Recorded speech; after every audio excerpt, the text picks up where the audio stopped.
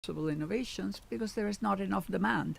And demand is normally created by some policies, but it has to be policies that are adequate for that particular revolution. So what was the previous revolution? It was about mass production. So what was the direction in which it was tilted? Well, first of all, it was the World War.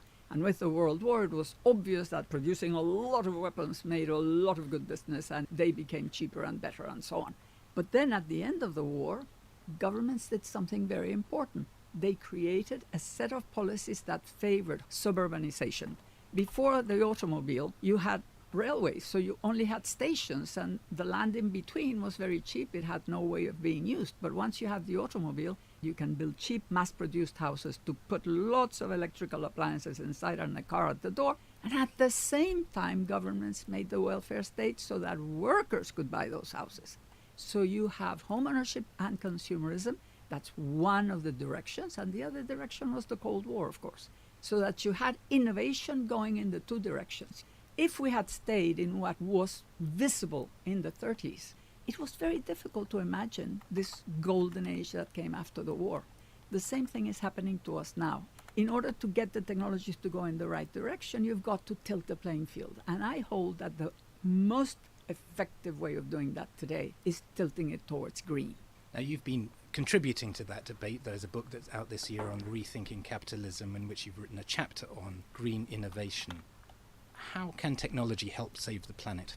Well, in order to create employment, in order to overcome inequality, we need to find a direction that's capable of creating enormous amounts of innovation opportunities, but especially something which I have called a synergistic space. That means that everybody goes in similar directions so that suppliers, skills, education, the sorts of financial innovations that are made become advantages for everybody.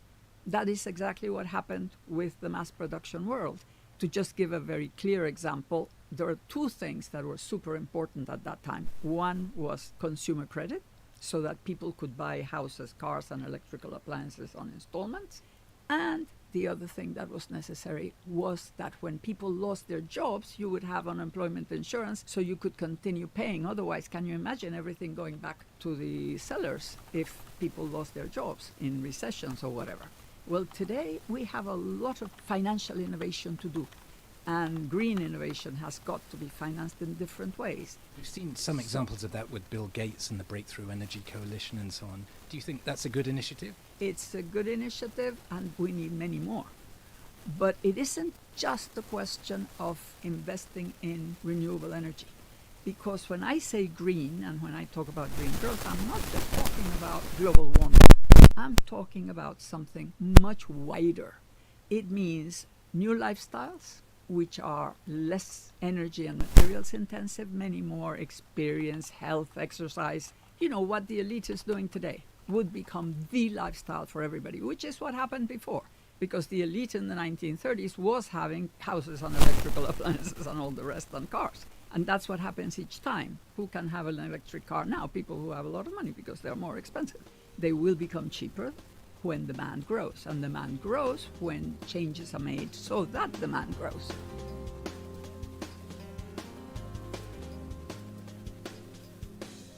The other things that we need to do, which are very important, apart from finance understanding that it has to innovate in the direction of needs, is that we need to get finance to be interested in investing long term. And that means a true change of the conditions. Most people worry about controlling finance. Well, yes, you have to control finance, the bad guys. But lots of people are not bad guys. They just can't find what to invest in. So they keep on doing little things and playing around with whatever they can. So right now, a lot of cash is sitting idle. And it could be used for innovation, but it's not being done because the playing field is not tilted. If you were in charge, what would you do to incentivize that capital to target long-term investment, particularly in the green area? First thing I would change the tax system radically, but so radically that you would hardly recognize it. The first thing is that the tax system is completely wacky. It taxes salaries when we want employment. So you have payroll taxes, and then you have VAT, which everybody sings the virtues of. But in fact, VAT is a tax on salaries and profits, which is what value added is. So yes, it's very easy to capture, but it's very bad because it taxes the goods. We wanted to tax the bads. So we need to first of all change taxes to tax energy, materials, and transport, so that we change the playing field in such a way that people start looking how to save materials, how to save on energy, how to go in that direction. And that requires lots of innovation in materials, innovations in new methods of production, the whole range of things. The other thing that has to be done is to change the way that capital gains are taxed. We probably would need to tax capital gains that are made within one day, which is high frequency trading, to pay 92% tax. And the ones that are made in 1 week to pay 85% tax. And the ones that are made in 1 year, 65% tax. And we go down, down, down. Any capital gains you make after 5 years, you pay zero. And that way you immediately change the playing field towards long term. So people will be looking for innovations and things that can be good investment for 5 years. Now, I'm trying to reconcile what you've been saying with the theories of Robert Gordon, who recently made a bit of a splash with his book, The Rise and Fall of American Growth, making the case that we are massively exaggerating the impact of technology at the moment. But if I understand you right, you're not saying that it's the technology that is lacking, but you're saying it's the financial investment that is needed in order to propel that innovation and technology forward. Is that right? Two things. I mean, one is finance, but the other is socio-political choices. So it means, for instance, that if you were to favor people who would change GDP towards services, if you don't tax employment, but you tax materials, services would be better than goods, right? And goods that have less material and less energy would be more profitable, and competition would go in that direction. If you were, for instance, to change the incentives and regulations so that rental of goods doesn't pay taxes or whatever, pays very little taxes, but selling goods pays more. Imagine that the whole business model were to change to rental. We have technologies to make goods last 90 years. And we have 3D printing to make parts and spares and things to keep them alive and to keep them improving all the time. Well, can you imagine the amount of maintenance workers that would be employed if we had that business model instead of the buy, use, and throw away? Just changes like that, which have to do, of course, with having consensus, because you cannot do this from government. We've got to change not only the policies, we've got to change the process by which you make the policies. So policies have to take into account the consensus building process, which is a new mechanism and a new institution. We also need to overcome the bureaucratic aspects of government. The big companies in mass production times use the same bureaucratic model that states used then and continue to use today. And that is a huge problem. We've got to change the state. We have to change the way it relates to people, the way it relates to business, the way it relates to itself, and the way it's organized. And do you think technology can help bring about that new political certainly. change and new consensus that is needed? Absolutely. One way is just using computers. Actually doing a lot of things relating to people directly. There are so many possibilities of using them in a much more modern way. But there is something else, which is a way of thinking, a new common sense about how you do things. That is as much a part of the technological revolution as the technologies themselves. It used to be that everything was organized in a pyramid, centralized, and you divided the task bit by bit, and people just did a bit. Now, no, people do the whole task as a group, and people collaborate. It's a very different way of organizing, and that has to happen in the state as much as it is already happening in most advanced companies. Carlota, you've suggested that some countries in the developing world might be able to leapfrog the developed world in terms of using technology in faster and more innovative ways. Could you expand on that a bit? What do you have in mind? Okay, well, there are little examples that we can give of this possibility, like, for instance, Kenya with their M-Pesa, where they managed to get people to have banks just on their mobile phone, and not a real bank, but the actual mobile phone company becoming a bank. But there is something much bigger that we have to look at. This is the second globalization. Out of the 5 revolutions, only 2, this one and the third, have been global. So we have to learn from that third one. In that third one, the US and Germany were able to forge ahead and catch up with England and the US at the end became the leader of the world rather than Britain. And Germany lost the war, and that's why it didn't become the leader. So in fact, what China is doing today is a perfect parallel with what happened, and then the same with Japan and the Four Tigers and so on. We are now in this between installation and deployment, which is like a turning point period when things will change. Government has to intervene because normally the second half is more led by production than by finance, and it's supported by the state. So now, in order to have enough demand for the advanced countries, we need the developing world to develop, because the advanced countries can no longer be the producers of mass consumer goods. They could be the producers of advanced, green, sustainable capital goods for the developing world, while the developing world then produces and sells. So everybody would be benefiting. We need to change the way of life. The American way of life, which was the model that was followed during the post-war boom, is now still being copied, and everybody is aspiring to that. We need to have a sort of new, I would call it a European way of life, perhaps, which is more about health, more about exercise, more about entertainment, which is experiential rather than couch potato style.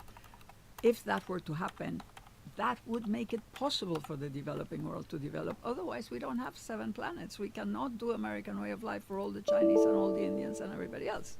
But there's a certain irony in what you're saying, that the west coast of America, which has been so much at the forefront of leading technological innovation, is in a way enabling countries like China to leapfrog America. Well, but that's exactly what the UK did in the past. What they did was to leave behind industries in the UK which did not develop. Electricity and steel and chemistry were very much the industries that Germany and the US used to leapfrog, whereas Britain was taking care of the railways and the things in Australia, in New Zealand, in South Africa, in Argentina, the whole of the southern hemisphere, plus funding a lot of what the US was doing, not Germany, but a lot of what the US was doing. So this has happened before. I think it's great that China is developing, and I don't think there is anything one should do to stop it. But we need to develop more countries, the whole of Africa, the Middle East. Do you realize that all these migratory pressures have to do with the fact that people have horrible lives? Not talking about the wars. But perhaps the causes of the wars have to do with precisely the level of dissatisfaction and so on. But we need a better global world which is sustainable socially too, and that is what will stop problems like migrations and lack of demand for what these countries could do. Prevailing ideology on the west coast of America is pretty much that of a libertarianism, that government should simply get out the way in order for progress to happen. But you're saying that wise and active governments are really essential for helping to shape those markets and incentivize people in order to progress. Is that right? Well, I have been telling them that they are making a huge mistake. They think they can solve every problem with just technology, and government should get out, which, by the way, has to do with how they developed in the early times. But it so happens that the people who would benefit most from a proper worldwide tilting of the playing field would be the ICT people. The whole of the technology world are the ones who have the most to gain. You know, with mass production, Charlie Wilson of General Motors was being proposed for a job in government, and everybody said, no, General Motors, blah, blah, blah. And he said, what's good for General Motors is good for the US and vice versa. And he was absolutely right. And what's good for the world, for the global economy, is good for the ICT companies and vice versa. And they should be the first to be lobbying governments for smart grids so that we can use all the various technologies.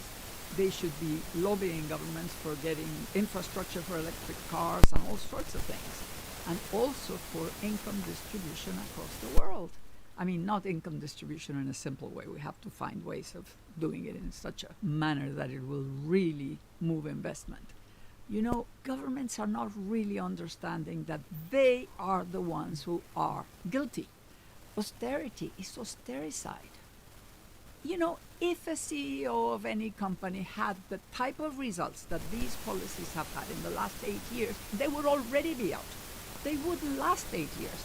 How could these governments continue doing something that's not working? What are they waiting for? And the libertarians don't realize it either.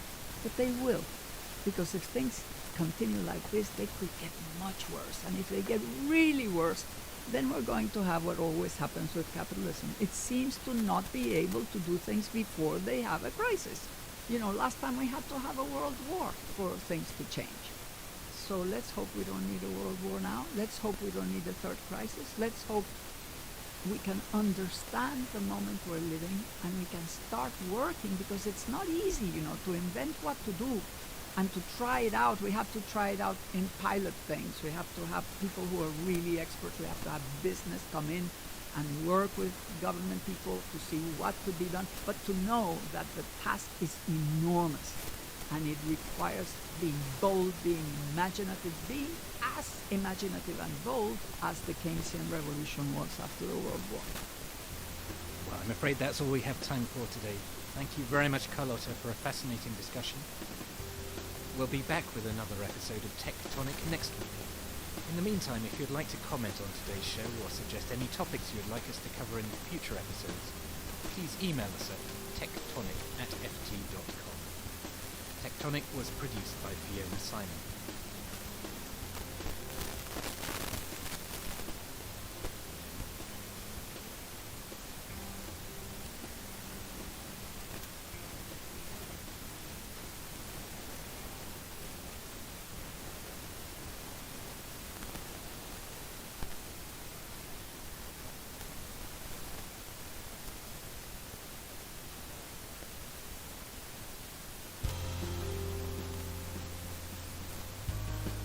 Hello, and welcome back to Tectonic, a podcast that looks at the way technology is changing our lives.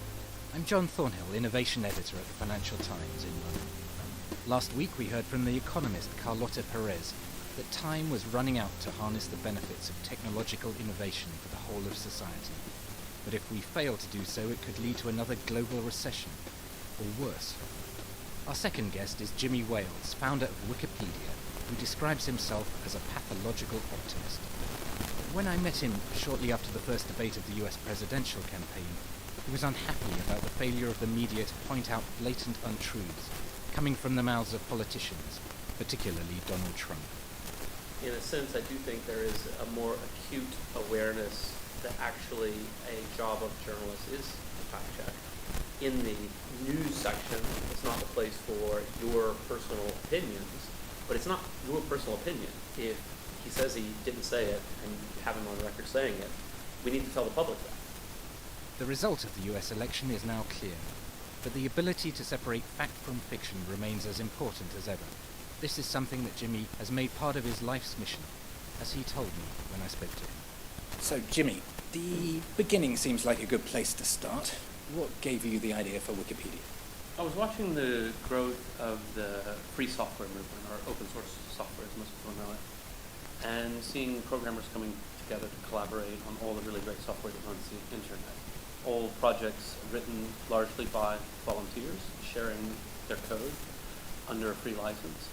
And I realized that that kind of collaboration could spread beyond just code into all kinds of cultural works, and the encyclopedia was the first concept that came to my mind of something that people could collaborate on if only they had the tools to do it. Were you a big encyclopedia reader when you were a kid? I was, yeah. I grew up with the World Book Encyclopedia and then later Britannica, and always loved sort of broad, general context. Yeah. So when was it founded? When did you set up Wikipedia? So I set up Wikipedia first in 2001. It was an outgrowth of a prior project called Newpedia, which was from 1999. And then in 2003 is when I donated everything into the nonprofit structure. Before that, it was just a project of nebulous legal arrangements. And then it grew and grew and grew and grew. Certainly did. I mean, did you have any idea it was going to reach the dimensions that it is today? It's the fifth biggest website in the world. You have 80,000 active users. You have an astonishing number of people reading it every day. Yeah, I mean, I always say I'm a pathological optimist. So I remember looking at a list of the top 100 websites back then and seeing an encyclopedia reference style site around number 50. And I thought, if we do a really good job, we might make it in the top 100 or maybe the top 50. Of course, we made it to the top 5, so bigger than even I had thought. But I always knew it was a big concept and a big idea. What do you think explains the secret of its success? Why do people go to Wikipedia all the time? I think there's a few things. So one, oftentimes if you're doing an informational search, so if you type in Queen Victoria, probably what you're looking for is Wikipedia. You're looking for a basic summary, a few pages long. You're not necessarily looking for book link treatment, but nor are you looking for random web pages and things like that. You're just basically looking for the history and the facts with good citations and things like that. So that makes it very popular with the reading public.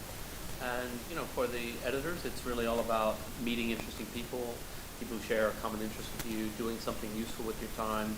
You could spend 4 hours on a Saturday night playing Grand Theft Auto or something like this, and at the end you think, well, I've just wasted 4 hours of human lifespan. Or you spend 4 hours working with Wikipedia and you think, okay, well, the world's a little better tonight than when I started. Who's your typical Wikipedian? I mean, who are these people who stay up in the middle of the night writing their entries? Yeah, so we're pretty geeky. Some of the basic stats are, we have about double the percentage of PhDs compared to the general public, which doesn't mean Wikipedia is mostly written by PhDs. It just means there's more PhDs in our community. A lot of tech geeks, so we do come from the tech geek world. Unfortunately, about 85% male, and there's a lot of reasons for that, good and bad reasons, or I'd say neutral and bad. I don't know if there are any good reasons for it. And, it's a very nice community, so I think culturally we tend to be a bit different from bloggers, a bit different from people who are trying to be famous on Twitter or YouTube or something like that, but largely a very nice community. How do you finance it? You were saying earlier that it's a not-for-profit organization. Yeah, so we're a charity, and we exist largely based on the small donations. So we ask from time to time for donations on the website, and our annual budget's around $70 million, and we get the vast majority of that money from people donating, less than $100. And we also have some major donors, some foundation grants, but really more than 90% of the money is from the small donors. Do you ever regret not monetizing it? No, not at all. It's I feel like in 500 years, people will look back on this era, and they'll say, "Oh wow, like a lot of bad things happened, a lot of good things happened in that era." And one of the good things was Wikipedia. A group of really sweet, geeky people came together just to give a gift to the world. Hopefully, we have a positive impact on culture. In the sense of, in a world of clickbait headlines and ranting and raving and so on, we try to be a calm, neutral environment. Well, we're not perfect, of course, but we try. And it's really great that there's a community of people who want to do the right thing. What are the most controversial subjects? What are the most kind of edited pages that you have? Yeah, so there's a couple ways of looking at it. So first of all, it's very popular to look at the most edited pages as a metric for most controversial, but that's not necessarily true. Certainly, the most edited pages tend to be U.S. presidents, George W. Bush, Barack Obama, that sort of thing. But that's partly just because they're in the news a lot, and it's important, and history is made on a regular basis that needs to be recorded. And within the community, it's very rare that we would have any sort of massive internal conflict about what should go on the George W. Bush page. Obviously, people may have different views of him, but we have experience in the community of a certain neutral writing style and so forth. So within the community, our controversies tend to be much more arcane, sort of obscure editorial matters about punctuation and things like this. And then, other questions around behavioral standards. One of the things that we try to be is a collegial and welcoming environment, but you'll sometimes have people who are doing very good work, but they're also difficult to deal with. And so those people can be quite controversial in the community, because if you're being difficult and you're not doing good work, then, okay, well, you just get yourself banned quite quickly. And if you're doing good work and you're actually nice to everyone, oh great, you're a hero, that's not a problem. But it's those sort of, some good, some bad, and it's just very human, like what do you do? And of course, most organizations face this kind of thing, where you've got maybe an employee who's a high performer in some sense, but also is like annoying everyone. So what do you do about that? It's very hard. As you were saying, there's a kind of preponderance of male geeks who are writing this. And so, one of the subjects I gather was a bit of a controversy is whether you should have written about Kate Middleton's wedding dress. Oh, yeah. Well, that was one I actually weighed in on myself. So it was, right at the time of the royal wedding, and someone had created an entry on Kate Middleton's wedding dress, which was actually quite good, had dozens of references and so forth, and it was promptly nominated for deletion by someone who said, whatever, it's just a dress, this is stupid. And I pointed out that we have some 100 entries on various flavors of the Linux operating system. Quite obscure, and nobody complains about those. And this is something that, if you really step back and think about it, like it has cultural impact, obviously business impact, There's all kinds of things that are important about this. Fashion impacts on, it's important and worth writing about, and there's quality sources. And this was accepted very quickly, but it's that kind of thing where sometimes it's one of the reasons we want to have a more diverse community. And I actually got criticism about this example from someone who said, but when you think of women, why do you think it's all about dresses and fashion? I'm like, no, that's not my point. A better example would be when we look at novelists who've won important literary prizes, the female authors tend to have shorter entries than the male authors. And this isn't, I know hundreds of Wikipedians, this isn't because the male Wikipedians think, it's some girl book, like who cares, right? It's not important.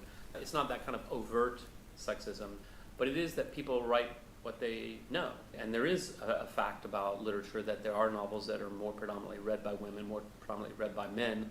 And so people, you're a male computer geek and you read this fantastic book and you go and write about the author. And there's this other fantastic book which didn't really appeal to you or wasn't marketed to you or whatever, and you didn't write about it. So this is why diversity in the community is quite important. How's the sharing economy going to develop, do you think? It's the Wikipedia model. Can you translate it into other areas? Yeah, I do think so, and I think there's still a lot of room left for interesting things to happen. Certainly, Wikia, my for-profit company, we've got a few 100,000 wiki communities, the 15th most popular website. It's about fandom, people who are real fans of TV shows, movies, computer games, things like this, really passionately sharing information that's of interest to people in that broader fan community. That's just one example. I still think there's a lot to look at in the future about video, animation, communities arising to do those kinds of things.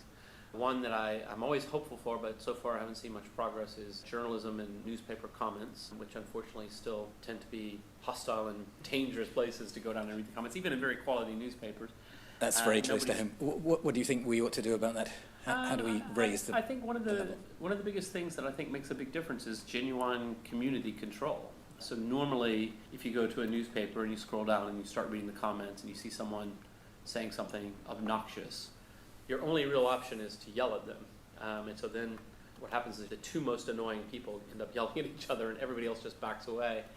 Whereas if you have people in the community, not just staff members, right, who can moderate, people who are trusted and respected by the community to say, no, this is not all right, and so on. And there's been some progress in that area. Things are a little better than they used to be, but it's still a big project, I think. People say that we live in a post-truth world, and in a way you're in the truth business. Do you think that's true, that politics has now entered the realm of fiction? It is a bit disturbing, because you do see quite a lot of fiction in politics, and fiction's quite generous, let's just say blatant lies. And, we were speaking here on the morning after the first debate, and there were several points in which Donald Trump said things that were just blatantly false. And, when he says, I never said this, right? And you're like, well, look, it's in your Twitter feed. Like, here it is. Like, here's the exact link. You did say that. Okay, well, whatever. He's an interesting character. Must be, generous to him. Yeah. But what's disappointing to me is when I go and I read, and a lot of newspapers and news sites have come along, but I was just reading this piece on Fox News where they sort of reported that Hillary accused him of saying this, and he denied it. And that was the end. And I want one more sentence from the reporter saying, and by the way, here's where he said it, right? Yeah. Because if you just came to this as a reader who hasn't been obsessive about politics, and you read it and you say, oh, well, he said that she said this and he denied it, and where does that leave me? I don't know. So I am happy that, in a sense, I do think there is a more acute awareness that actually a job of journalists is to fact check. In the news section, it's not the place for your personal opinions, but it's not your personal opinion. If he says he didn't say it and you have him on record saying it, we need to tell the public that.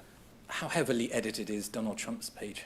I assume quite heavily. I haven't actually looked at the numbers. But normally in these kinds of things, as I said earlier, there will be a lot of action because he says new things every day, and obviously he's in the news, and that's fine. But there won't be things blowing up inside the community where we're having a real existential crisis about how do we deal with this. We understand how to deal with this. Yeah. Do you personally come under pressure from friends, companies, governments to tweak pages? Not really. People inquire, of course, how do I deal with this? And I try to help people sort of do the right things. In terms of pressure, it's actually one of the things that I found really interesting is that even very controversial people sometimes they're not worried about the controversial things about themselves because that's part of who they are and what they've said and what they've done. They want to make sure that their side of the story is included. But they're often more worried about some fairly arcane bits of their biography that we made a mistake on. And you're like, wow, we said you said all these things, which are quite shocking. Yeah, but I did say all those things, right? But you said this about me. You said I went to Catholic school and I didn't, so could we take, oh, okay, well, interesting. And the sourcing is very important on Wikipedia pages. Is that a matter of contention as well? I mean, do you accept all sources, or is there some kind of filtering out of acceptable? Yeah, we do have a policy on reliable sources, and it is, I think, fairly subtle and sophisticated as it's grown up over the years. To think about things like, would you regard a blog as a source? Well, your knee-jerk reaction is no, probably not, but it depends in a sense. So, for example, if you're talking about a politician's own views, and they have blogged about that on their official blog, that's a pretty good source for what their own views are. If it's a blog written by a journalist at a reputable newspaper, there's still some editorial oversight and there's some fact-checking and responsibility there. If it's just some random person's blog and they make some factual claim, that becomes much shakier because you don't have an institutional background in fact-checking and so forth. And then there's other questions like, certain areas of pop culture, you won't have published academic resources. Indeed, you might not even have newspaper resources. So it becomes a little more complex to say, well, what do we regard as reliable or not in this context? And for some really contentious issues, like, say, the dispute between Ukraine and Russia, both sides are saying that their sources are better than the other ones. How does that play out? So this one is super fascinating, and it's one that I've been looking into lately. So there was a question raised to me from members of the community about Catholic school, and I didn't, so could we take, oh, okay, well, interesting. Yeah. And the sourcing is very important on Wikipedia pages. Is that a matter of contention as well? I mean, do you accept all sources, or is there some kind of filtering out of acceptable? Yeah, we do have a policy on reliable sources, and it is, I think, fairly subtle and sophisticated as it's grown up over the years. To think about things like, would you regard a blog as a source? Well, your knee-jerk reaction is no, probably not, but it depends in a sense. So, for example, if you're talking about a politician's own views and they have blogged about that on their official blog, that's a pretty good source for what their own views are.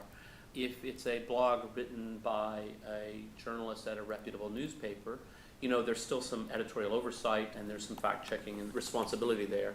If it's just some random person's blog and they make some factual claim, that becomes much shakier because you don't have an institutional background in fact-checking and so forth. And then there's other questions like, certain areas of pop culture, you won't have published academic resources. Indeed, you might not even have newspaper resources. So it becomes a little more complex to say, well, what do we regard as reliable or not in this context? And for some really contentious issues, like, say, the dispute between Ukraine and Russia, both sides are saying that their sources are better than the other ones. How does that play out? So this one is super fascinating, and it's one that I've been looking into lately. So there was a question raised to me from members of the community about concerns raised about Russian Wikipedia versus Ukrainian Wikipedia, and that they have a different narrative to some extent. And this happens from time to time, but generally it tends to smooth out over time. And ideally, both language versions present, well, the government this and that, and, the references to who said what, so you can then get some their opinion. And the concern was, have the Russians infiltrated? And so I went and asked, a very prominent Ukrainian Wikipedian, what do you think? You can read Russian? What's your view on this? And she said, no, I know the Russian Wikipedians, they're Wikipedians like all over. And what she said is, there's no need for them to control Wikipedia directly and infiltrate. They control all the sources. And so when all of the Russian language sources toe the party line, then it becomes difficult because then the Russian Wikipedians need to look beyond that to English language sources, to Ukrainian language sources. They need to cite those sources, but not everyone in the Russian community can read those sources. So that introduces some complexities and problems. And similarly, the Ukrainians are all reading Ukrainian sources and English sources, which are very different from the Russian sources. And so over time, these things tend to work themselves out. I can't sit here and tell you today that Russian and Ukrainian Wikipedias are identical in their presentation of events. I think it'll be some time before we get to a consensus view, but we try. And for me, that's a huge step forward. Particularly if you're living in one of these places and you're only fed one side of the story, I think at least when you go to Wikipedia, hopefully you see a good stab at, why do Ukrainians say the plane was shot down by the Russians? If you're a Russian, you should know that. You should know why people disagree with your government. Whether you end up siding with your government, that's for your own human judgment, but that you've at least been exposed to the argument is really critical. As one of the founding fathers of the internet, as it were, what's the next big thing? Gosh, I always say if I knew what that was, I'd get started building it right now. But I still think the ongoing move to mobile is still huge. Wikipedia, we've recently had some of our first days where page views on mobile matched page views on desktop. And we're a little late, actually, compared to some other websites. We're very, very strong desktop presence by the nature of what we do, but we're also quite natural on the go. People think of something and you want to look it up. And so that's still very important. And for us, it's important because we know that because we're a charity with a goal of a free encyclopedia for everyone on the planet in their own language, we're really interested in what's going on in the languages of the developing world where people are now coming online for the first time, but they're typically coming online for the first time on mobile devices. And so we need to think about what are their needs, how do we accommodate them. So that, for us, is really huge. Broader technology, I'm fascinated by driverless cars, autonomous vehicles. I think it's coming faster than people realize, and I think it's going to have wider impacts than people realize. Yeah. We normally think about, that's going to be quite something for Uber and taxi drivers, but it's going to have all kinds of cultural implications as well, as you can potentially imagine sticking your kids in the car and they're taken to football practice without you. Really? Yeah, maybe. And you envisage this world of everyone on the planet with a smartphone has access for free to the sum of human knowledge. What does that do to our planet? I hope it does good things. Certainly the ability for people to get a broad basic education through the internet, that's not just Wikipedia, it's a lot of different modalities, but the ability to fact check things, people can be quite vulnerable if they have limited information or controlled sources of information. And we're moving away from that largely, although there's still some issues with censorship around the world. But I always give this example. There might have been a time when the Chinese government, by filtering information, could conceal from people that Liu Xiaobo won the Nobel Peace Prize for his work on democracy. Now, they don't really have an expectation that people won't know that, but by censoring that information, they send a strong domestic signal of, but don't talk about it in your blogs and your chats and things like that. So that's still a problem, but it's in some small way a step forward, that they understand that they can't really control what people know. And that's, I think, quite a big breakthrough. We'll be back with another episode of Tectonic next week, when we hear from Nadav Zafria, an Israeli intelligence officer turned entrepreneur, about the changing world of cybercrime and how to tackle it. In the meantime, if you'd like to comment on today's show, or suggest any topics you'd like us to cover in future episodes, please email us at tectonic@ft.com. This episode of Tectonic was produced by Fiona Simon.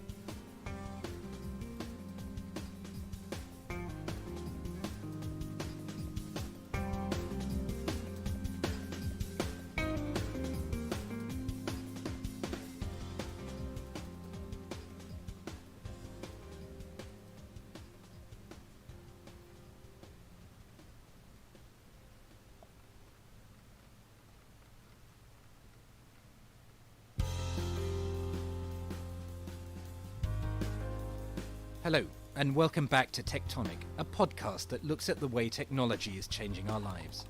I'm John Thornhill, Innovation Editor at the Financial Times in London. Last week, we heard from one of the founding fathers of the internet about his goal of open access to the sum of human knowledge for people all over the world. Our guest today has a rather different focus: to protect technology from those who would hijack it for criminal purposes. What we are looking at in the future when we're thinking about the next industrial revolution, like Industry 4.0, where everything is connected to everything, and now it's not just information technology, but it's operational technologies, and now we're starting to talk about smart grids and autonomous connected cars. This is where it becomes more tricky. That was Nadaf Zafria, and he came into the FT's offices in London to tell me about his work with governments and companies to try to keep the cyber hackers at bay. Nadav, you are the co-founder and CEO of Team 8, which describes itself as a startup foundry in the cyber industry. Could you tell us what you do? We're basically a venture creation. We build companies from scratch. We're an incubator because we start our own companies and we incubate them. But we're also a fund because we make the first initial A-round investment in each one of the companies that we start. But above all that, we have, I think, cutting-edge research capabilities to understand what's really going on in the intrinsics of cybersecurity, a very strong recruiting capability, and a go-to-market capability. And the vision is that if we can build 5 companies over 5 years, each one takes a different vertical, and that together we've got the holistic overview or strategic overview of what's really happening in cybersecurity these days. And we read every day in the newspapers about some cyber attack somewhere in the world. How big a problem is it, do you think? I think it's very big. I think it's getting worse. Naturally, this is where the money is. This is where the information is. This is where most of our lives are being run right now in the digital world. And so crime is just shifting from the physical to the virtual, which is natural. The way it's happening is not exactly the same as it happens in other arenas. And so just like in other digital areas, taking the technologies that cyber criminals use and replicating them is done at a staggering price. And so the price is low, copying is almost seamless. And so we see more and more and more cyber criminals becoming organized in different parts of the world. And the other thing is that legislation is also lagging behind. And so you almost got a perfect storm in terms of what's happening right now in cybercrime. Right. And one of the companies you've invested in is Elusive Networks, which uses deception-based technology. Can you tell us about that? What are they trying to do? Elusive, which is the first company that we started a couple of years ago, aims to solve, I think, one of the biggest problems in cybersecurity when you look at the enterprise realm. So everybody understands that protecting the perimeter is important, but not enough, to say the least, because we don't really own our networks anymore. The data flows from one place to another. We're actually working what we like to call network of networks. So what Elusive is doing is looking at what happens after an attacker is already in your network. How do you detect them with a low rate of false positive? And so in terms of advanced persistent threat or targeted sophisticated attacks, when they're attacking relatively large organizations and enterprises, the gap that we identified very clearly is what we call the signal to noise ratio. And so what happens is that there's no lack of data, there's an overflow of data for the analysts that are trying to figure out if their network is safe, if they've got an attacker inside, and so on and so forth. The problem is that the amount of alerts that they're getting daily is just reached numbers that are phenomenal and almost irrelevant. And so we see enterprises that get over 1 million alerts daily. Obviously, 99.59% of them are false positives.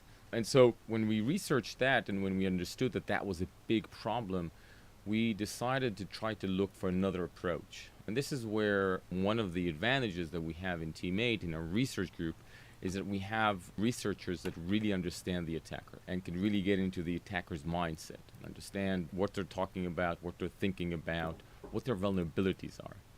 Specifically, when you look at a sophisticated attacker, after the adversary is in your network, the biggest challenge that they have is moving from one place to the other. It's the orientation and the propagation in the network. Because sophisticated attackers are targeting a specific enterprise for a specific reason. However, they penetrate it opportunistically. And so they don't know where they are, and they don't know where they're going. They don't know what's surrounding them. So the way they move or make lateral movements within the network is by collecting data, understanding where they are, who they are, where they should go next, and so on and so forth. And it's an iterative process. So the theory is that you have pretty little hope of ever catching someone with a firewall. These people are going to breach them one way or the other. Right. They're going to be in your system. You're just pursuing them around, noticing all the characteristics of what they're doing and then tracing them back to source, as it were. Basically, what we decided to do is take the approach of, instead of trying to identify the actual malware that they're using, is that we're disrupting their decision-making processes. In order to move inside the network, in order to propagate it inside the network, they collect data and make decisions. What we're doing is we're spreading deceptions throughout the whole network on the real entities in the real network in a contextual manner, which causes them to see accurate data, but also data that is deceptive. And now, based on deceptive data, they make their decision of how to move from one place to another. Once they use deceptive data, which only they can see and not the normal users, we know for 100% that this is a malicious actor within the network. So you're, in short, kind of confusing the heck out of them. We are confusing the heck out of them. We're taking the network and looking at the topology of the network, what it looks like, not from the user's perspective or from the IT's perspective, but from the attacker's perspective. Once we can understand how they see the world, we can make very subtle changes or augmented reality to their world, and now they have to bet every time they make a move. Sometimes the chances are 1 out of 2, sometimes 1 out of 10. One step after the other, eventually they have minimal chances of moving without being seen by our system. Once we know for a fact who they are, where they're coming from, where they're going, the next step of getting them out of the network is not trivial, but possible. One of the philosophies of network cyber defenses is that the more companies you work with, the bigger the network there is, the more chance you have of spotting malicious attacks on one company and understanding how it could be applied against another. Could you talk a bit more about the network of networks that you're building up? Yeah, so what we see in the criminal world right now of cyber is that once attackers have realized an opportunity in a specific market with a specific malware, they'll replicate it. And so if you're a retail company in a specific geography and your neighbor has just been breached, well, you're probably the next guy because it's just economies of scale for the attackers. So yes, we do see that. However, these are usually not the top level of sophistication attacks. These are more opportunistic. When an attacker is contracted to go for a specific IP or for specific M&A or for a specific person or list or data, usually there the sophistication is at one tier higher, and this is where a philosophy like elusives becomes very, very effective. Right. What are the main targets now of cyber criminals? Is it the banks primarily? So we saw this attack for on sure, Bangladesh. financials for sure, that's where the money is, but not necessarily. We see them going after M&A deals. We see them going after IP. And the lower hanging fruit, what we see is ransomware, which could be very personal. Remember, again, the price of replicating is 0. The price of trying is almost 0, because if you fail, you go to the next guy. The repercussions are very, very low for attackers because of the geography, because of legislation, because of politics. And so they'll try again and again and again. As I said, they go for individuals, they go for M&A deals, IP, everything. Now, I've seen a number of cybersecurity companies who are able to trace back the attackers and find them at source, which raises the question of what do you do if you find that some criminal gang operating out of Siberia is identifiable? Do you think it's a good idea to try to take them down, or is that a terrible idea because you might not know exactly who they are and they themselves might be using deception techniques and you might end up taking down JP Morgan by mistake? Yeah, well, I think this is where private companies will have to work with governments around the world, and governments will have to collaborate with other governments. That's the only way to actually get to the source. As private companies, I think it's almost impossible. There are legal limitations and other limitations that I think private companies will have a very hard time actually reaching to those places. And honestly, it's very, very difficult. The obscurity, the attackers' capabilities to move from one continent and hundreds of IPs simultaneously makes it very, very hard to trace it down. If you have traced it down, I think this is where you need to talk to the authorities in the respective countries and try to collaborate with them and have them go after, because at the end of the day, you also want to take it to court. So a lot of legal stuff comes in, and I think that's where collaboration is paramount. We've also seen not attacks just from cyber criminals, but also seemingly state-backed organizations as well. How worried do you think we should be about that? And clearly there are lots of allegations flying about Russian hacking of US network systems and the DNC and so on. Is that right, do you think? Look, espionage before cyber has been around in all of modern history and will still be around in the future. So the question is not if there is cyber espionage. Of course there is cyber espionage between states. They did it through human actors and then through signal intelligence, and now cyber is paramount. And that's just different technology for the same ends. What we are looking at in the future when we're thinking about the next industrial revolution, like Industry 4.0, where everything is connected to everything. And now it's not just information technology, but it's operational technologies. And now we're starting to talk about smart grids and autonomous connected cars. This is where it becomes more tricky because we're making ourselves massively more vulnerable. Exactly. And so the implications can be much larger. That's one area that we should be worried about. Another area that we should be worried about is not necessarily cyber espionage, which, like I said, has always been there, but attackers or hackers, either criminals or state actors, going after the integrity of the information. And so if you can imagine the implications of cyber disruption in financials for the integrity, how do you bounce back from that? That becomes a bigger problem, and I think that opens an opportunity for state actors, non-state actors, criminals, hacktivists to do massive damage with relatively limited resources. Where are most of these attacks coming from? We have the usual suspects in different parts of the world. I'm no longer in the intelligence community, so I don't know exactly where they're coming from. I do know that if you go into the darknet, you can find cyber as a service for prices that would seem almost funny. If you look at what happened in Target, for example, in 2014 or towards the end of 2013, beginning of 2014, where they were able to get 30 million records or credit card records of Target users or customers, the actual malware that they use cost them $5,000 on the black market. And so we see Eastern Europe, we see Russia, we see China, we see North Korea, other areas in the world, and honestly I think it's just something that we're going to have to deal with in the next few years.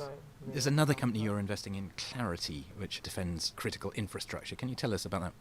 We started building Clarity, understanding that in the machine-to-machine networks, the biggest gap is not overflow of data, but rather lack of data. Machine-to-machine networks could be turbines that have been around for 150 years, but are now connecting to the world. So these are power plants, transportation, critical infrastructure that the protocols or the languages that they use were designed in the 70s and the 90s, pre-ultra connectivity, encryption, authentication, and the way they were protected is basically just because they were isolated from the rest of the world. Now, this is no longer the case. The trajectory, either because of efficiency, because of the fourth industrial revolution, and so on and so forth, is that all these networks are now connecting to our spaghetti IT networks, except that that's almost disastrous. And so what we decided to do primarily is bring visibility to the OT network. There are a number, probably about a dozen automation giants that sell the products of the automation, the ICS vendors around the world. And the protocols that they're using are proprietary, obscure protocols, like I said, some of them almost ancient in terms of IT. So what we're doing is learning the actual languages so that we can do a deep packet inspection into these networks and so that we can understand what's going on in the networks and create a baseline and an extreme visibility. Based on extreme visibility, now you can start understanding how these networks really work and create the right level of security for them. But it's not only about security anymore, it's also about efficiency, integrity, and so on. You're a former head of the 8200 Military Intelligence Unit, which is a legendary unit in Israel. It has also served as an extraordinary incubator for high-tech businesses in Israel. What is it about 8200 unit that has seeded so many businesses? I think that the most important thing that organizations like the IDF in general and 8200 specifically have been able to do is understand or crack the great challenge of identifying talented individuals at a very young age with almost zero experience, training them extremely fast because they have to, and then shifting the responsibility to their very young but motivated shoulders at a very young age, taking them through a process where they learn that failing is okay and daring is almost a way of living, either in the battlefield or in research and development.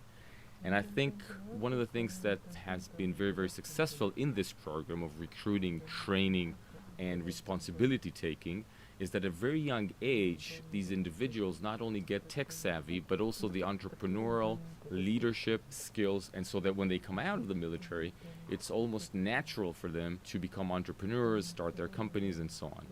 Now, in data science specifically, I think that it's not only about the leadership collaboration and the entrepreneurial atmosphere that they come out from, but also the actual traits and knowledge that they take from being in this cutting-edge research environment. So if you think about it, in an intelligence organization, what you have to do is try to do things that are considered impossible. Because if you're able to do something that the rest of the world considers impossible, then you have an edge as long as nobody else knows that you can actually do it. And so what you do in an organization like 8200 is you screen 100% of the population every year based on the fact that we have mandatory service in Israel. And you try to predict what kind of skills these very, very talented, motivated, and may I say naive individuals can learn in a very short time. What specifically are you looking for in that? So math skills, data science, problem-solving skills, the ability to work in a collaborative environment, optimism. Remember, these are very young individuals. They're extremely naive. Again, when you want to solve problems that are considered impossible, naivete here is a great advantage. Because a lot of times we ask them to solve problems that we either tried to solve, numerous times and failed miserably, or we haven't tried it yet, but it's considered by the academia or whatever experts impossible to do. We bring these individuals together, sometimes magically, just because they don't know that this is supposed to be impossible. They solve it because they have a fresh angle, because naivete, again, here may be an advantage. Now, they serve for about 3 to 6, 7 years, so by the time they come out of the military, rather than being disadvantaged vis-a-vis their peers in other countries that have already gone to college, university, and so forth, I think in many senses, they're getting the best tech entrepreneurial education on earth, which is on-the-job training, being at the edge of technology constantly, understanding that if you don't innovate, you literally might die. Remember that it's an environment where there is no IP involved, there is no money involved, the motivation is crystal clear, and you work your ass off, and so when you come out, you're really ready for this incredible pace of change that technology is taking us these days. That sounds a very different culture to equivalent agencies like the NSA or the GCHQ in Britain. Yes, I'd say that probably the main difference, I would say, is the age. These are not career officers. I mean, I spent 25 years in the military, but I'm an outlier in that sense. Most of these kids come in extremely motivated, but they don't want to stay in the military as a career. They know that they're going to do it for 3 to 6, 7 years, and they anticipate the fact that after that, they can go into the high-tech entrepreneurial fun world, which is extremely luring and attractive right now. And that kind of entrepreneurial network must benefit 8200 as well, because you're building up that expertise. So is it a real specific goal of 8200 to seed all these enterprises, or is it really a byproduct? I think we never planned for it. We didn't really realize that we were literally building probably one of the best tech entrepreneurial schools on earth. It just turned out to be that way. I think once we understood that, we embraced it. And I think in that sense also the Israeli government has been pretty savvy in sort of a laissez-faire environment where people encourage it, right? So you served 8200, some of the skills that you learned there are relevant for the tech environment. Go ahead and do it, because that's part of the ecosystem that we're creating in Israel, which is extremely important for a tiny country in the Middle East, as this becomes the main economic instigator of what we do in Israel. Now, there was a lot of controversy a couple of years ago about 8200 when 43 military reservists wrote a letter saying that they were personally concerned about the intrusive nature of espionage against Palestinian communities. What constraints are there on 8200? Well, they're the usual legal constraints that you have in Western, modern military and intelligence organizations. I think that at the end of the day, like anything else, it's a matter of balance. You want your privacy on the one hand, and you want your security on the other. And you have to constantly balance these two very important things. We live in the Middle East. It's not an easy place to survive. Honestly, I think that 8200 lives up to the highest standards and that, these reservists don't really represent the thousands of young men and women that think that what they're doing stands up to the highest moral standards. Part of their argument, though, had been that although the Israeli citizens themselves benefit from extraordinary rights in this area, that clearly didn't apply to the Palestinians and that there was coercive intelligence used against them.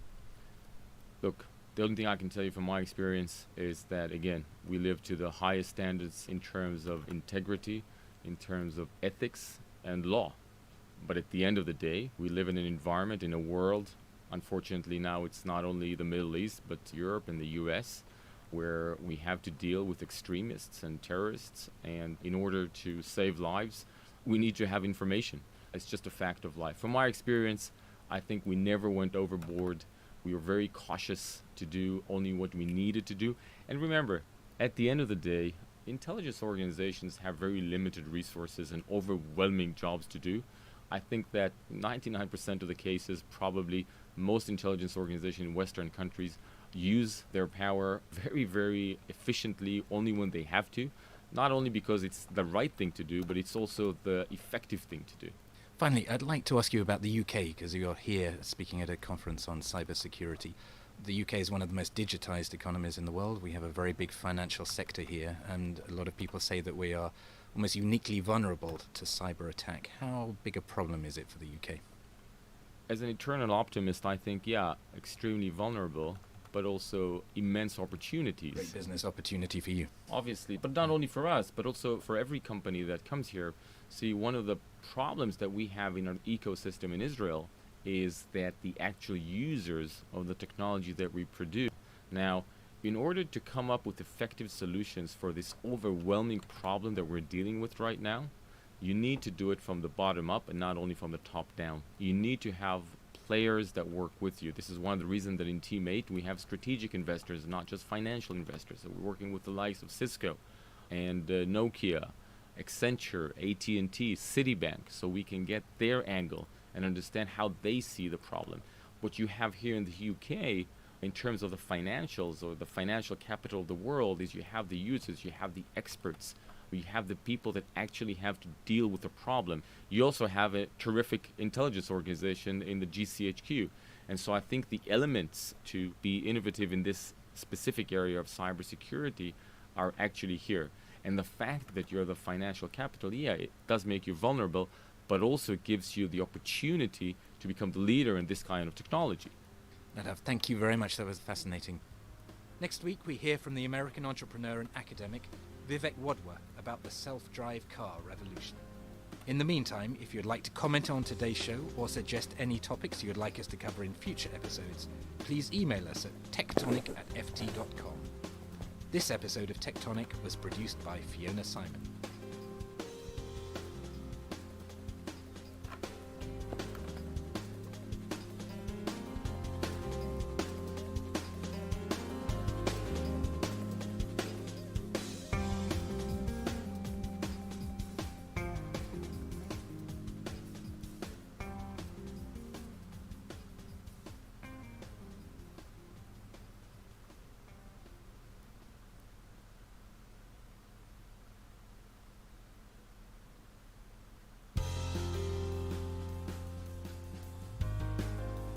Hello, and welcome back to Tectonic, a podcast that looks at the way technology is changing our lives. I'm John Thornhill, Innovation Editor at the Financial Times in London.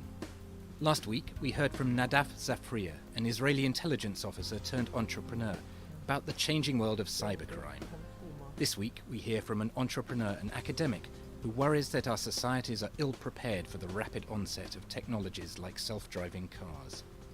The big guys have realized that their days are numbered, that once self-driving cars are here, they become obsolete. So we're talking about in the next 5 years, major disruptions of the transportation industry like we've never imagined before. That was the voice of Vivek Wadhwa, whose book, The Driver in the Driverless Car, How Our Technology Choices Will Create the Future, comes out next year.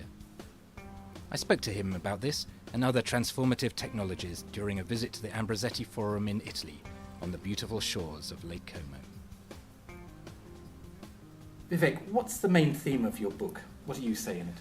The theme of the book is that technology is advancing whether we're ready or not. It's like a Mack truck that's rushing ahead. It's unstoppable. We get in it, it's way roadkill. Now, technology is going to change everything about our lives. It's going to really lead us to possibly an era of abundance where we have all of our basic wants and needs met. It's going to really help us solve the grand challenges of humanity. We'll be able to now have unlimited clean energy, take care of the problems of hunger, disease, feed the masses. Stuff that sounds like science fiction. This science fiction is entirely possible. However, there are many risks along the way. That every technology has a dark side. Take the original technology, which was fire. Fire could be used to keep people warm or to burn down houses. And it's really how it's used that defined whether it was good or bad. So now we have the situation with all of these technologies happening, us being responsible for the consequences without having any kind of understanding. Our politicians are the most clueless of the lot. Our business leaders are the most clueless. Economists are the most clueless. This is a very strange situation. Normally, it's folks like you who are in financial services who understand the world better. You understand the impact of geopolitics because you can see money flows and so on. Today, now you yourself have learned. I mean, you really, the last year or so, I've seen a transformation in you. So you really get it now. But the fact is the rest of the world hasn't transformed. They haven't learned about these advances, which means that we have more to worry about than we ever imagined. And in this revolutionary world, could you just focus a bit on driverless cars? How quickly are they going to be adopted, do you think? Yeah, when we talked last year, I was talking about 2020, 2022 when self-driving cars are a reality. Now we're talking 2018, which blows my mind. That they're moving a lot faster than anyone ever imagined. Now, Singapore is talking about setting up taxi fleets, which are self-driving. Pittsburgh is already testing out self-driving Ubers. So probably in the next 12 months or so, we will see fully autonomous cars on our street by several vendors. Not only Tesla, I drive a Model S Tesla, which drives itself on the highways, which is an amazing experience. It'll begin to take over more and more of the driving. Right now, it simply goes on the highway and it sticks within the lane and it keeps a distance. Soon, it'll also automatically go to new highways. It'll drive on local roads and so on. Over the next 2 or 3 years, that'll become fully autonomous as well. And who's going to be driving this? Is it going to be the established car companies, the Fords, the Nissans, the BMWs, or is it going to be this new generation of tech companies that are now expanding in this, the Googles, the Ubers, the Teslas? It was a new generation of tech companies that was doing all this, and then suddenly GM and Ford panicked. They realized that they were being massively left behind. And GM spent $1 billion on buying a self-driving car company. Ford is investing massively in it. They're doing many partnerships. They're even buying up ride-sharing companies because the big guys have realized that their days are numbered, that once self-driving cars are here, they become obsolete. So we're talking about in the next 5 years, major disruptions to the transportation industry like we've never imagined before. And where is the value going to go in this? People talk about autonomous cars as being apps on wheels. Is that where all the value is going to be, or is there still going to be value in metal bashing as well? Well, why do you think Apple is getting into the Apple car? They've shifted their goals somewhat. But the fact is that Apple sees the car as an iPhone on wheels. So once you control the platform for the car, you can now build apps, you can now keep people entertained, you can now monitor their moving habits, and you can monitor their data and keep track of them like never before. So it's the same system as in the tech industry. Why does Google give you free email and free word processors and free phone calls and so on? Because they're learning about you and using it to market better to you. So the car will be the same platform. So now Tesla has shown us that an electric car really is a battery, a motor, and software. Do you think there's a danger, though, that the technology is going to be pushed too far, too early? We've already had some examples of Tesla in particular and that autopilot resulting in an accident which clearly had a huge amount of adverse publicity. And that some of the pioneers of this revolution themselves worry that there could be a public backlash when these robot cars kill people, even though 3,500 people die every day by human accidents. But there's no doubt there'll be massive backlash against them, and there will be accidents, and that this is being rolled out too fast. There's no doubt about that. But that's not going to stop the industry because now it's globalized. Before it was really United States, so you could have states setting up regulations. Now the US has become irrelevant. Europe has become irrelevant. There will be disasters, there will be failures, and there will be deaths from this.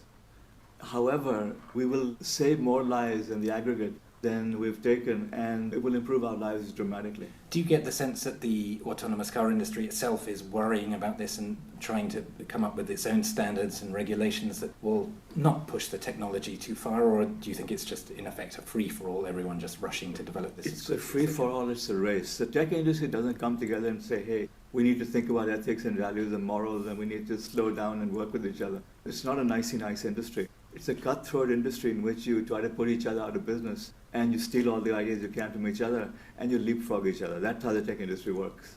Which are the governments that get this and are going to push this? You mentioned Singapore, for example, and the experiment that's going on there with kind of robot taxis.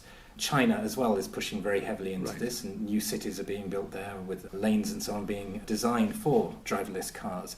How about the developed world that you were talking about earlier? Is the US and Europe, are they actually going to lag behind in this revolution? It could well be. And this is why China stepping into the race makes a big difference. Because before, it was just the US and Europe that had to make the decisions. They would go very slowly.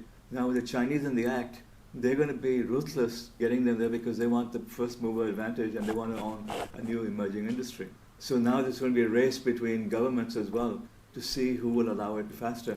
The Obama administration has come out in strong support of self-driving cars. The strange thing was the California state tried slowing it down, and the Obama administration overruled California. That blew my mind. There's also, I mean, as you alluded to earlier, going to be a lot of human resistance to this. People's jobs are going to disappear. There are 3.5 million truck drivers in the US. Legislation has to be retooled in order to accommodate driverless cars. The insurance industry has got to get its head around all of this. How long is all of that process going to take?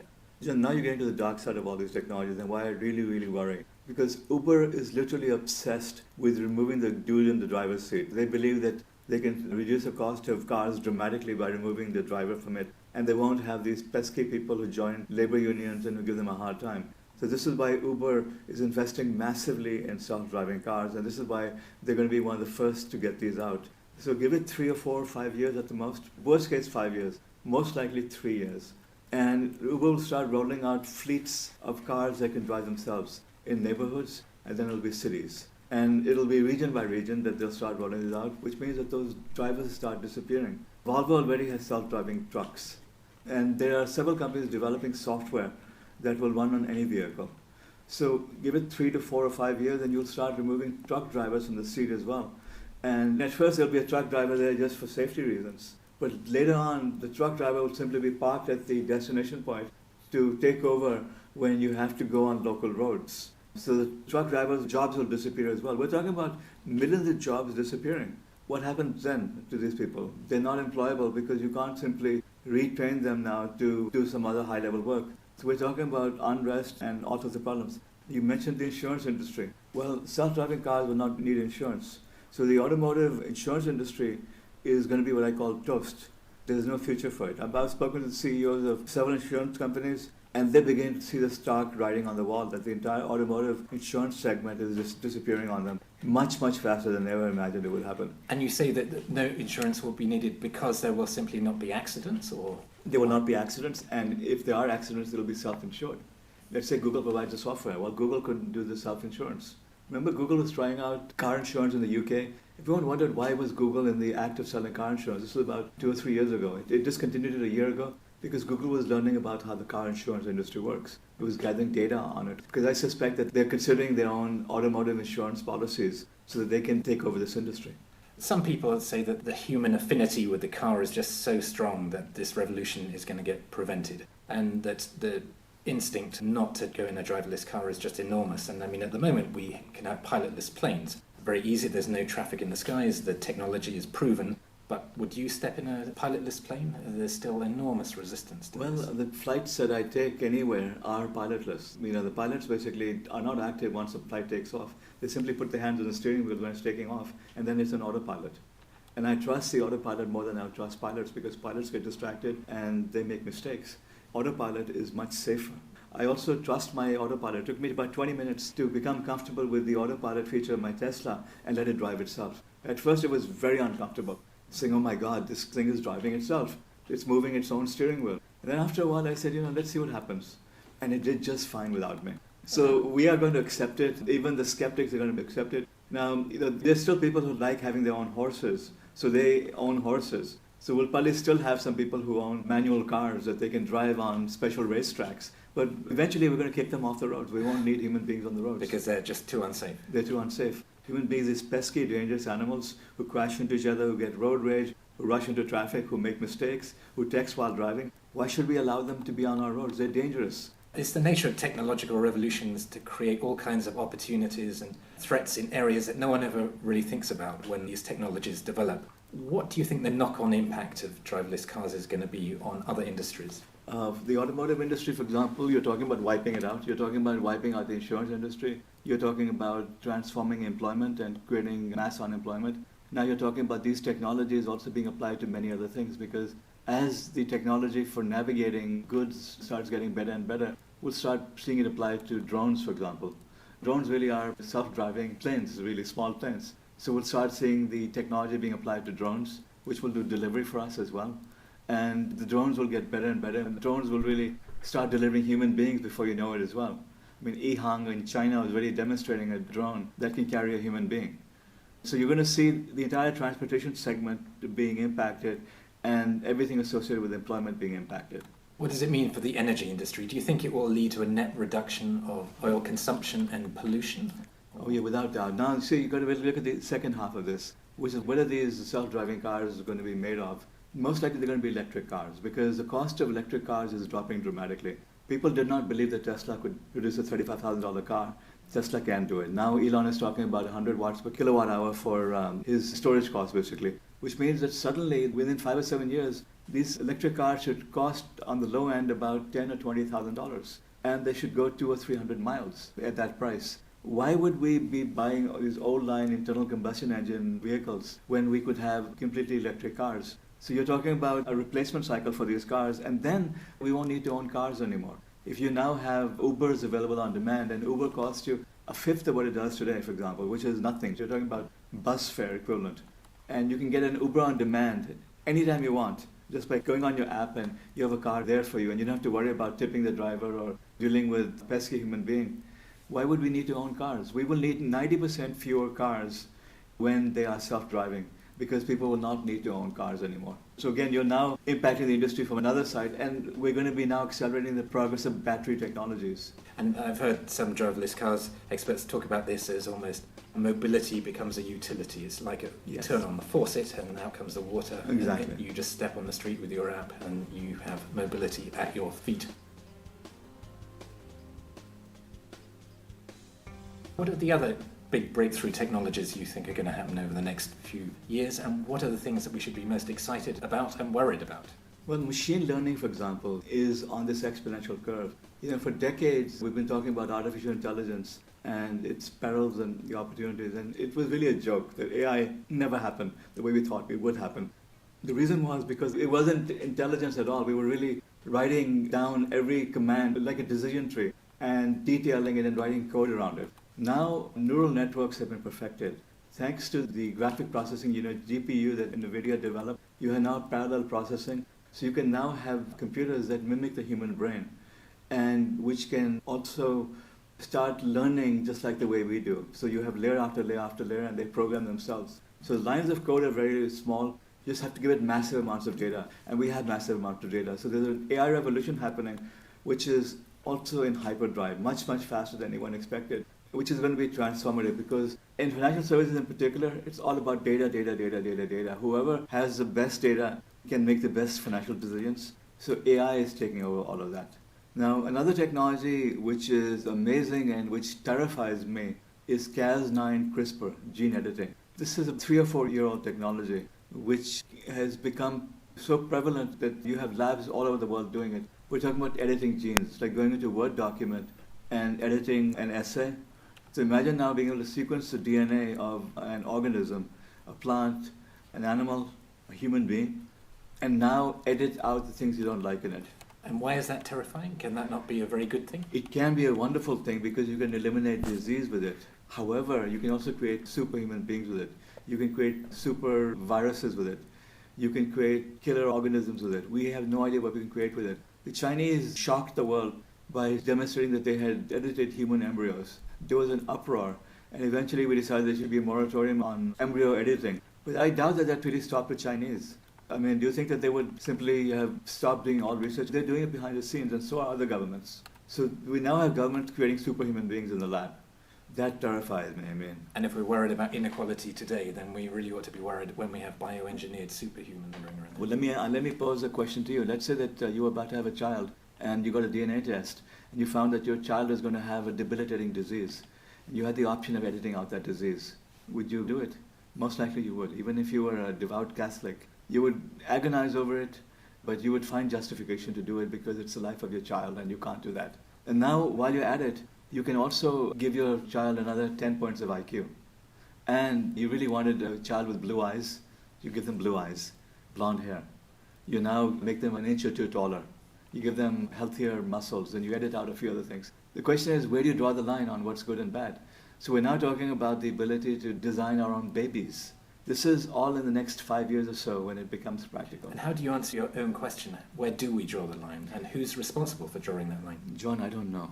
This is what scares me. When it comes to gene editing in particular, this is the one technology where I've said that we need a moratorium on it because we need to have ethical guidelines in place. We need to put limits on what can and can't be done.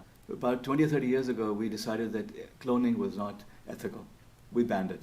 So far, we haven't seen any, Adolf Hitler's being cloned, right? But the fact is it was largely effective because we came to a consensus on what was good and what was bad. We need to get together as a society and decide what's good or bad. The UK permitted one lab to go ahead and start doing editing on human beings. The UK was one of the first to say, yes, let's do it, which surprised me because it's a more conservative society and you don't rush headlong into things like this. But, the UK did. So now you have labs all over the world. To set up a CRISPR lab costs less than $10,000. So now anyone can start playing with nature. Scary as hell. Right, on that note, I think we have to end it there. But thank you very much, Vivek. You've given us a lot to think about, both on the upside and the downside. Thank you.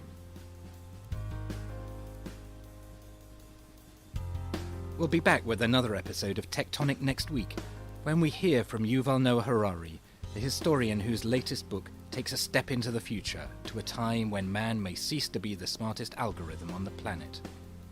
If you'd like to comment on today's show, or suggest any topics you'd like us to cover in future, please email us at tectonic@ft.com. This episode of Tectonic was produced by Fiona Simon.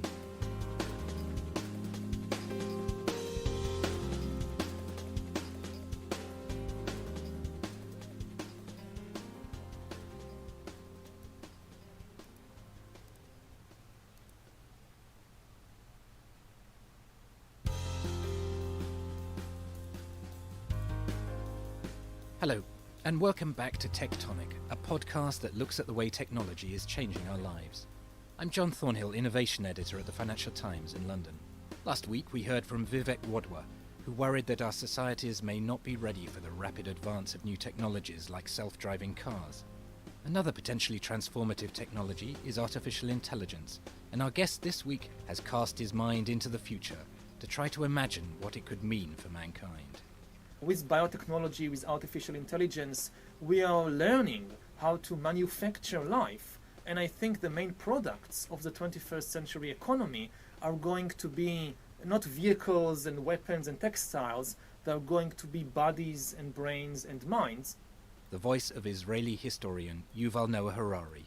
He shot to international fame with his book Sapiens, which raced through 70,000 odd years of human history. His latest book, Homo Deus, picks up the story and projects it into the future. Let's start with the good news, Yuval.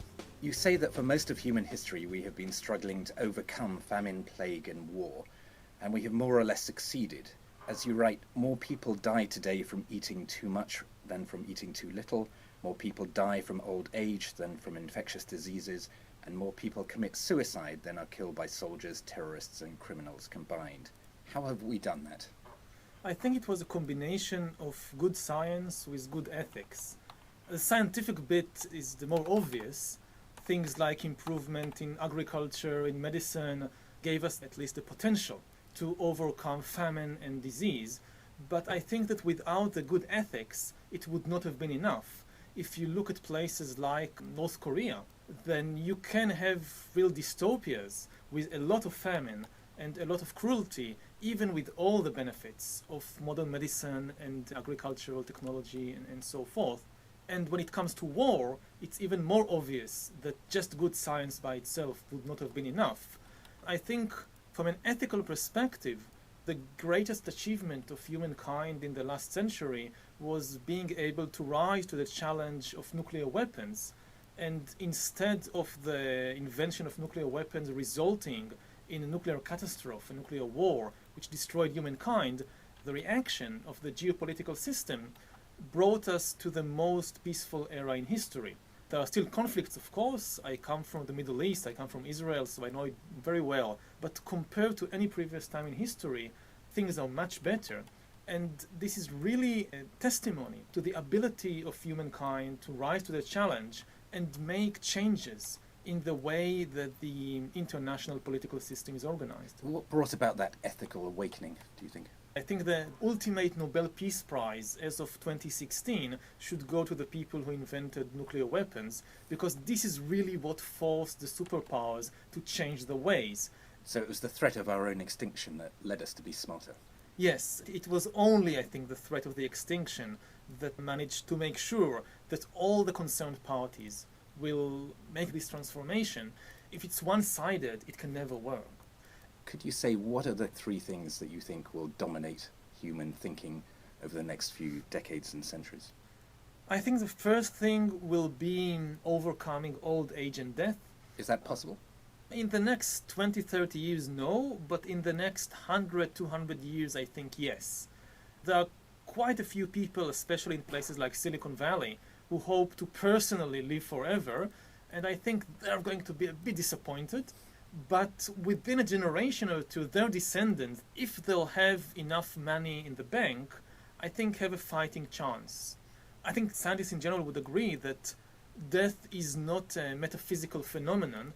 Death is just basically a technical problem, and every technical problem has a technical solution. Maybe we don't know the solution yet, but given enough time and money and investment, I don't think it's impossible to find the technical solution even to death. What are the other two that you identify in your book?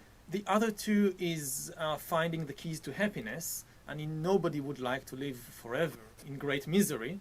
And what we've seen so far is that most of the big achievements of humankind, despite bringing prosperity and peace and longer lives, did not really make people much happier than before. So I think that finding the real keys to happiness will be the second big project of the 21st century. And is that just the ability to pop the right pills? That's one direction. The more we study happiness and suffering, the more we realize that it is a very complex phenomenon and that there is no easy solution for that. And one of the things that history shows us is that humans are very, very good in acquiring power, but they are very bad in translating power into happiness because they have a very simplistic understanding of what happiness and suffering are. The third big project underlies both of these, and this is to upgrade humans into gods. We will try to gain for ourselves powers and abilities which traditionally were thought to be divine abilities, not only overcoming death, but the ability to shape and to create life. The first things that God does in the Bible is to create life, to create animals and plants and humans according to his wishes. Now we are trying to do it. With biotechnology, with artificial intelligence, we are learning how to manufacture life. And I think the main products of the 21st century economy are going to be not vehicles and weapons and textiles, they are going to be bodies and brains and minds.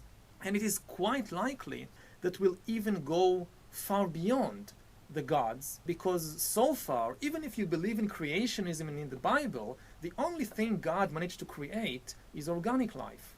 And we are now trying to create the first inorganic life forms after 4 billion years of evolution. And I think it's very likely that in the 21st century we will see inorganic life forms which will be not only the greatest revolution in history, it will also be the greatest revolution in biology since the beginning of life. And you have a fascinating section in your book where you debate the distinction between intelligence and consciousness. Yes, we often tend to confuse intelligent with consciousness, and when we speak about artificial intelligence, people jump to the conclusion that it will also be artificial consciousness. In almost all science fiction movies, the super intelligent computer is invariably also conscious and has desires and emotions and so forth. But actually, consciousness and intelligence are very different things. Intelligence basically is the ability to solve problems, whereas consciousness is the ability to feel things, to have subjective experiences, to feel pain and joy and love and hate and so forth. Now, for millions of years, evolution has been progressing towards intelligence by way of consciousness. And in humans, the two are inseparable. We solve problems by using our emotions and feelings. Emotions are not irrational, they are rationality made flesh.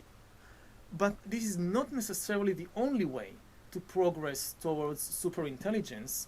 Maybe with artificial intelligence and computers, we are discovering a completely independent way towards intelligence that bypasses these narrow straits of consciousness. And already now, what has taken natural selection millions of years to accomplish, we are accomplishing in computers within a few decades. So the future might be super intelligent entities devoid of all consciousness.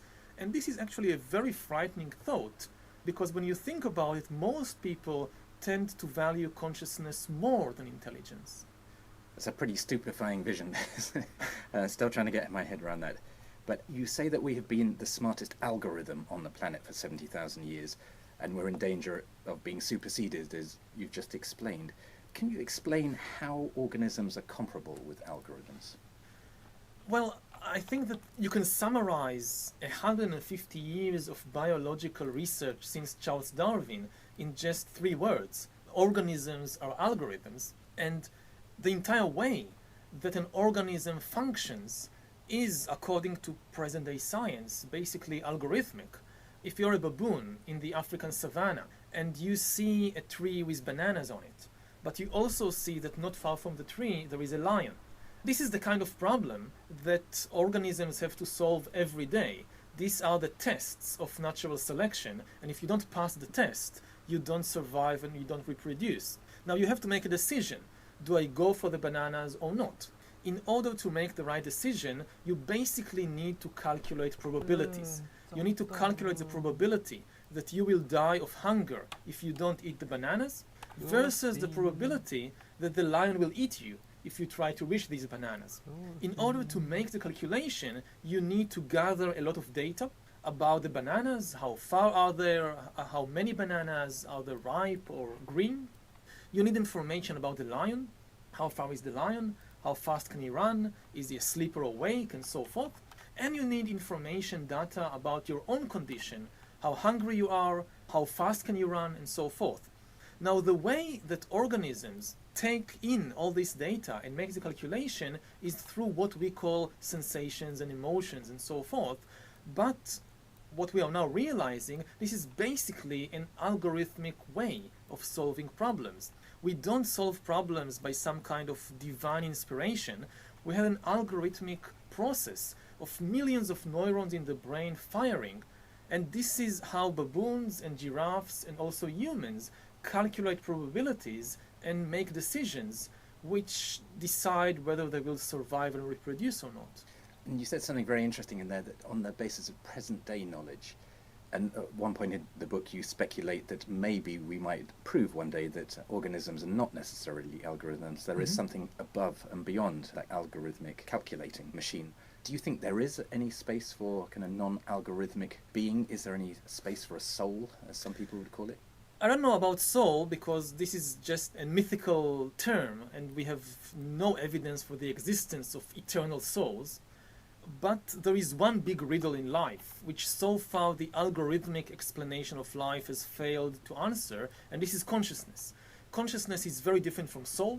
Soul is a religious story about an unchanging essence that remains throughout life and maybe even beyond death. Consciousness, on the other hand, is the subjective experience that everybody experiences every second of life.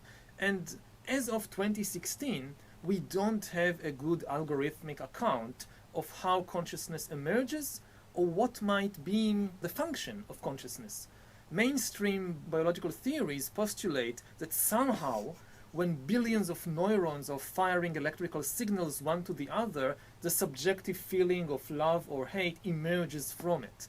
But even though they are very good in finding correlations, when these neurons are firing, I feel love. When these other neurons are firing, I feel hate. We have absolutely no explanation for how the firing of electrical signals is translated into these subjective experiences. Even worse, we have absolutely no idea what could be the function of the subjective experience. Maybe we'll have a good answer in 10 years or 20 years or 50 years. This is, I think, what most neuroscientists believe, that the answer is just around the corner. But it could be that it's just a big misunderstanding and there is something else to life besides neurons firing and algorithmic process of calculation. In the last chapter of your book, you focus on dataism, as you call it, which you describe as a new religion, in a way, a new ideology. Could you define what that is? Yes, I think what we need to understand about religion is not about gods. Religion is about authority. What is the highest authority? When you have a problem in your life, a practical problem, how do you solve this problem? The problem could be personal, whom to marry, and the problem could be collective, political, who should rule the country, or should we wage war or peace? Now, traditional religions said that the highest authority of all is God, and when you face a problem in life, you consult with God through the Bible or scriptures or the priests. Then in the last 2-3 centuries, we saw the rise of basically a new religion, or if you don't like the word religion, we can say a new ideology, which is humanism. And humanism said, no, the highest authority in the world are the feelings of individual humans. And so when you have a problem in life, you consult with your feelings. Of course, there are situations when what makes me feel good makes you feel bad, and then you have an ethical debate. But the ethical debate is conducted in terms of human feelings and desires, not of divine commandments.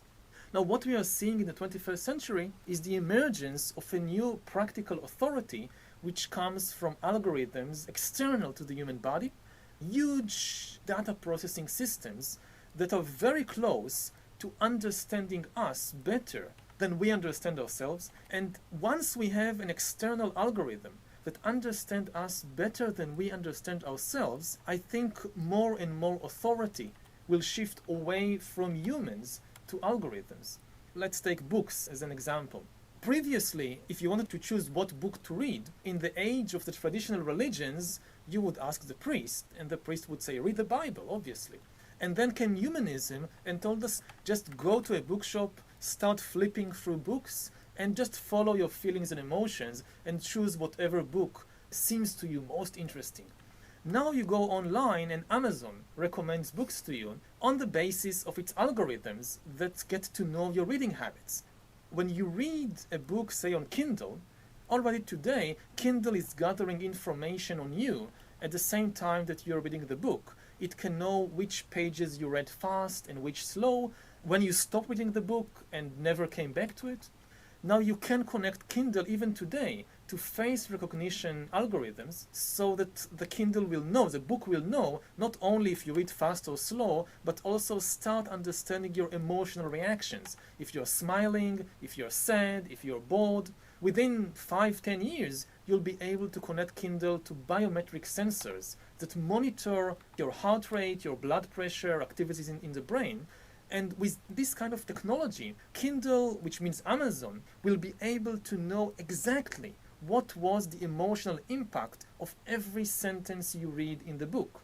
And whereas we forget most of what we read, Amazon will never forget anything. Based on this information, it will be able not just to recommend books, it will basically be able to recommend everything. Is that how you're going to write your next book? are you going to be using all this technology? And what's it going to be on? Now you've written all about the history and you've written all about the future. What is left to write about? Well, as a writer, I certainly think it would be an amazing tool.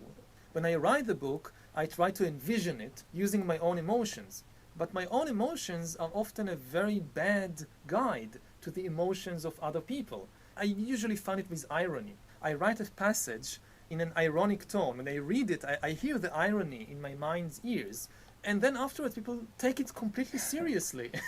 They get the opposite message from what I intended. But I don't think that I'll be using this for my next book, at least not if it's written in the next 5 or 10 years. We are not there yet. I don't have any concrete plans for a next book. I tend to allow my books to write themselves. This is how the new book, Homo Deus, actually was written. When I finished Sapiens, I got all these invitations to give lectures and talks and interviews, and most people are more interested in the future than in the past. So most of the questions were actually about the future. So in this way, from lecture to lecture and interview to interview, I started thinking and writing what came out eventually as the new book, as Homo Deus. And how long will it be before you are rendered obsolete as a writer and an algorithm will write a better book than you? It depends what kind of book. Already today, you have algorithms writing simple, routine newspaper pieces on things like football matches and economic developments. Even when it comes to writing books, I wouldn't be absolutely surprised if it would happen within, say, 50 or 100 years. As you make clear in your book, the whole dataist revolution is going to have a massive transformative impact on our societies, our political systems, and so on. Who are the high priests of dataism at the moment? Who are the people who own the algorithms, and how are they going to be important in shaping our futures? Well, at present, the people who push it come from two directions. They come from the direction of computer science, but for me, actually, the more important people are in the life sciences, because the real root of the revolution is not in computer science, it's in biology. It's the idea that organisms are algorithms. If this is not true, then yes, you can have very sophisticated computers and artificial intelligence and all that, but we will never be able to understand humans and to replace humans. So the really important people in this business are actually the biologists. And you see it again in practical terms, that all the high-tech firms, like Apple, like Google, like Facebook, which began as purely computer science companies, are now becoming biotech. And they are hiring more and more people from the life sciences, and more their most innovative projects are related to biology and not just to computer science. There's always a fantastic suspicion of any writer who tries to jump across so many sectors as you have done. And I mean, certainly in the comments section at the FT under your essay that you wrote for us, there was a lot of skepticism saying, you know, what does a historian know about the latest developments in biology or artificial intelligence? Is it possible, do you think, to get a real sense of the frontiers of knowledge in all these different areas? It's a bit like with nuclear weapons. In order to understand the implications of nuclear weapons, you don't have to be a nuclear scientist. You don't have to understand how exactly a nuclear bomb works. You just have to know what it can do. So it's the same with artificial intelligence, for example. I rely on the experts, on what they say that artificial intelligence is already able to do and what it will be able to do in 20 years, in 40 years, and in 60 years. And then as a historian, I start from there. Okay, if the experts are correct, and we are very close to the point when AI can drive cars better than humans, what then are the political and social implications? For example, if you replace all the taxi drivers and bus drivers and so forth by a single network of self-driving cars, what does it mean? What does it mean in terms of unemployment? What does it mean in terms that all the political power that the union of taxi drivers had now belongs to a single corporation that owns the algorithms, that manages the entire transport network, and this corporation in turn is owned by a handful of billionaires. So what are the political implications? And I think that at present we have a lot of people who are doing fantastic research about the technical stuff, but not enough people who are doing research on the political and social implications. And in the same way, that I don't really understand the technical stuff. Somebody who is a wonderful engineer and understands very deeply machine learning, he or she may have no understanding at all of philosophy and economics and politics, so their ability to judge the implications of machine learning for society are really questionable. Who should have that debate? Because, I mean, as you also say in your book, the ability to process data is now becoming incredibly difficult for humans or parliaments or democracies to absorb and to process, isn't it? So if the algorithms are getting better than us at processing of all this data, then how, as a society, are we going to ever have these meaningful debates that you think we need to have? That's a really good question, a very frightening scenario, because certainly the political institutions and mechanisms that we've inherited from the 20th century, they are just unable to process the amounts of data and to understand what's happening in the world, which is why governments are becoming just managers and not leaders. They manage the day-to-day business of the country, but they have no vision for where we will be in 20 or 30 years. In the 20th century, politics was a kind of battleground between these huge visions of the human future. You had a communist vision, you had a fascist vision, you had a liberal vision. Today, nobody has any vision. And not just in democracies, even in autocratic regimes. If you compare Putin with Lenin, Lenin had the technology of the early 20th century. He had steam engines and typewriters and radio. And with this technology, Lenin was dreaming about destroying the old world and building a completely new human society. Putin has artificial intelligence and biotechnology and all that, and he is dreaming about bringing back Tsarist Russia. He's looking backwards and not forward. So I think that not only democracies, but also autocratic regimes are just unable to cope with the rapid pace of technological change. And really the only people who try to formulate visions for the future, they are the people in Silicon Valley. I'm worried that they are the only ones because, they don't represent anybody. They were never voted for by anybody. So we need to try, before it's too late, we need to try and make these issues political issues and not just scientific issues. Final question from me, and could be the final question for mankind as well. But do you think this technological revolution is now inevitable, that dataism has such momentum behind it that it will eventually render humans obsolete? I don't think that anything is inevitable when it comes to technology. In one sense, yes. You cannot just say, oh, this is very frightening, stop all research in computer science. We don't want it. This is not going to happen. But the direction it is taking is not deterministic. If you think about the technology of the Industrial Revolution, trains and radio and electricity and all that, you could use the same technology to create a communist dictatorship, a fascist regime, or a liberal democracy. The trains and the radio did not tell you what to do with them. You had some human agencies there. And similarly with biotechnology and AI, at least today, we still have some control over where it is taking us. My fear is that if we don't make intelligent use of this agency, then very soon it will get out of our control and we'll simply won't be able to understand what is happening and lose our ability to direct this revolution in a more benign direction. That's been a fascinating discussion. Thank you very much, Yuval. We'll be back with another episode of Tectonic next week, when you can hear Richard Waters, the FT's West Coast editor, in conversation with the entrepreneur and scientist Astro Teller. As director of Alphabet's X Laboratories, he oversees research on driverless cars, balloons that will deliver the internet, and much more. If you would like to comment on today's show or suggest any topics you would like us to cover in future episodes, please email us at tectonic@ft.com. This episode of Tectonic was produced by Fiona Simon.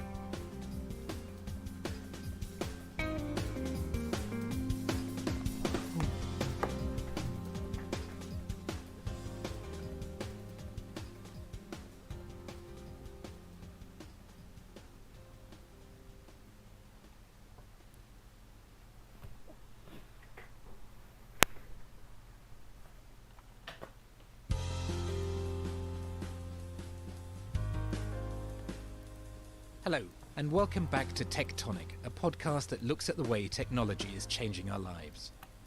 I'm John Thornhill, Innovation Editor at the Financial Times in London. Last week we heard from historian Yuval Noah Harari, who cast his mind into the future to imagine a world where humans have lost control of their creations. Our guest this week describes his work, heading the research teams at Google's Mountain View headquarters, as attempting to be responsibly irresponsible. You can't be afraid of change since almost everything about innovation is the process of being wrong and learning from being wrong and continuing down that path. The voice of entrepreneur and scientist Astro Teller, who heads Alphabet's Innovation Lab, simply named X. He sat down with our West Coast editor Richard Waters in San Francisco to discuss some of the new technologies he is helping to bring to market.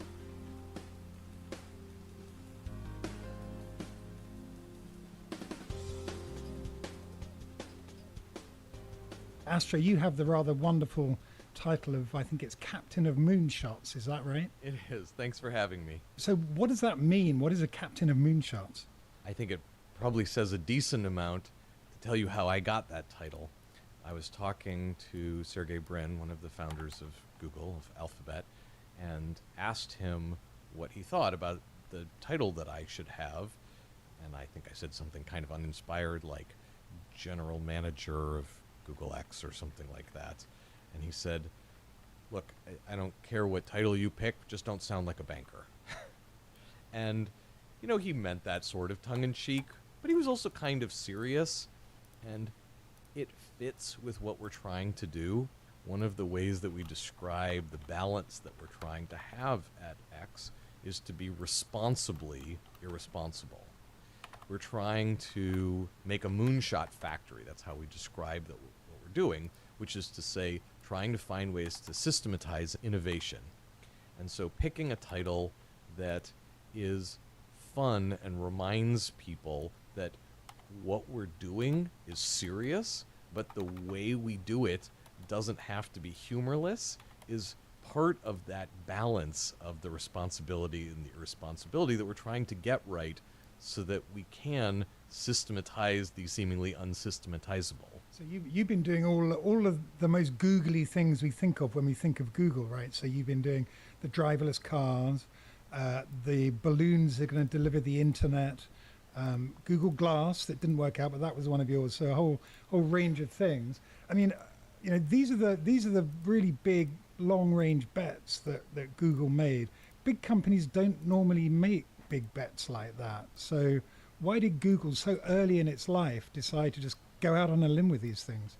I think the founders understood many years ago, certainly by the time they started Google X, probably well before that, that in order to continue then Google, now Alphabet's growth, we needed to have new problems to take on, to have. That one of the reasons that companies tend to asymptote over time is because they spend all of their time working on and dedicated to their current set of problems, what their quote-unquote business is, and that tends not to be able to continue forever, and there are different ways to address that problem. Larry and Sergey were interested in continuing to expand how they could help make the world a better place, and so creating something that was separate from Google, that was dedicated to finding new problems to have, and then going after de-risking them, seeing which ones might take root in good ways, and then amplifying those. That was what X was set up for. I mean, doing these things inside big companies is ferociously difficult. Many companies have tried to innovate away from their core business, and they've just failed doing it. Now, you're here in Silicon Valley, and Silicon Valley already has a model for innovating. It's got the venture capital business. It's got a way of bringing talent and ideas together around big new ideas. And so we get all these incredible companies, you know, springing up all the time. So why have Larry and Sergey decided to do this inside Google? Because they could just go and invest in, build things, you know, the Silicon Valley way. I mean, this is an unusual thing to do, isn't it? Sure. I mean, the Silicon Valley model, the venture capital model, has a lot going for it. And many large companies rely on small companies doing a lot of their innovation, and they purchase the ones that work, and that's a very legitimate sort of form of growth for lots of companies. But then you end up taking from the choices that are out there, kind of by definition. And I think one of the interests at Google was to be able, A, to shape those directions, to choose ahead of time where we would go instead of waiting to see if somebody else would invent it. And B, there's a set of opportunities that are very hard for the venture model to go at. So things that are going to take more than a certain amount of time, that have more than a certain amount of risk, that are in certain industries, are just particularly hard for the venture model to support. And so one of the underexplored areas, which we would describe as moonshots, are these things that are not research. They are still aimed at making a large, impactful business, but that have time horizons, risk levels. I think now people can start a self-driving car startup, but it would be pretty hard to have imagined 7 years ago when we started working on self-driving cars, somebody successfully pitching that to a VC. So that was the first project that got X going, and X has been around for that long. I want you to score yourself now. What has Alphabet got out of backing X? Because there aren't any self-driving cars in my neighborhood yet. I guess you don't live in Palo Alto or Mountain View. At the highest level, I would say that the three biggest graduations that have come from X... Graduation being things that have gone off to be freestanding businesses or exactly. Units of Alphabet. Right. One would be Google Brain. That's the industrial scale deep learning neural networks that now are important to lots of different parts of Google. That's such a great name, Google Brain. Thanks.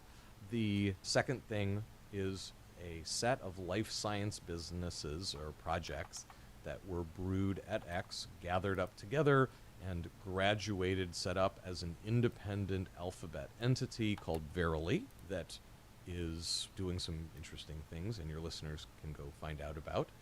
And the third one, the self-driving car project, which is in the middle of graduating right now. We've done a range of other things that hopefully have been very helpful to Google. For example, the computational photography behind the Pixel phone that just came out from Google was work that was originally done at X. And there's a lot of other things like that that we've done that Google and other parts of Alphabet have gotten benefit from. So many of these things are not done, and so I suppose the final history is not written on the value of these things, but give us a B+. So the cars aren't generating revenue yet, but you're saying that what you've achieved already is worth what Google's put into it. Our goal, our job at X is to brew and graduate new businesses for Alphabet to be in, and by that standard, we have a good start on things. Again, I don't think that the final history has been written, but there's a lot of promise there. There's a view around that actually self-driving cars are still many years away, and Google has obviously taken the strong line that only fully self-driving cars are safe. The half self-driving cars, if I can call them that, the ones that hand control back to you as a person when they can't deal with the situation, are just too dangerous. And so you're all in on self-driving, and that still seems to be a very long way away. Where do you stand on that now? When is it coming? We don't have a specific date that we can give you, but I don't think that I would sign up for a long way away. One way to think about this is if you go and watch our cars in 4 cities in the United States, like in Mountain View or Palo Alto or Austin, Phoenix, and you were to sit in one of the cars and just watch it for a few hours, the drivers do nothing. I mean, occasionally for safety reasons or just to notate that something odd or not ideal happened, they will write something down, they will take control of the car, but it is incredibly occasional at this point. So if you sit in the back and you watch these cars drive for 2, 3, 4 hours, and they're just driving all over town, in principle, there's a person behind the wheel, but in fact, The car is driving itself 100% of the time, and it just picks a new address at random around the city and it drives there. So we are choosing to learn in this safety net oriented way because we think it's the responsible thing to do. But if you were to have asked the question slightly differently, when will it be the case that a car could pick a random new address in the city and drive there most of the time without having any problems? That's already true today. So it's coming soon is the answer, but you're not going to give us a time right now. Not right now. So you've been around this year talking quite a lot about, the importance of failure at X and how you like to close things down when they don't work and so on. Being a journalist, I don't want to be too negative here, but let's focus a little bit on the failures. What happened with Glass? So Glass was a very high-profile thing. Why did you pursue Glass in that very public way for so long? Attracted a lot of criticism before closing it down. Oh, first of all, we didn't close Glass down. It graduated to what at the time was Tony Fadell. It became kind of a sibling to Nest, and then later went back into Mother Google. But many of those people and those technologies are still there. But to your question, I think Glass did one thing really well and one thing that we would not repeat. And what's interesting is those two things were quite related to each other. One of the things that Glass did fantastically well is what we called the Explorer program. To make a learning tool for figuring out what this kind of technology could mean in people's lives and invite the public to work with us on what it means to them, how they experience it, what could be done with it. I'm really proud of that, and I think we would do that again. That was a good part of the So program. it's good to get it out there and let people experiment with it and work out what it might be used for. Especially in something that's so personal and so tied into how we are as people. Like, if you want to make a calculator work, you don't need to focus group it a lot to make sure that it gets the right numbers. If you want people to wear a computer on their face, the difference between that being done right and it being done wrong is not something you can just discuss and draw pictures of on a whiteboard. You have to actually go out and interact with the world.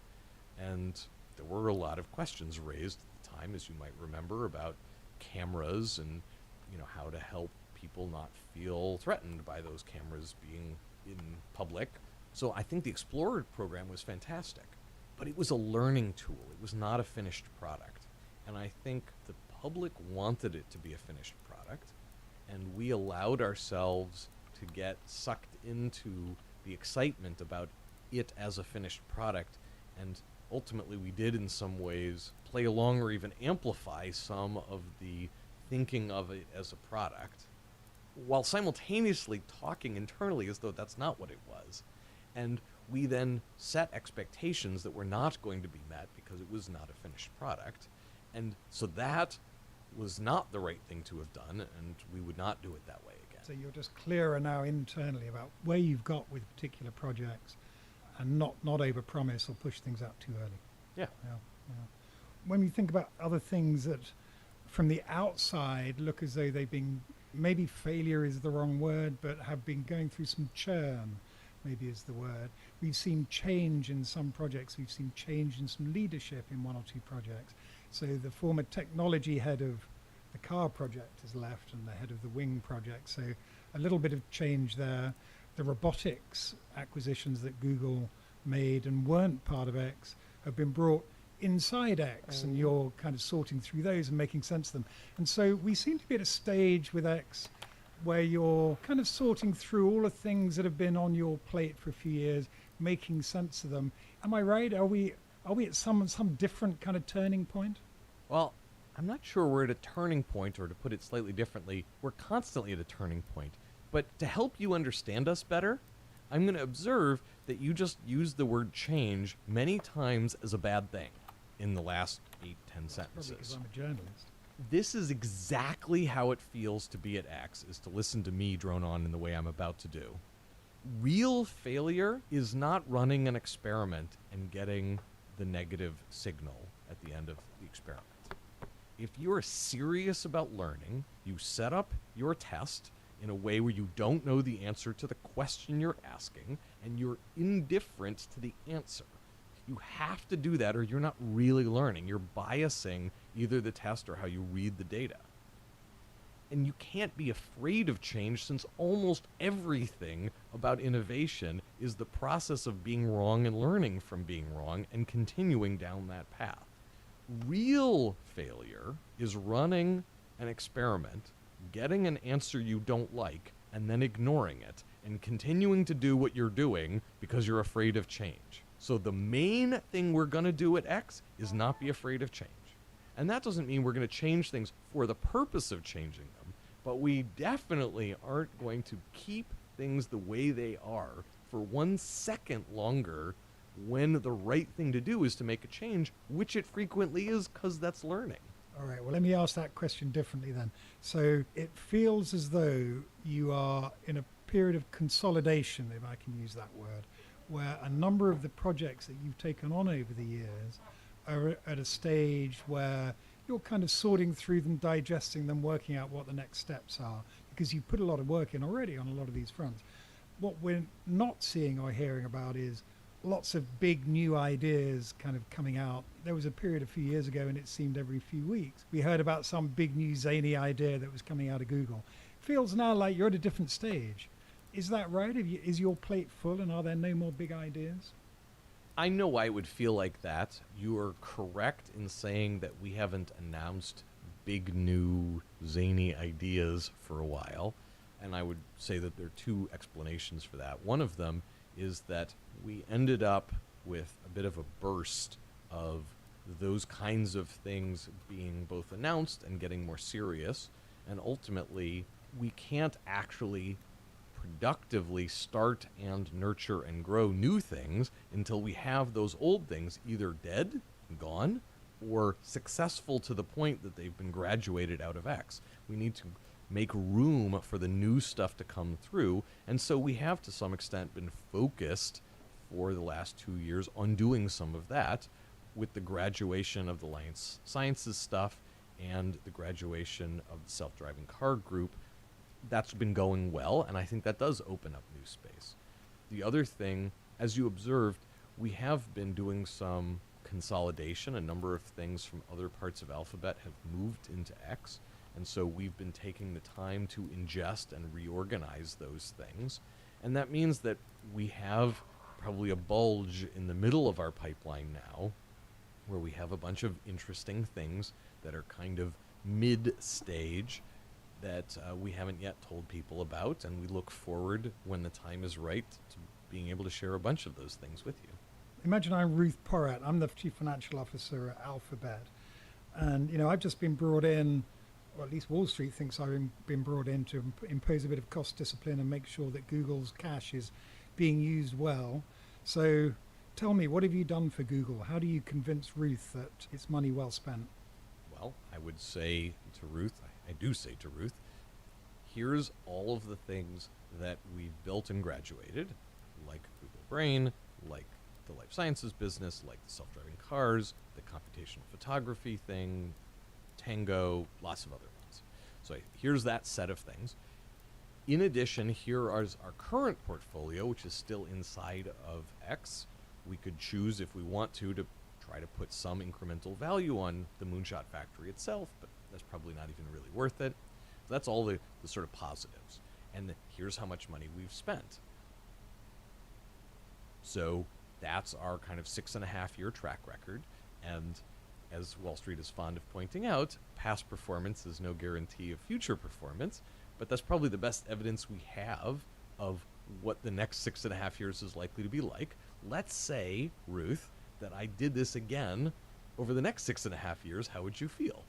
And I think we have lots of stuff that we can do better on, but I think she's feeling positive, and Larry and Sergey are feeling positive that our track record in the past justifies doing more of it. So it's a fairly subjective thing. You're not putting hard numbers on the return that you're making on the investment at this stage, because these are very long-term projects, right? Oh, we do some work to put numbers on these things, but reasonable people could disagree by at least a factor 2 or 3 on some of these numbers, because while the self-driving car group is surely worth a lot to Alphabet, reasonable people could have very different numbers for what it's worth, and it's probably not productive for us to try to get down to the penny on that number right now, because at this stage we've either done a good job or we haven't, and trying to get the sort of third or fourth decimal place right on that is probably not productive. And what about the factory itself? What have you learned over these 6 or 7 years about actually building a factory for invention? Has it changed? Has it worked? I think it is working. We continue to find ways that we could do a better job. So we continue to speed up recognizing that we should end a project.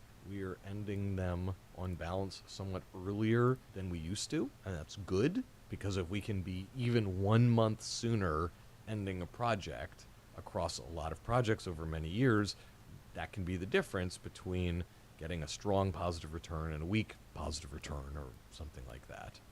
We've learned how to reach out to the rest of the world better. For example, we certainly don't mean for all of the ideas to be ours. We're interested in the best ideas in the world, not necessarily our ideas. But just because we're interested in other people's ideas doesn't mean that those ideas will come find us if we don't reach out in the right ways. So there are lots of muscles like that we continue to build. Well, I suspect that we will all judge you in the long term on driverless cars. And if it really takes off, if we have a fleet of those things picking us up and dropping us off quite soon, that in itself will justify it, I'm sure. If it doesn't happen, I think there'll be a lot of questions about what Google's been doing all these years. But I guess that's one for you to answer when the time comes. Astro Teller, thank you very much indeed for being with us today. Thanks for having me.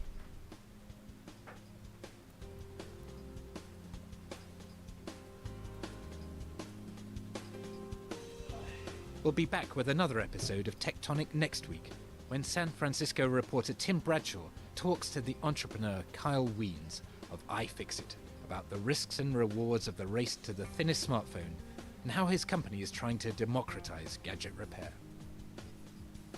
If you would like to comment on this week's show or suggest a topic for us to cover on future episodes, please email us at tectonic@ft.com. This episode of Tectonic was produced by Amy Keane.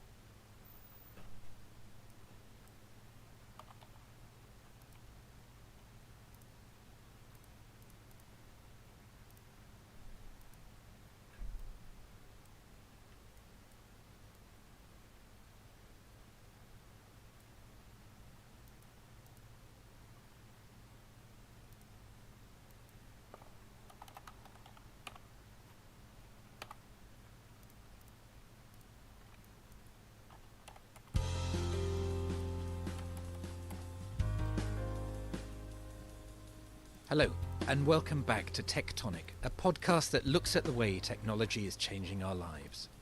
I'm John Thornhill, Innovation Editor at the Financial Times in London. Last week we heard from Astro Teller, the scientist at the helm of Google's research and development lab known as X, who described the aim of his research as trying to be responsibly irresponsible.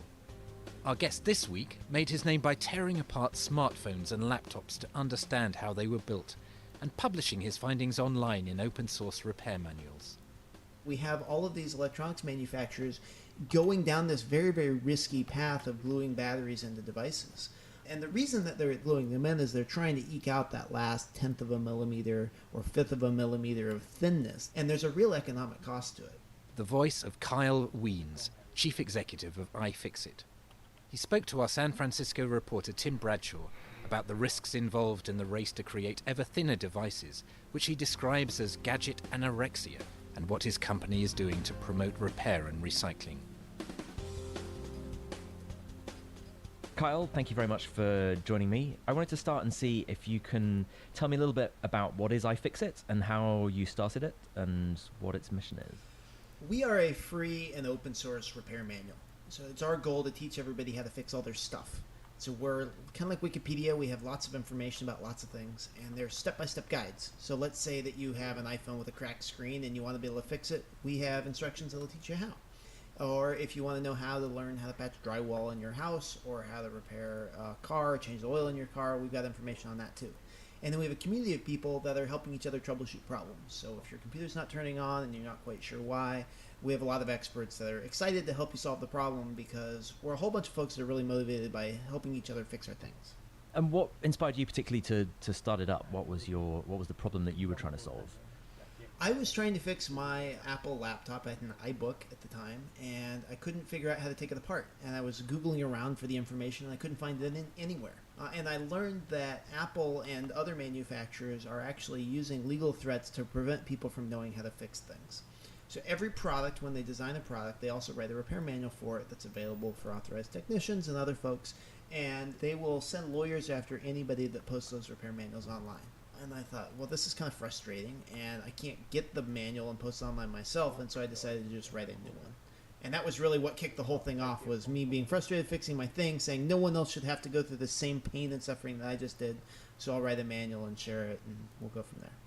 What went from writing your own manual to building this into a company and an organization? Well, the manuals just got very popular very quickly, and all of a sudden there was this clamor, and people wanted us to keep writing more and more and more, and eventually it got to a point where we couldn't possibly write all the manuals that people wanted from us. So we said, well, let's turn it into a community, and we made the site into a wiki. Anybody can contribute a manual, and then other folks come along and help make it better. And then we realized that we would be able to be financially sustainable by selling parts and tools alongside it. So if you have an iPhone with a cracked screen, you can use our instructions for free, and then if you want, you can buy a part that comes with the tools. So you need a special tool to open up your iPhone. It's not something that you can just do with the screwdriver that you've already got in your toolbox. Yeah, so this is something new that Apple started doing a few years ago. Was they introduced a new special screw that hasn't existed anywhere else in the world before onto the iPhone. And it was specifically designed to make it hard for consumers to fix their phones, because it used to be a standard Phillips screw like you'd have on your eyeglasses. And the new screw is just something new. So they're trying hard to make it hard for people to fix things. I'm working my dangdest to make it as easy as possible for people to fix things. And so we went ahead and reverse engineered the screw, and we sell that screwdriver now. There was a video that popped up online recently inside Apple's design lab, and I think I saw a sort of close-up that looks as though that Apple's own engineers use your tools to take apart their own phones. And not just any engineers. This is like the holy of holies. This is inside Johnny Ive's design lab. And yes, the top designers at Apple are using our tools to build the products, which I think is fascinating. And there's this interesting cyclical element to it where when they released the Apple Watch, they used a tool in there that didn't exist before. And so we reverse engineered it, added it to our toolkit, and now they're using that tool to design the next Apple Watch. Right. When you do these kind of teardowns for products, I think what's interesting, a lot of the investment community look at them because it's often the first time that anybody finds out who the component suppliers are.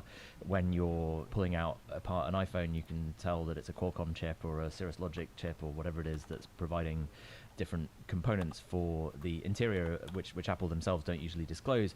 But you also give them a kind of score for repairability. How do you kind of calculate that number, and what does that sort of score out of 10 mean?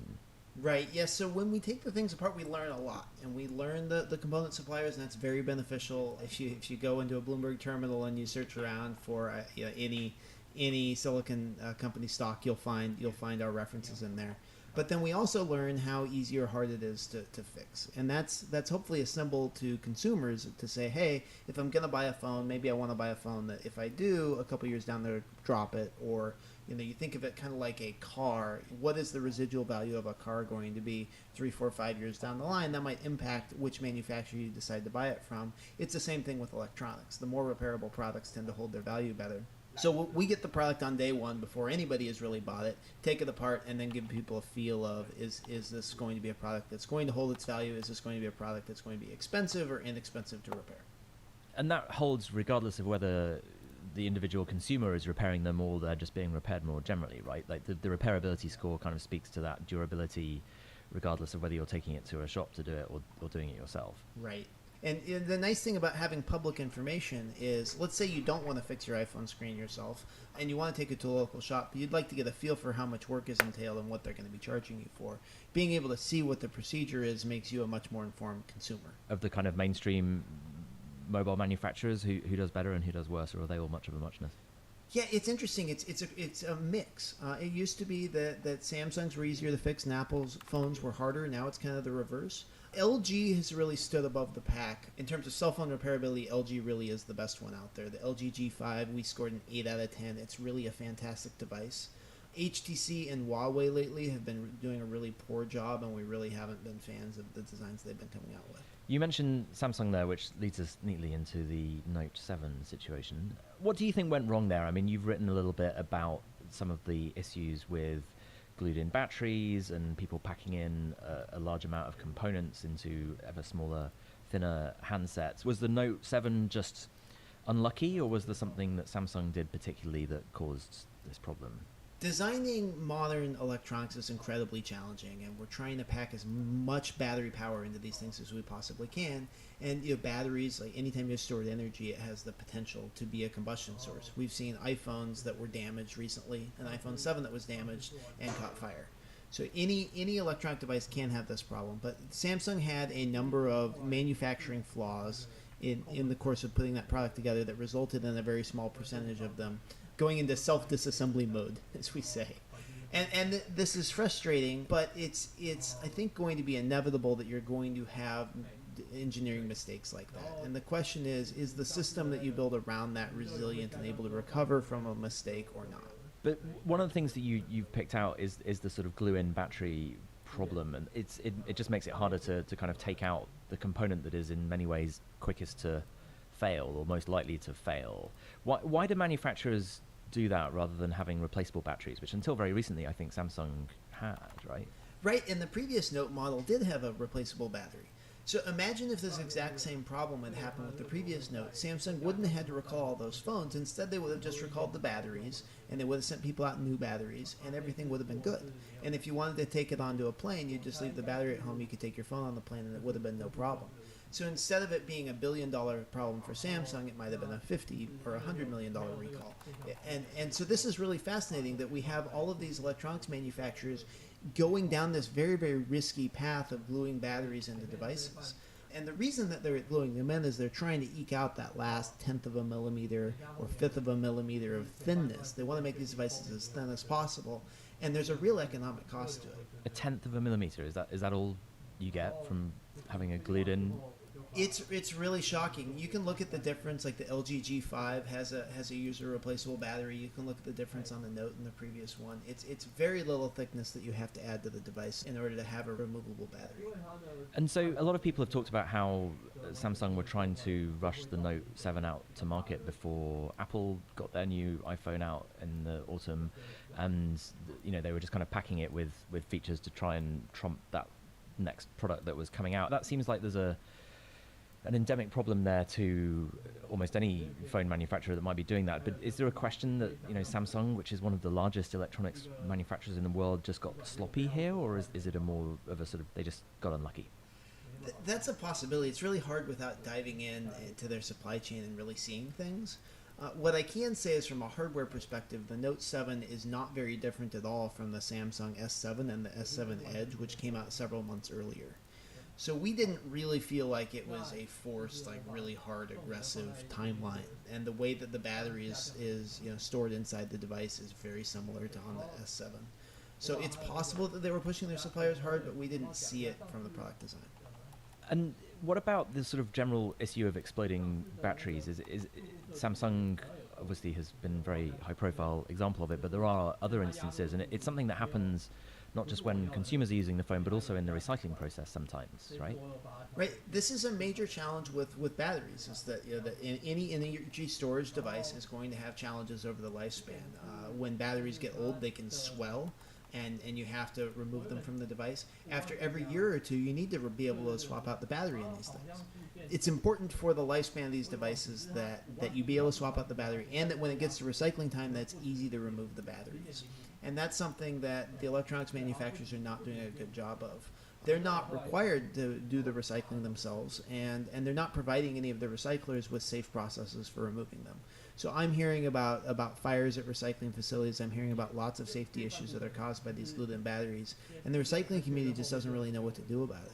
And have other smartphone manufacturers sort of taken notice now that there was this very high-profile incident with Samsung? Are more people looking to iFixit to figure out how to make their designs safer and more recyclable after this?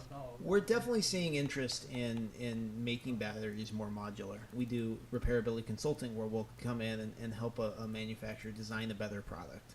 There's a lot of interest, I think, in designing these things in such a way that they can be assembled and disassembled in a straightforward way. Part of the challenge is that everybody has been chasing Apple's industrial design philosophy. And I think that they're taking good lessons from Apple, but I think that also sometimes we're learning the wrong lessons from Apple, which is that Apple has this make it thin at all costs. I like to call it design anorexia. You make it really, really thin, and sometimes there are problems that come from that. So what have you been tearing apart lately in your labs? What's the most interesting device that you've taken apart and looked inside? Well, the thing that we've been working on lately has been the slew of new MacBook Pros that Apple released. They're the thinnest MacBook Pros they've ever released. Some people are saying maybe they're a little bit too thin. They are removing features like they removed the function keys from the keyboard. They're not giving people some upgrade options, so you can't upgrade the storage or the RAM after the fact. So we pulled them apart to see what the status is. And unfortunately, it seems like Apple's doing the same thing with the design of the MacBook that Samsung did with the Note, which is they're gluing the batteries very securely into these devices. It's frustrating to see that design as the only option from the biggest electronics manufacturer in the world, because I think a lot of folks would like to see an option to be able to replace their batteries more frequently. Recyclers don't have any idea what to do with these things. Every recycler I show the new Retina MacBook Pro design to just kind of shakes their head and says, well, we'll just make sure that we never get those products for recycling. We talk mainly about smartphones here, which are the type of electronics that most people have in their pockets, but we've got smartwatches and other wearable devices. We have VR headsets coming out. Obviously, you don't want those exploding on your face. You've got these smart home speakers and all these kinds of things. How do those new kind of form factors, as the Internet of Things spreads, make these kinds of challenges more difficult? Are these any easier to repair if they're small enough to fit on your wrist or big enough to sit on your coffee table? We're adding electronics to more and more products. And what ends up happening is that the electronics are the first thing to fail. If you buy a refrigerator with integrated electronics or a stove with integrated electronics, you know that circuit board is going to be the thing that fails soonest. It also adds the software life cycle to products. So Samsung has a refrigerator they released a couple years ago that's now obsolete because Google changed the API and broke the calendar that was on the touch screen on the refrigerator. This is something that we have to figure out, where we're used to obsolescence with cell phones and computers, but now as electronics move into everything else in our life, we're going to have obsolescence around everything. Google bought Nest, and they had a smart home product called the Revolve, and Nest decided to turn off the servers that the Smart Hub talked to, which meant that everybody's smart homes just stopped working. Your sprinklers stopped working, your locks stopped working, everything just stops working. And so this is a challenge, is we're excited about new technology and the pace of change in these new gizmos, but the electronics world also brings a lot of obsolescence with it. Right. And do you see any kind of general trend, or are things improving as people get more concerned about e-waste and recycling, or are things actually going in the opposite direction as kind of more and more phones are produced more and more cheaply and trying to kind of reach other parts of the developing world that can't afford a $600 phone that you can take back to an Apple store and trade in? Well, one of the nice things about the free market is that it really provides modularity, where as you have products that are sold and resold, they become available to more people. So as folks around the world can't necessarily afford brand new devices, but they can't afford our devices from 2 years ago, that's a wonderful thing. And so the more that we see refurbished and reused products become mainstream, the better it is. It takes a huge amount of raw material to make a brand new cell phone. It's over 500 pounds of material to make a new iPhone. And so if we're going to expend that much energy in making it and that much cost upfront, we should get as much utility out of it as we possibly can. And maybe that's not just the first owner, maybe that's the second, third, fourth owner of the device. Are the manufacturers doing a lot of these kind of trade-in schemes and selling the refurbished devices now? Is that something that's kind of accepted, or is that something that's kind of done a little bit, on the down low, so that it doesn't devalue the main shiny new product that they've got coming out? It really seems like in the cell phone world in particular, everyone is on board. All of the new carrier plans have you paying, month by month, and then you get a new device every 12 or 24 months. But part of the pricing is that you have to give your old device back, and so the carriers are refurbishing millions of phones a year. And now the manufacturers are getting on board with it. Apple just started selling refurbished iPhones just like they have been with laptops, and that's a fantastic thing for getting the message out there that, hey, a pre-owned device is perfectly okay. It's possible to sanitize your data and create a secure path from the first owner to a refurbished device to the second owner. So it's actually, in some ways, it's better to take a new phone and trade it in every year than it is to kind of just hold on to the old one for 4 years or something? Well, it just depends. What we want to avoid is buying new products.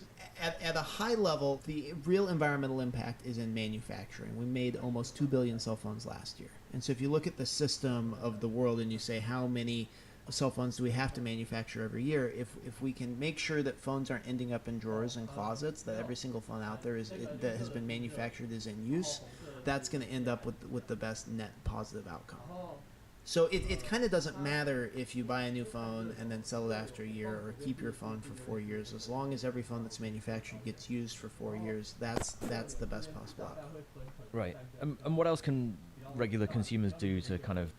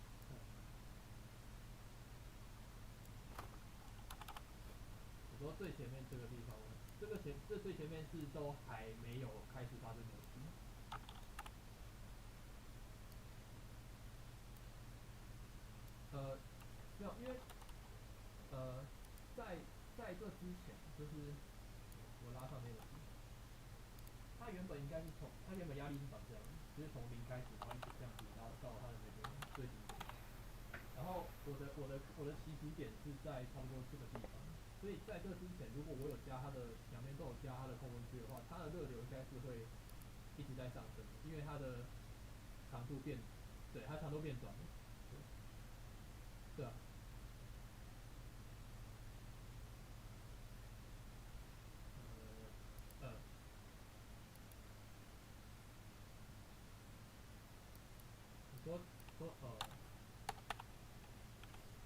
你因为如果从零开始画的话，我的那个碳管两端势必就要有那个固定层，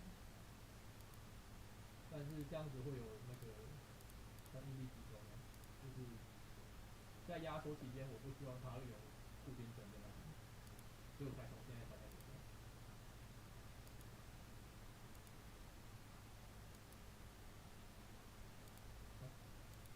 就是，是。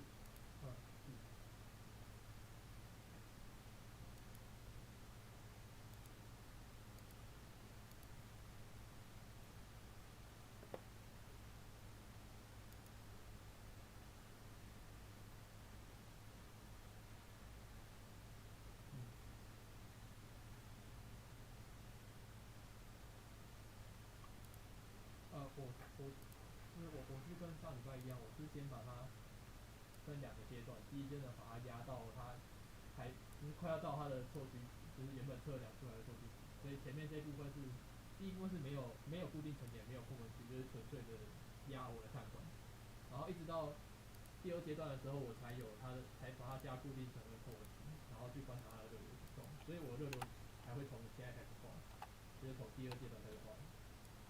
对，所以才会有老师说那个前面还有一小段上去，就是还没到过去，然后就那个热流持续在上去的最后那一段这样子。对。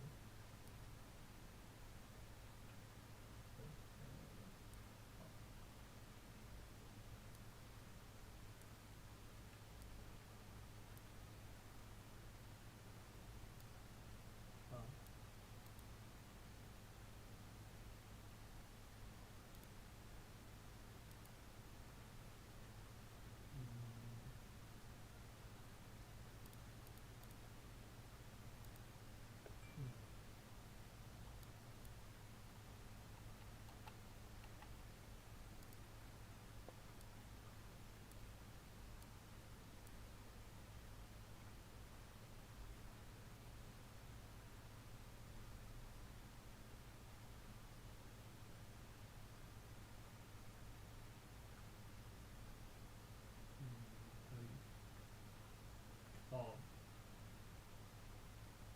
了解。好。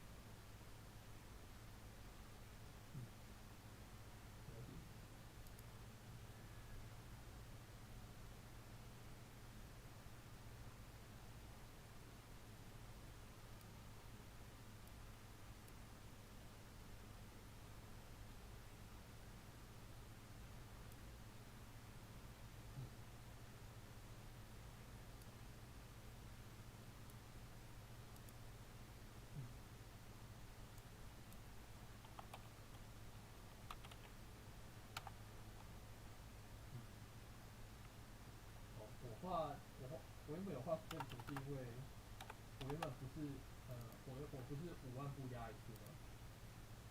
然后我原本是打算5万步，然后每1万步就会算一次它的那个值的平均这样子。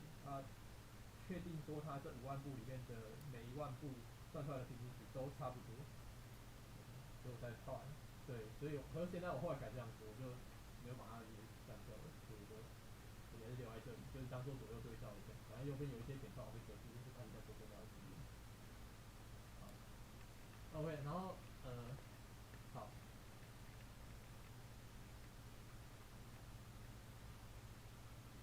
对，它是会些微扭曲，然后再倾向于它会回到原本直线的情况。然后一直到0.034这个点，它热流下降速度开始变得再快一点，然后一直到0.058，所以去看这一段区间。你说哪一段？你说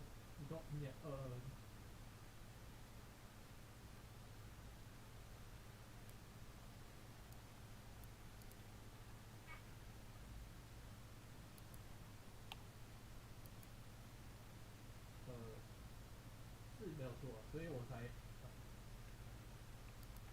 对啊，所以我才放两个。然后对，左边这边有一个0.026，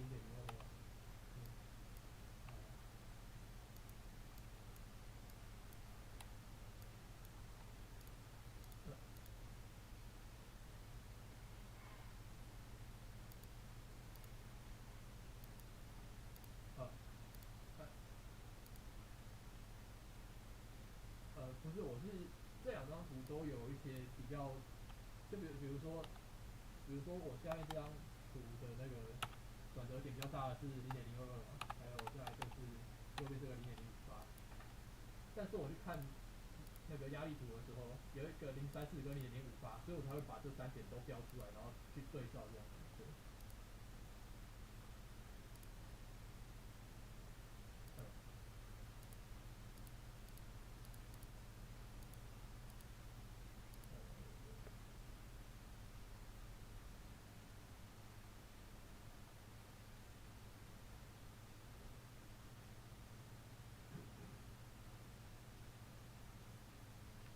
可是我觉得这样子它的热流也有一点斜率变化，太小了吧？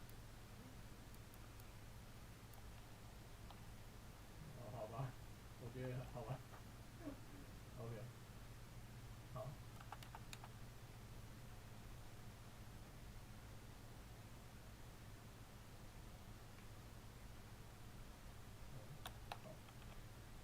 好，OK， 有，就是在就是中间这一段0.034到0.058，它会已经产生这个，就是它不会再回到直线状态，但是它的扭曲的方向会一直动来动去，它就是会不同时状的扭来扭去，但是都不会没有办法回到原本直线状态，所以呃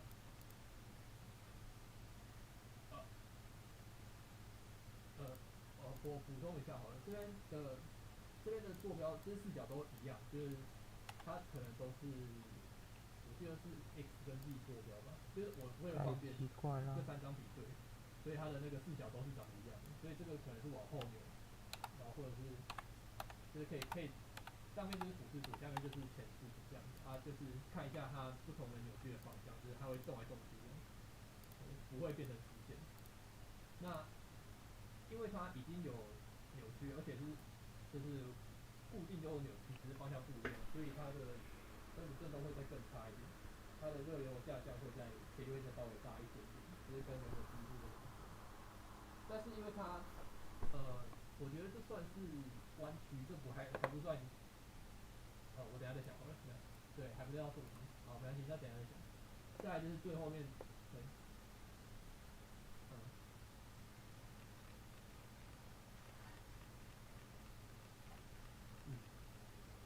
好好。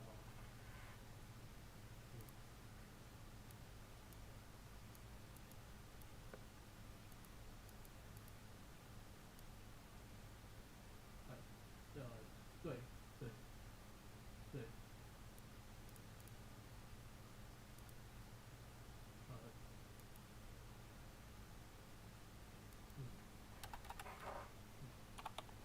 我写在我的结论里面，可是我觉得应该要用后面来写。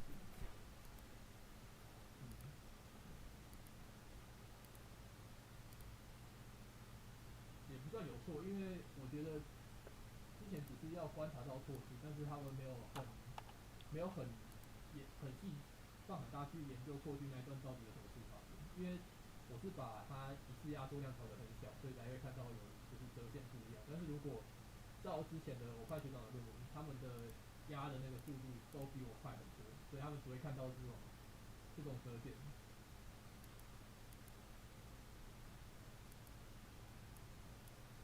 对，0.5%，而且它只有平衡1万步。我觉得可以再延迟10年，他就会，他只会看到这种就是这种点，但是可能放很大之后，这个点这边发生的蛮多事情，或者是他可能根本就还来不及平衡，就是再继续往前挖。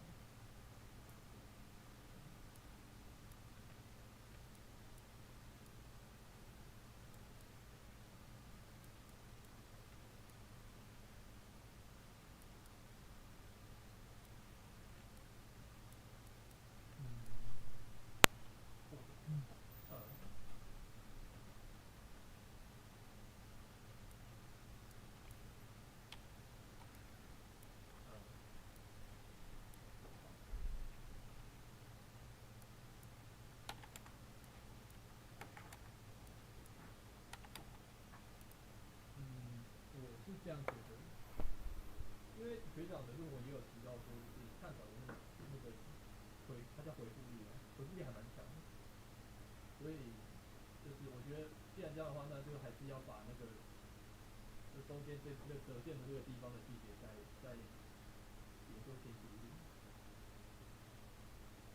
因为后面的图也可以看到，就是在0.058之后，0.058它会有这种很明显的折痕部分，但是这只差了，就是隔壁点而已，左边这个就是弯曲，那右边是已经明显过去了，所以我觉得用右边这个点会比较延迟一点。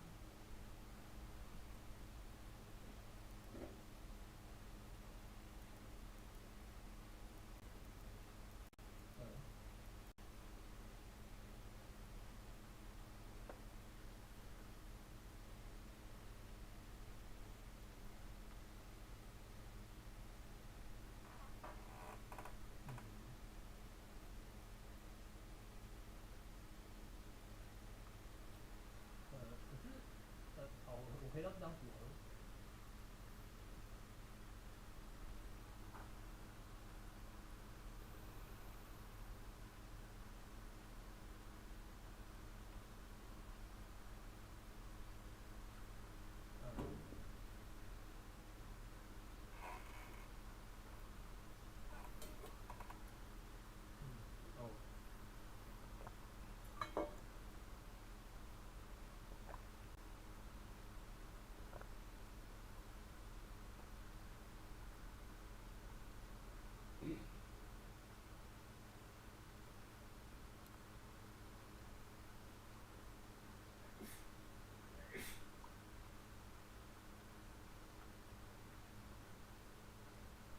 但是弯曲都没有改动能力了，就是这种，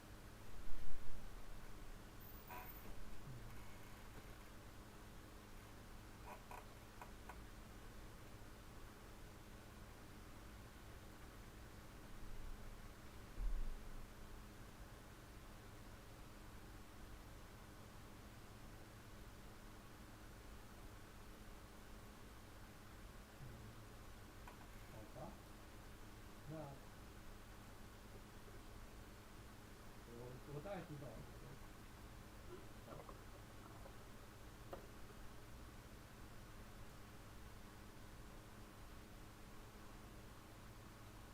那就是好，那在比如说，我觉得，这这一段，在这一段的时候，他如果把他的那个压力拿，就是把他的那个智力拿掉的话，他是可以回复到原本的样子。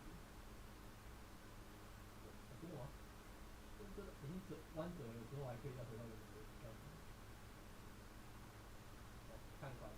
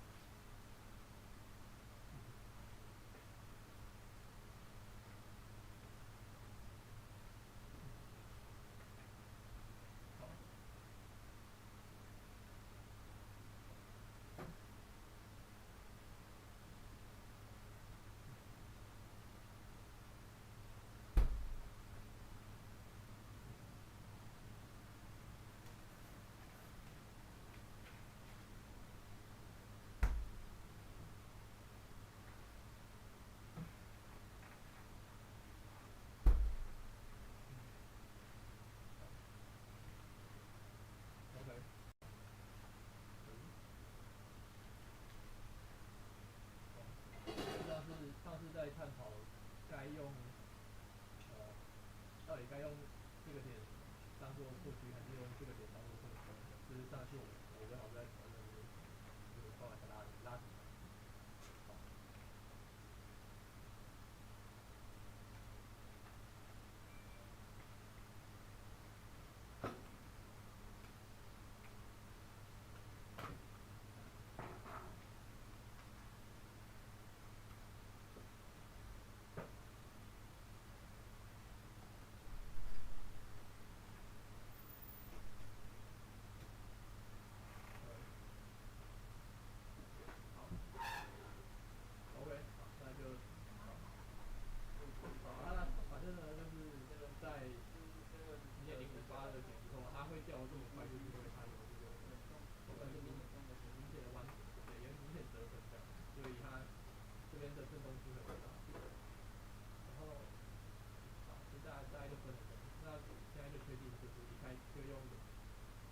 用压力开始下降那个点当做错误，那我的逻辑的数值大概就跟基本上差不多，大概就是弱3、4。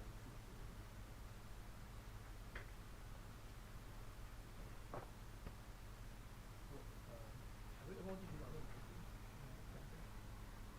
应该是不一样。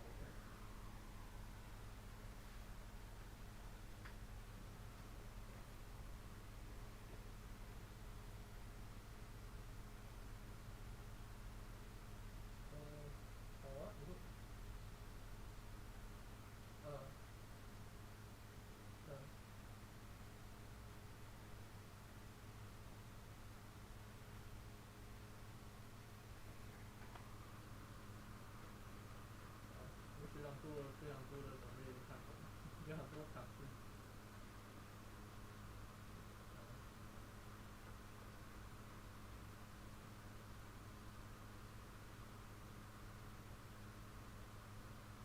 我技能好像跟组长一样。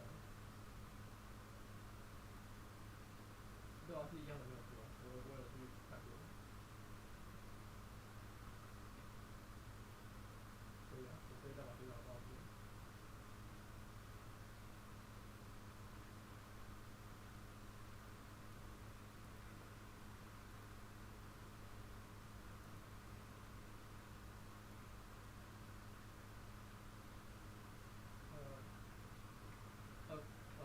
学长者没有，怎么讲？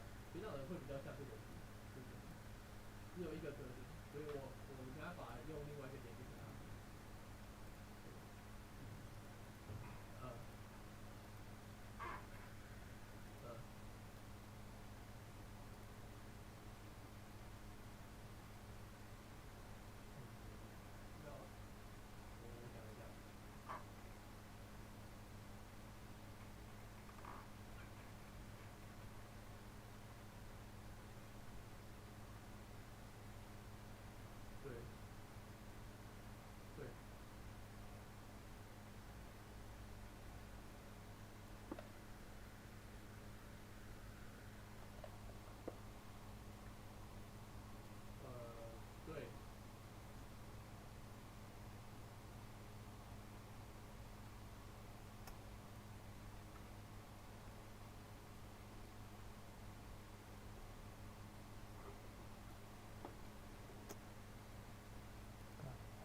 采用原来的方法。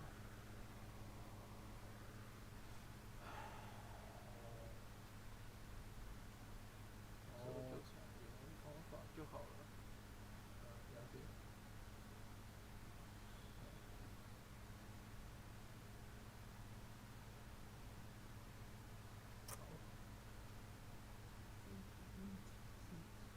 好，了解。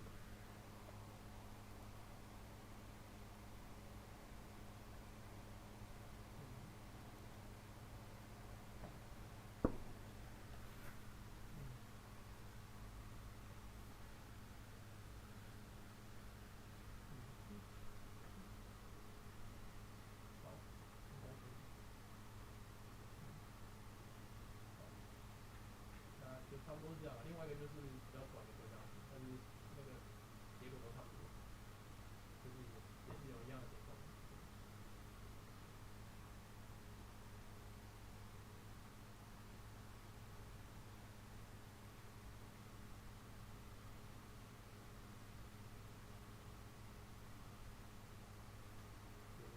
就是一样的。大家差不多。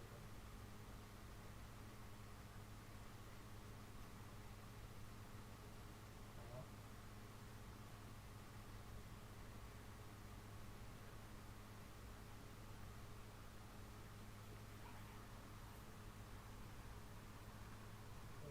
对。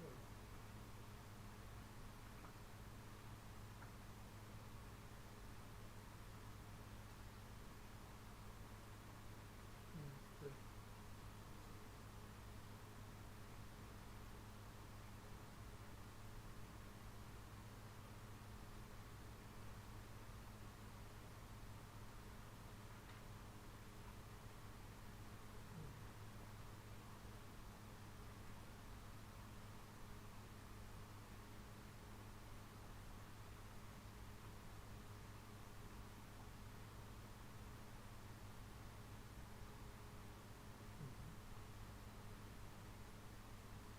好。好。好的。好的。那期末的报告有什么特别的限制吗？就比如说，不可以太久远的背出来，或者是只是因为我想要做就是直接重建的东西，但是它大概是2000字左右的，是 OK 的吗？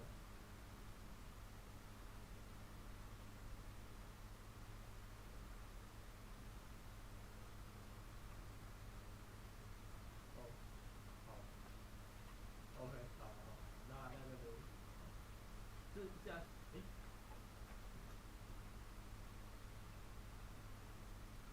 可以做10的东西啊，我觉得10的是可以。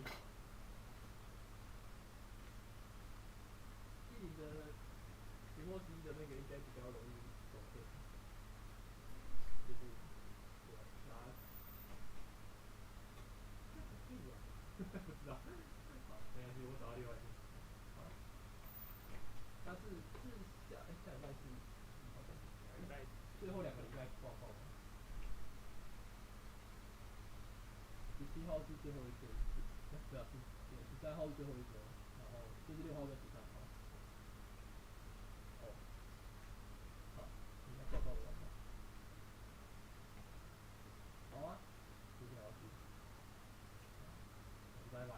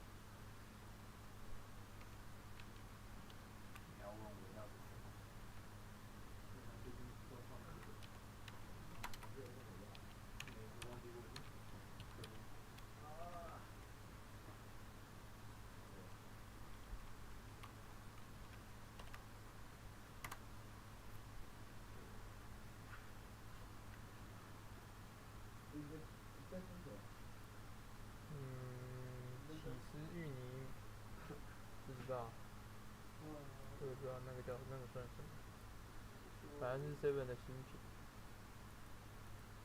新品，就是新品项啊。这是 VS Code 啊？对啊。你这个到底是用 MATLAB 画的，还是用这个用 Python 画的？哪个？这个，还是这根本就是另外一个程序？这是开源软体啊。这个是开源软体啊，他把那个啊，他把这个程式界面化。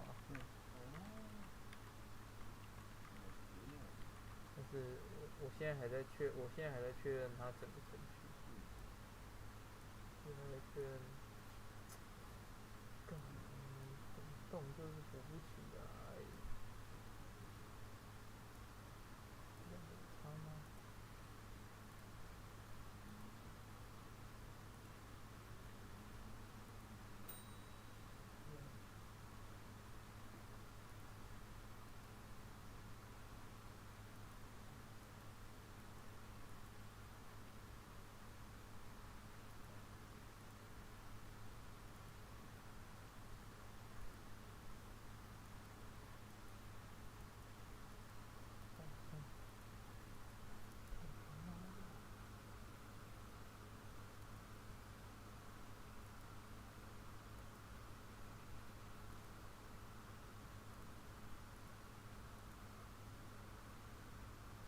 造型新盘是后来自己洗出来的。对啊。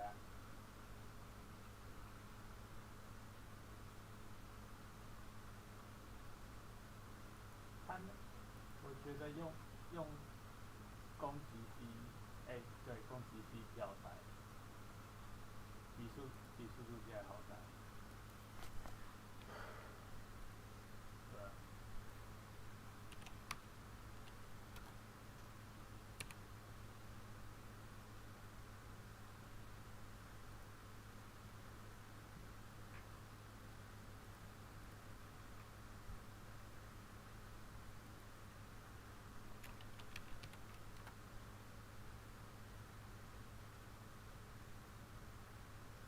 小现在还没看过5秒操作。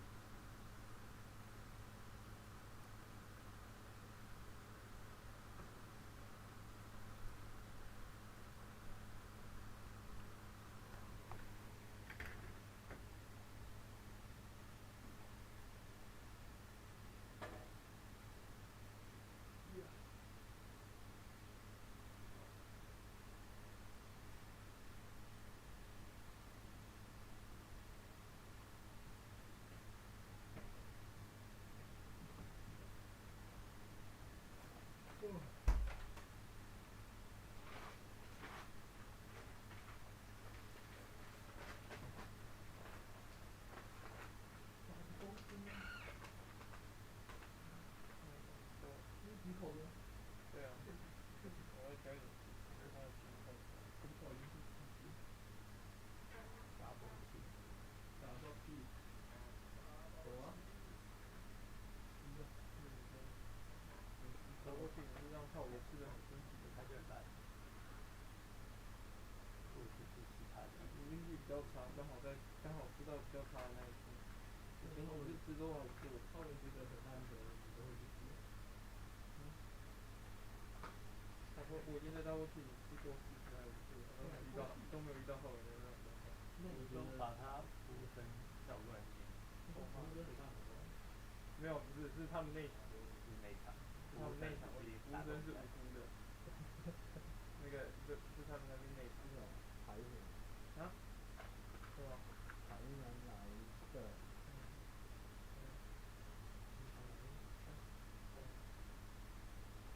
你觉得真酱好吃吗？啊？你觉得真酱好吃吗？我觉得真酱好吃吗？没有很好吃啊，但是我只是有点怀念。我去纯酱我只会吃一个东西叫做豚骨乌拉面，它不是豚骨名古屋拉面，名古屋台湾拉面。名古屋的名产是拉面。啊？没有，他是一个台湾人，他是一个人在名古屋做出来的，然后因为他跟台湾肉燥很浓的，那名古屋台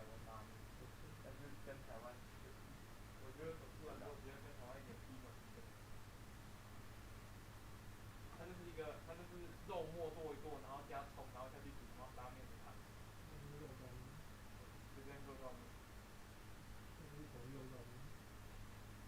然后他把它取名叫做名古屋台湾拉面。对哦。那这个哪是对？对啊。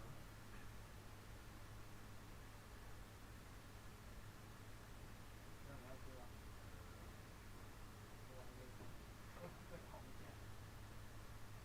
再烤一下就可以吃了。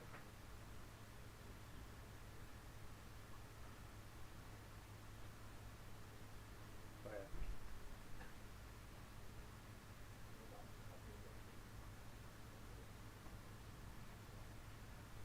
跑步为什么会全身酸痛？跑步不是只有脚会酸痛吗？腰会很痛，腰很酸。我现在负点太真假的，这一包才1000卡，好少。我要自己去打通讯。啊？这包只有1000卡。那个打日志啊，日志。日志吗？对啊。日志打到对的70G。每一份含3。比蓝图。1000卡1000大。比蓝图好多了。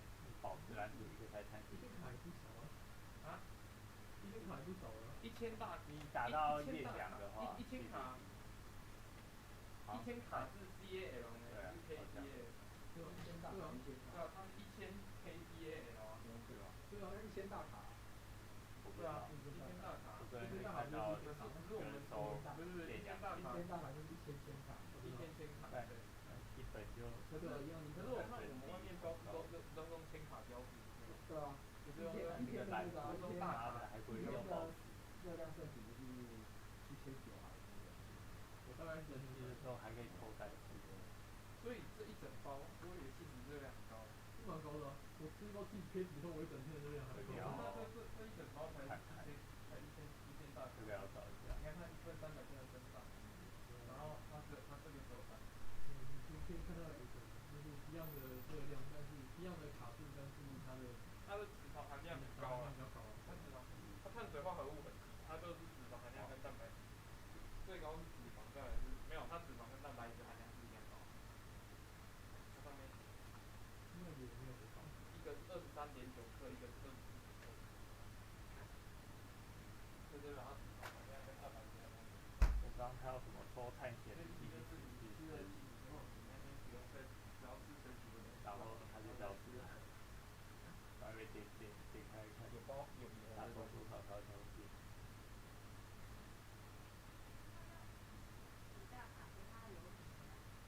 它的脂肪含成分跟它的碳水很少，它大部分都是脂肪跟那个脂肪跟那个跟蛋白质。然后我之前那时候在看的时候，没有，我把卡卡关掉。推荐别人吃。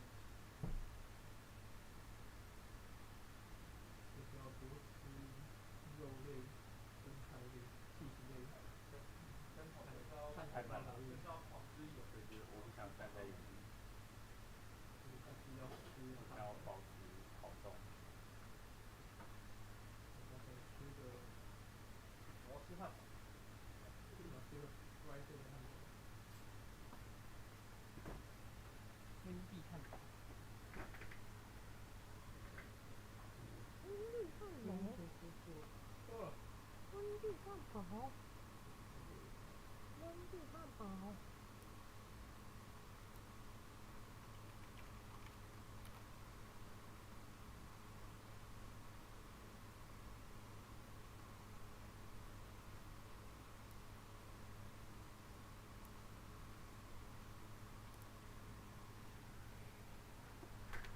该放了。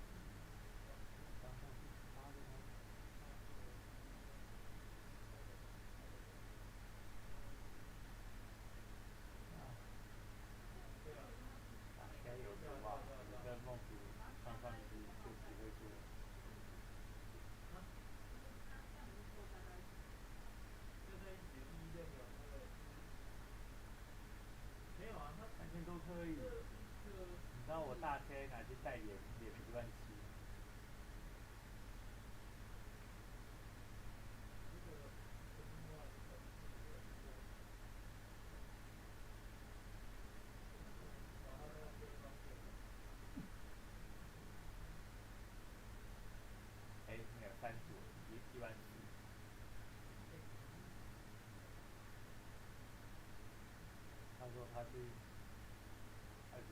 看个影片回来，他的连接是一少两只，1组5000，他已经少两只。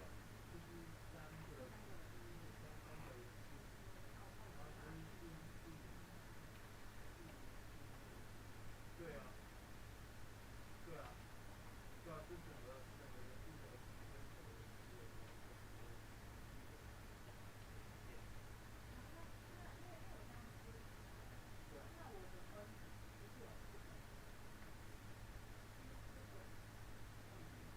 这个不是代表它的位置，就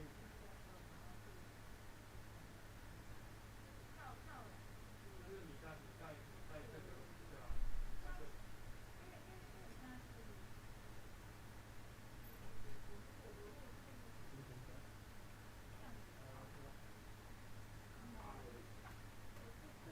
少700块，没有，还有是没赚到，没有在现场赚到700块，我还没倒，所以不买保险，不会赢，就是这个心态，觉得会赢，还有昨天跟你买100块的赛事，我不是说你要确定吗？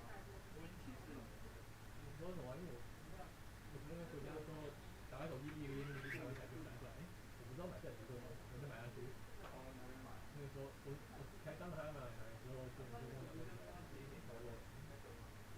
说，我手机就停在那个页面，我忘记了，我没怪你啊。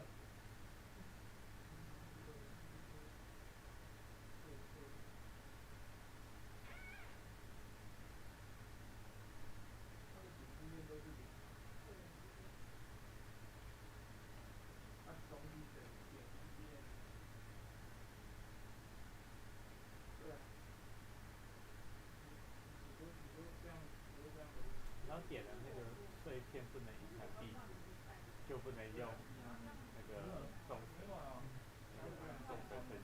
很错啊，老师要跟我讲这事情，我忘记了。对啊，你看他有今天还，他有跟他说不会去的，还为了要，他还偷走了，为了要做个正式，浪费一笔。老师用的没有这个事情。可是N1如果对赛机的话，就会变墨。这方面就是你要导是在那个点。对啊。那就我。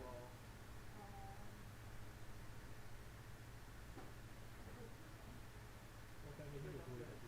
他只是说你在那个点进行有一下有没有他比我还要多公司啊？下一个没有认错啊？下一个没有看到了。是吧？对啊。没错。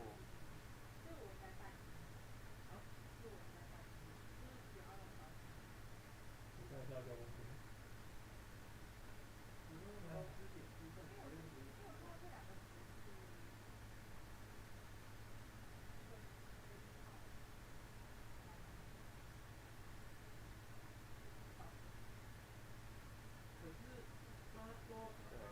你要把它点那个什么碎片不能影响地图。就是你不是你原本的对对对，那个要点掉才能用充电。对啊，看我也觉得白痴。没有，我想说，我打完出去，为什么那个平台是空的？然后它都会投影到一个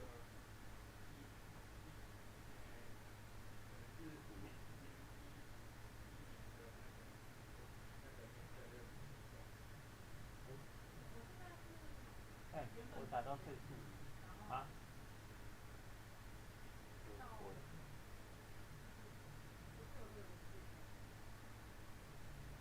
自己它很贵。我36%，你要现场换。我不是说我身上是那个一个知识选手31%的。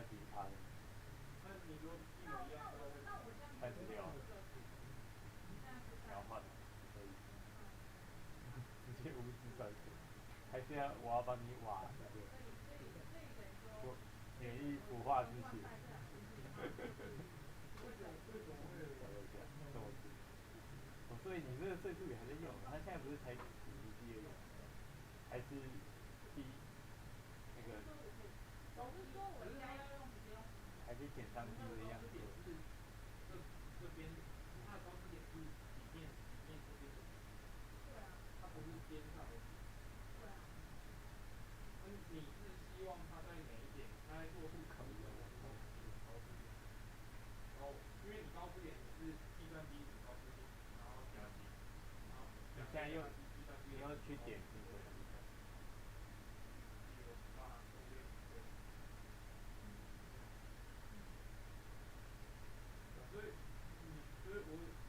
所以你如果这样的话，对啊，那这样的话就是说，然后再进去之后都算过，你要把这个 S。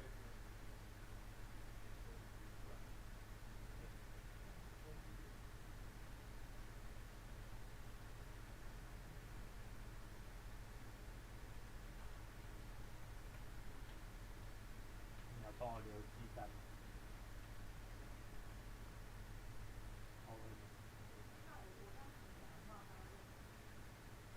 我让孟子帮我点到一个，对啊，有公数加2宝公数，然后满线，然后我就要无效，加2宝就没了。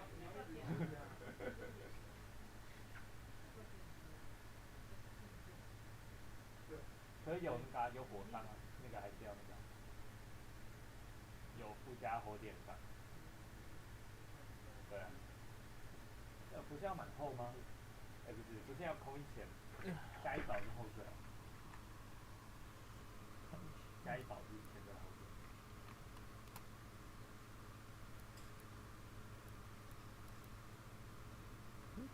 我说加1宝不是钱对吧？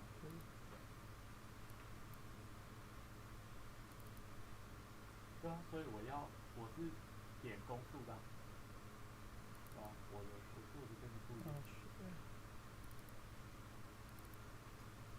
把你的税数放到公数，我放别的因为计算的。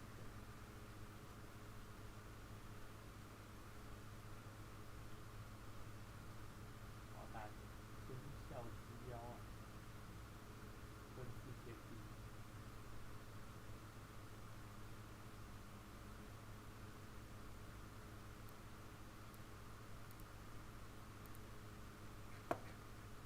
消失点 i 等于积分的 sin x。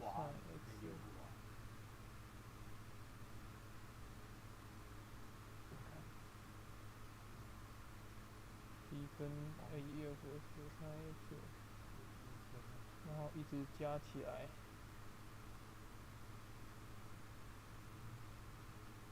哦，因为他在算的时候不是，他在算的时候他不是没念对，他就是一个对。那他是把整个面做积分，然后去做算，这样才我原本是整个面做积分嘛，然后这样成我这个就是在这个然后去算，然后算出来之后，的事情，然后再加上1/2高低这样去算，这样。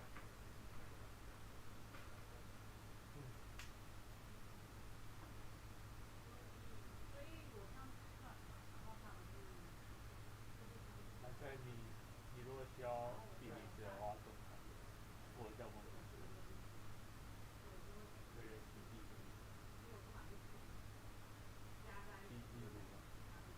哦。对，如果你是根号第一条。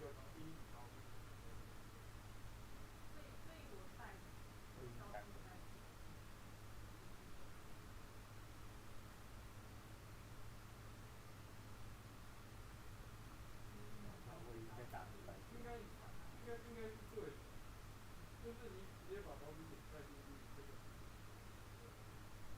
然后算出来这个，然后之后再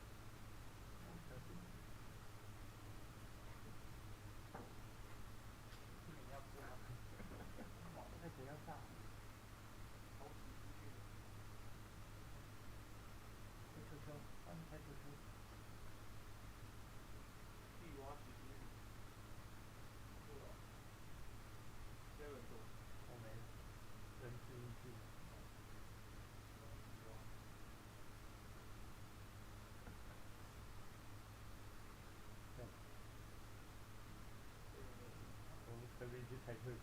啊。要打字。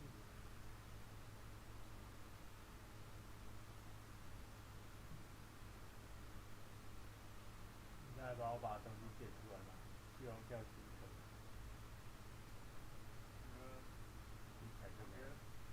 我假设不完题材就没掉。就是外面写的东西。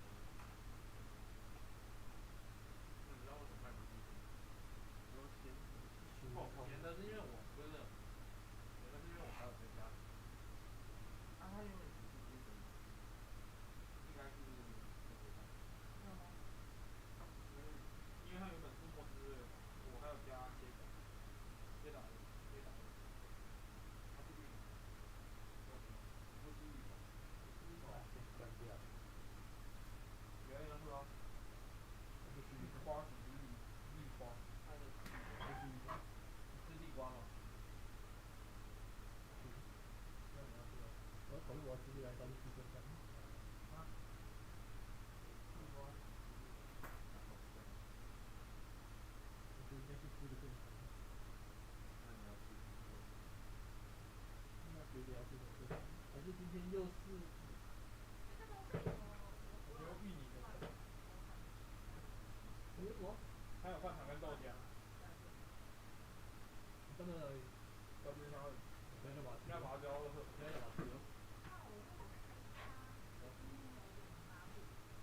那我，因为你吃的一定是做的。东西。变成分析了。那你要吃地瓜只是，你们是可以专注开始，然后他说他生气了。那你要注意去，然后有没有理由？我觉得芋头比较大，就是地瓜味道比较。你拉肚子就会吃啊，因为我就吃。如果回到当年的杰森飞车。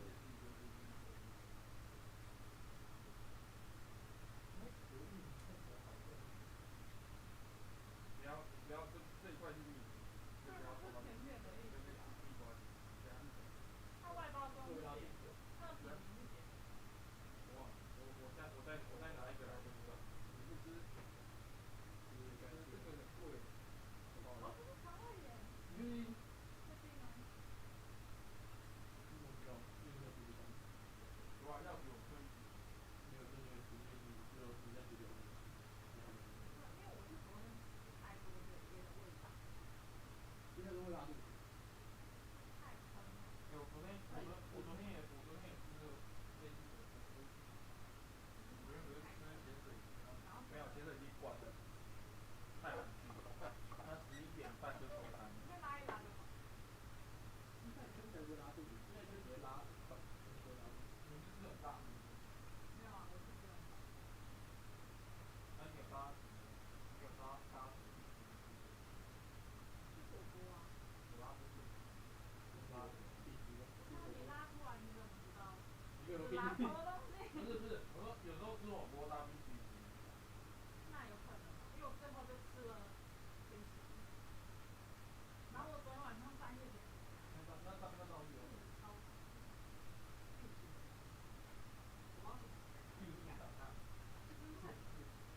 赞。赞，太赞，太赞。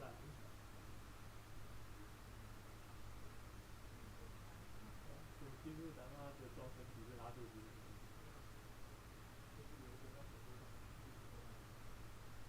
他那个进隧道不是只差那个。出来。对啊，进隧道就是拉出来。对啊。我看来就是。我没怎么看的。他没注意的介入咱们，所以是拉肚子来越里面有钱。听起来好像有一点。很合理吧？隐喻好像蛮很合理吧？就是给小孩子听出来，就是你拉肚子的时候啊，对吧？它应该是不是火车了？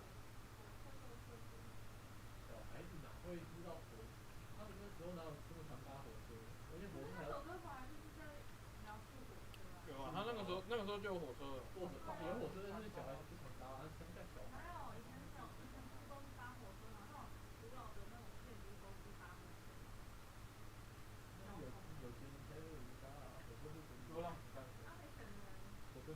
对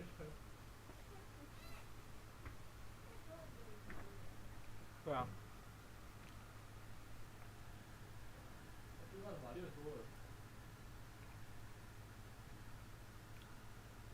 壳啊，要去想。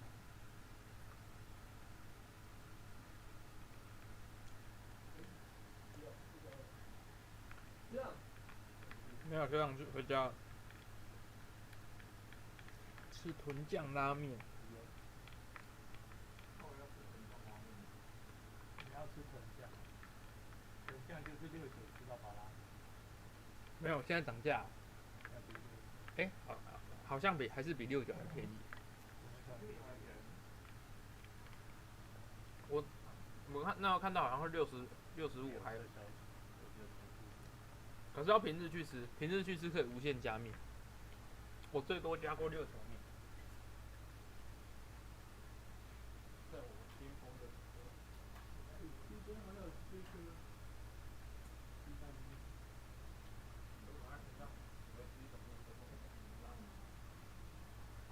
以前那个时候，对，我还开着。就是那家宝的家。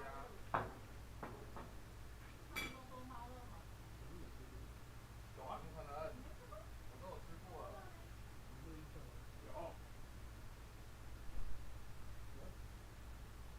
我们吃过。有啦。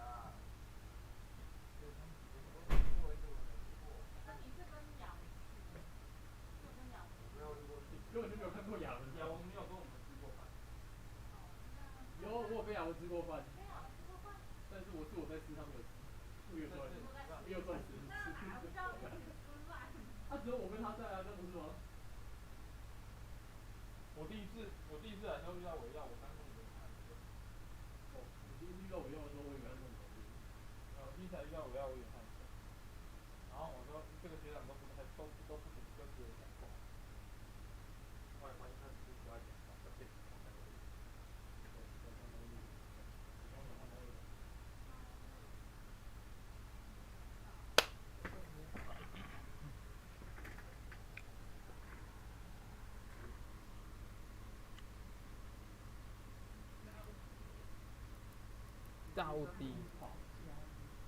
到底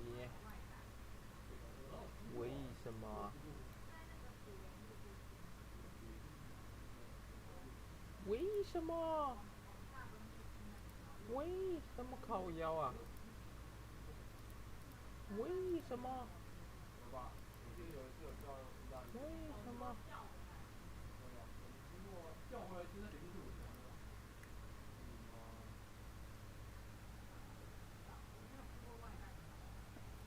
而且我一直有叫我回来吃。不然你们去吃面加2卷啊。不然你们去吃面加2卷啊。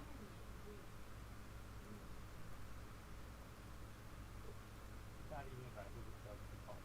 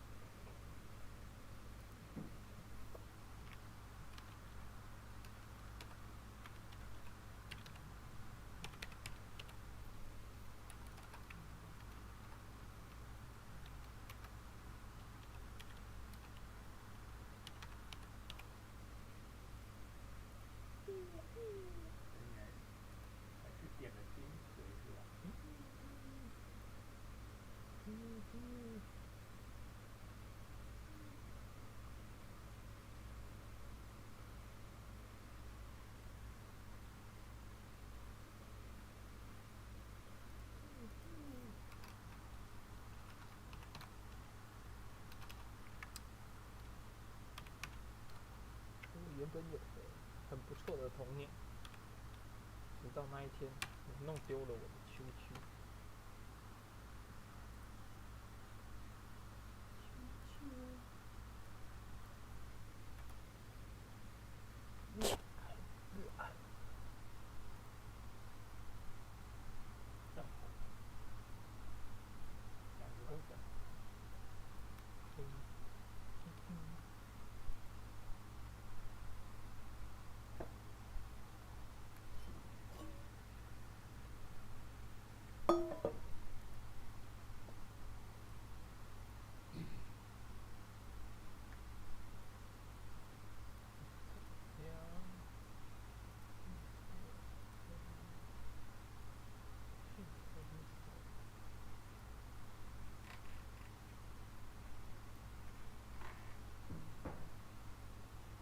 升级吗？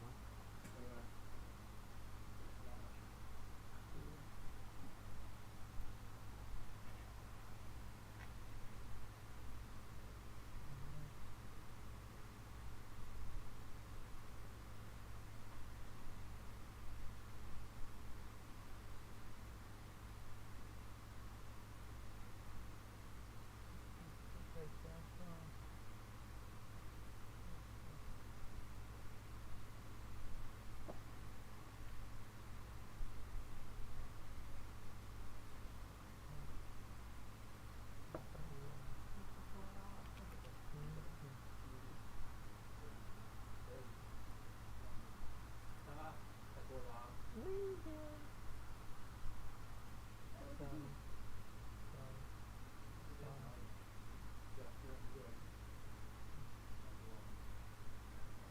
强吗？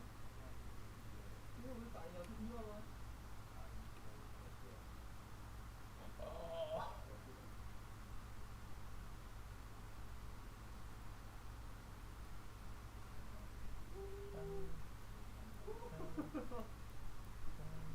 在那里，不知道你是猜他那里，是吧？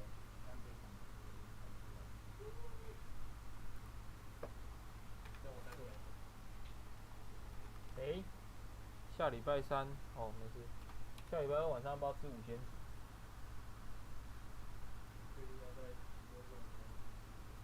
啊？为什么不能吃5仙子？啊，没有啊，下礼拜是浩维自己报啊。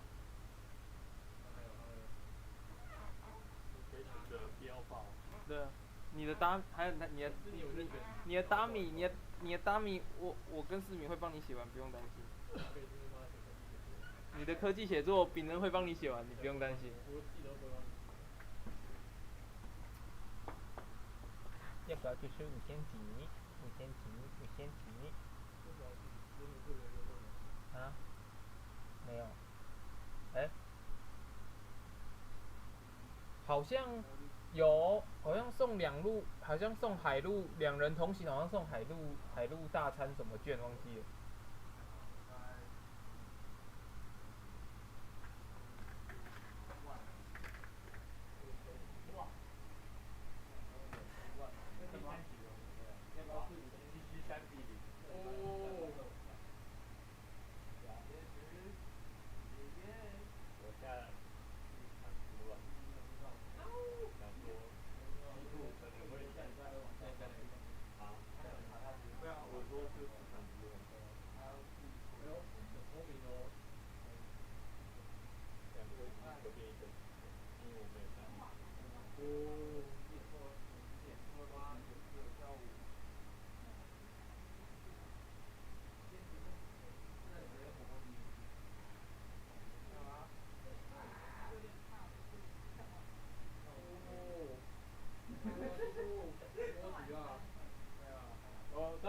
我再看看，我只是突然看到那个他5仙子有宵夜，有那个宵夜场，然后我就想说找去吃5仙子的宵夜。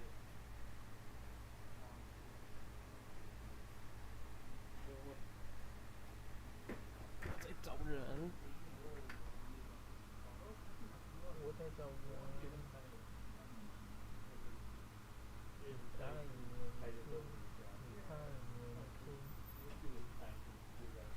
眼睛。一场风声吧。好，你们先吃吧。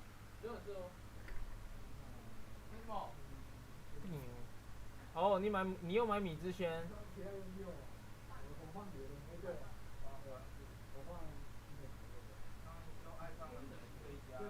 大哭啊！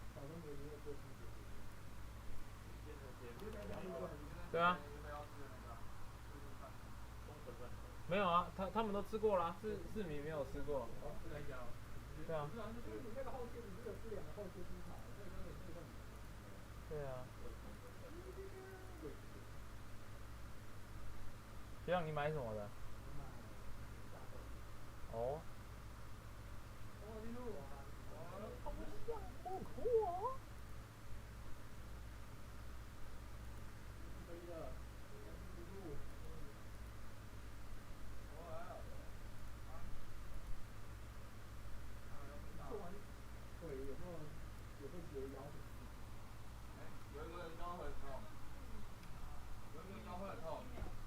对啊。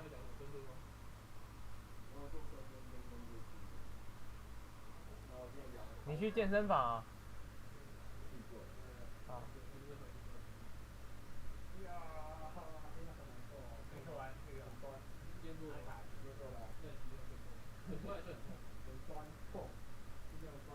过来，我是乳酸堆积还是肌腱痛？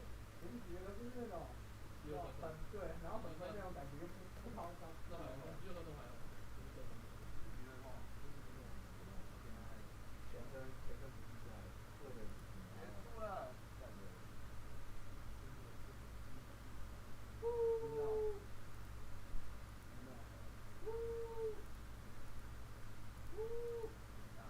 吐都没用啊！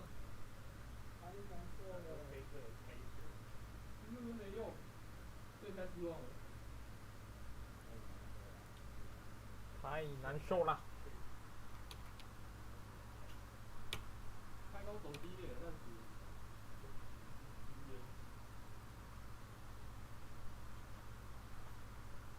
不入无人之境。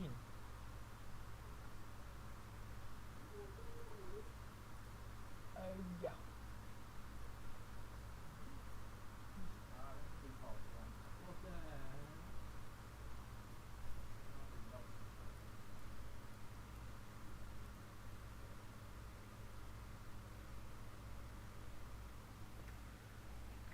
哇塞！无人之境。你现在就猜。不好猜，有点像。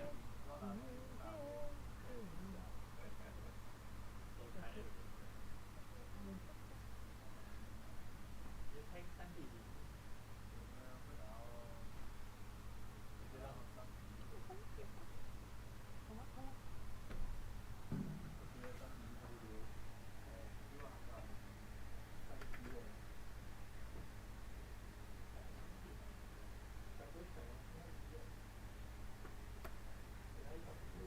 快呀！快点！我要确定啊！确定完我就要直接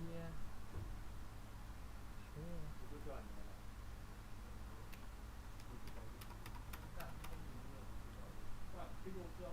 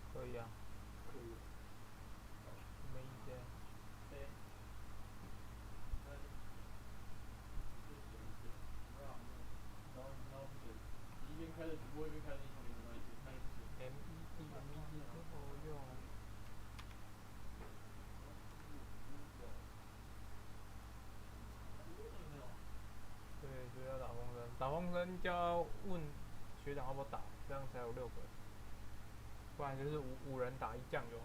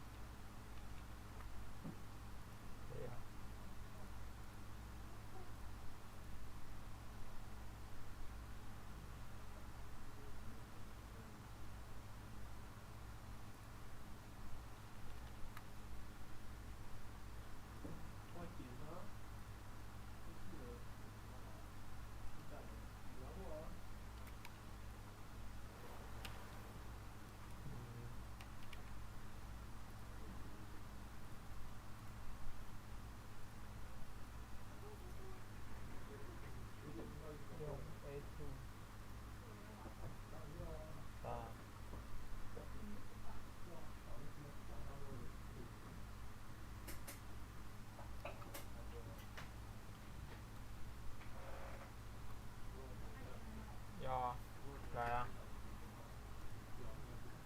我去看一下。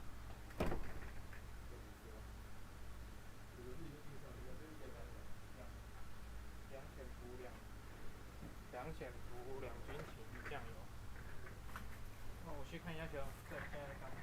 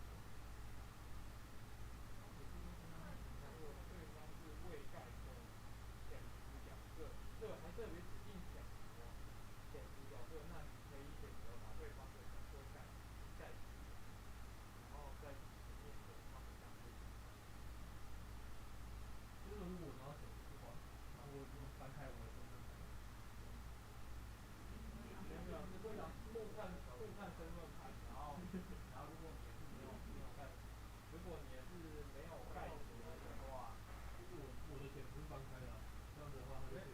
是他的角，是他的那个啊，那个角色牌是翻开的，不是真的牌，所以你可以把对方的盖起来。哦，所以你可以把对方的盖起来。如果对方的没办法被打开的，那他就永远都不能用这个。哦，所以是说，就是如果我把我的角色牌盖起来，然后跟他看身份，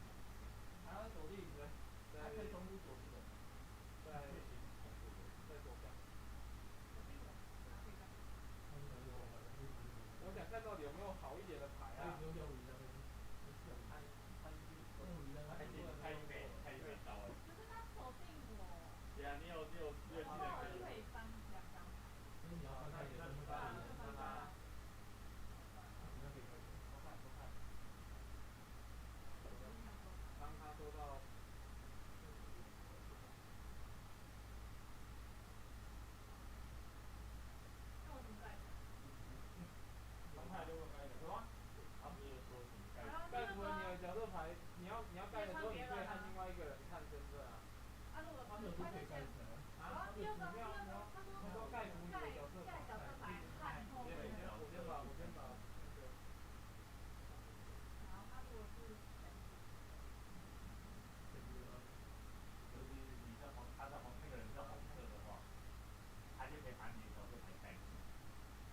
能用。你刚锁定的，对不对？不能收。这掉包。掉包。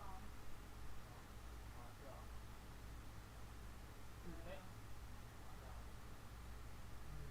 不要浪费好了，这掉。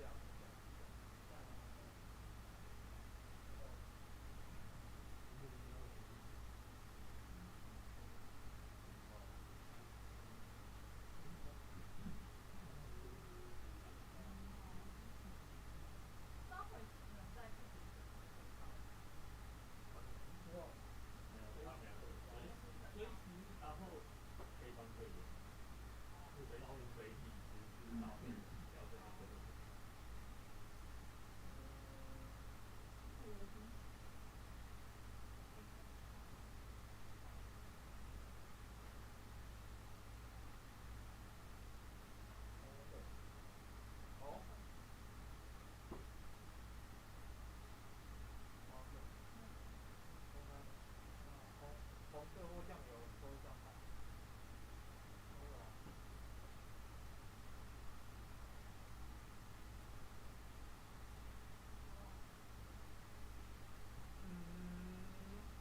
很明显哦，很明显哦。干死他！快，各位干死他！对的。我怕有人蓝色，后面有蓝色，我先截掉，反正没看。我就是打这种习惯。可是你们知道我身份，我可以直接看你们的身份。靠一打。点开我身份啊，反正你们都知道我身份了嘛，所以我可以随便点开别人的身份。没有，你不能先他的身份吧？你只可以翻我的身份牌，然后也翻别人的身份。他要讲说你可以翻别人。黄色的。好坏哟。但是我翻到自己队友。你翻到自己队友，你就让你应该是要先开，你应该是要先开那个蓝色的地，然后先确认你的队友到底是谁。哦，对。然后之后最重要的时候，你再去看。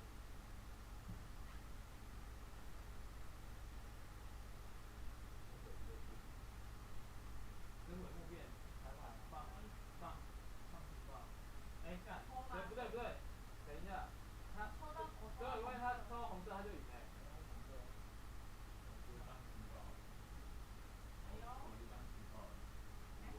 还有人手法，你以为是手法？他是猜就是抽牌。这样子，他有一个名字。没有。他上次是有一个是最后一个拿那就是真伪莫辩。那就是真伪莫辩。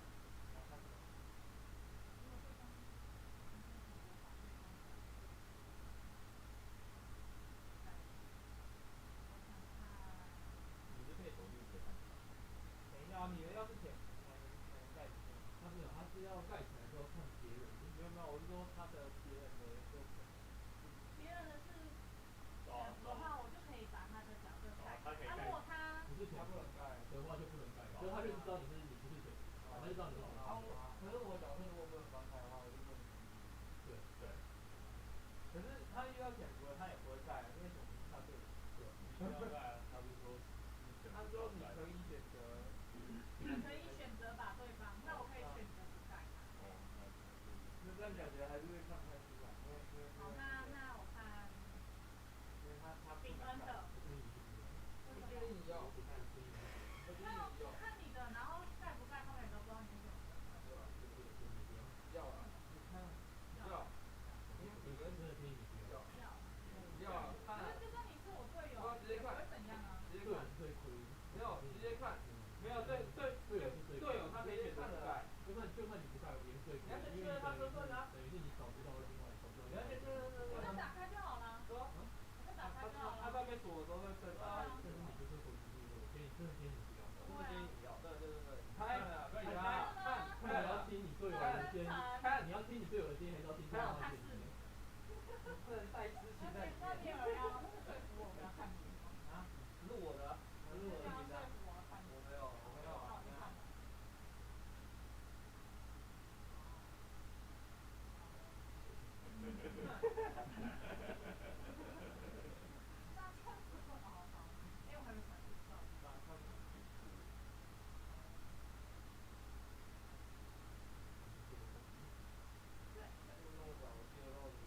对啊，这种怕，你已经忘记你之前的资格了吗？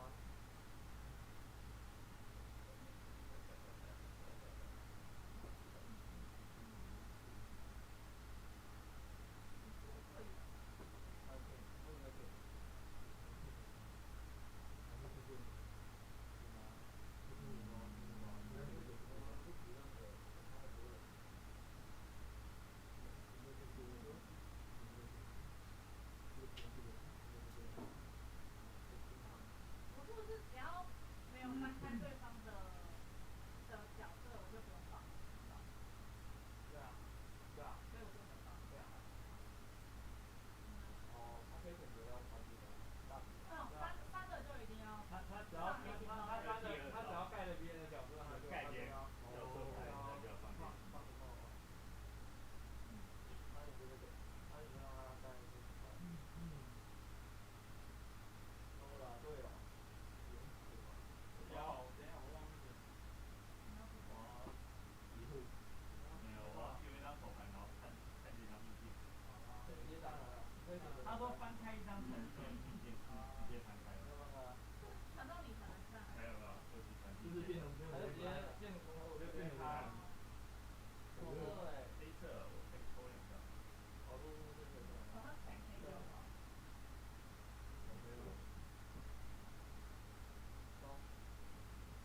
走，怎么走？不一样。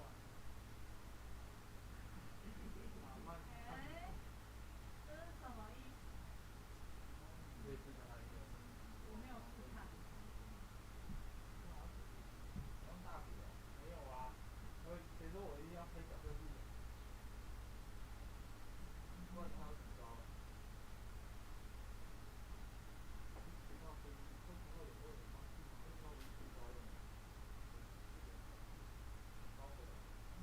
他烧会红色。这样到时候再说啊，到时候你就进去看就知道。可是这个你们3个一定要有人收啊，因为你们不收我不收啊。把它调高，先把它调高。你是巨级连环扣哎。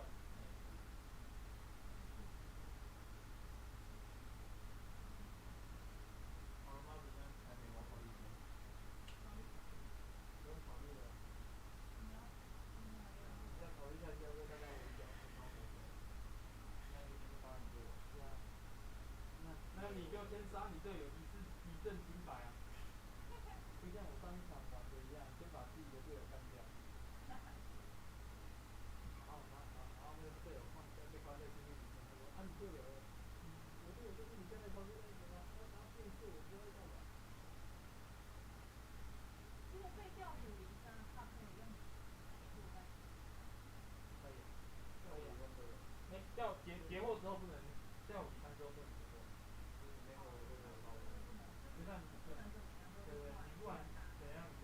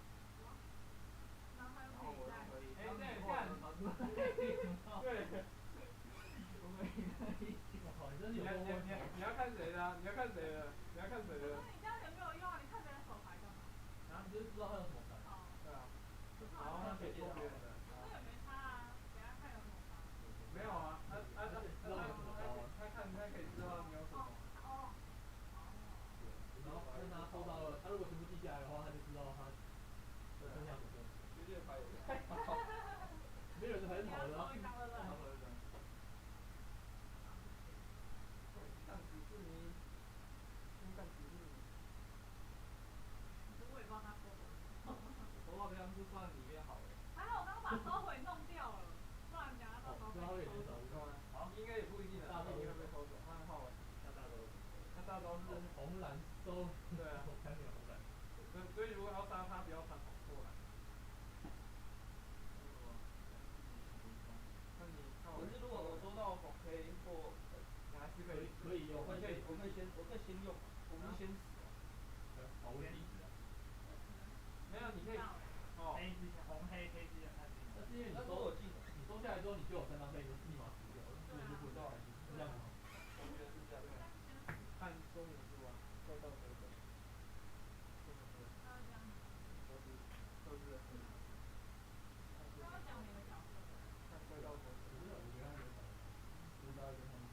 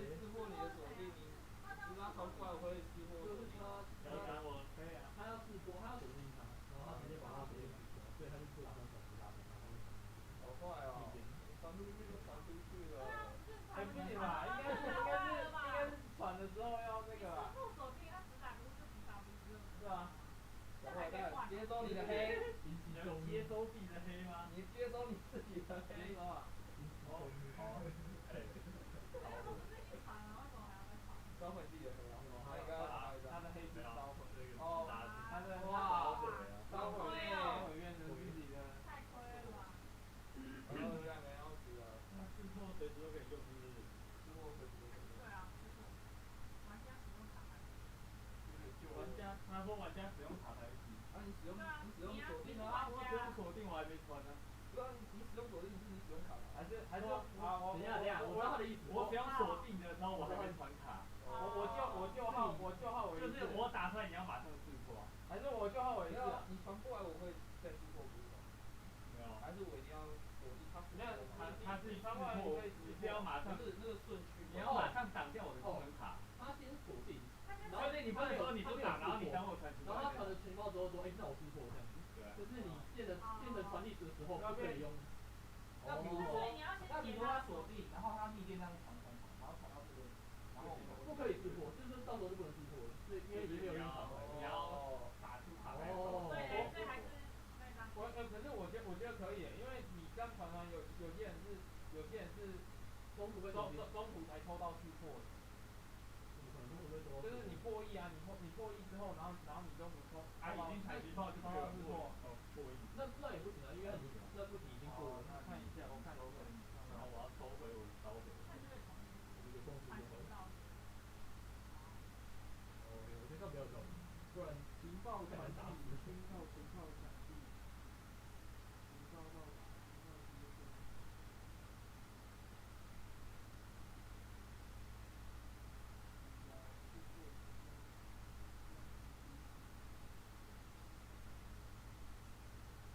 因为他不是先给直达，再用锁定，他是先用锁定再给直达，所以如果你先给直达的话，那卡就是你收的，但是同时的意思。没有同时，他先传情报出去，然后我用锁定，他可以马上把锁定锁掉，然后再去约这张直达，所以直达会回到后尾的。那如果后尾先用锁定，然后是直接打突破，那他就不用说那张那个。哦，对，还接出来。可是他万一是红卡的话呢？就一样的意思啊，就是你如果先，比如说我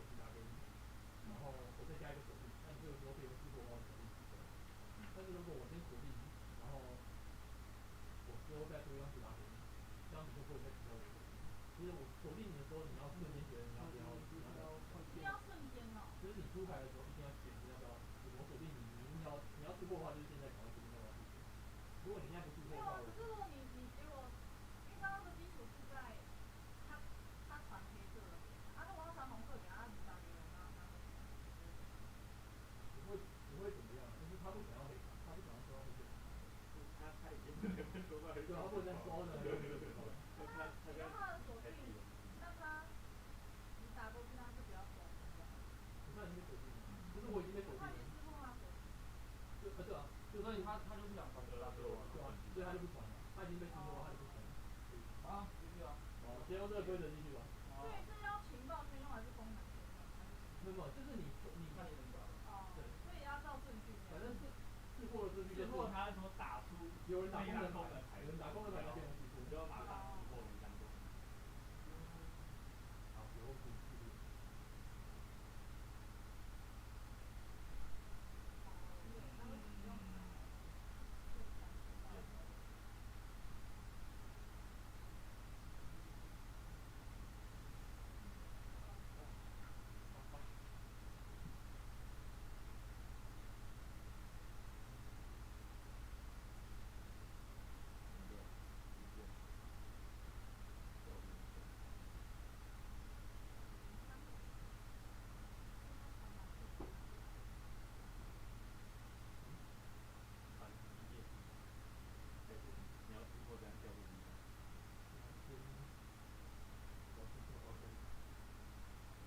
要不要打开？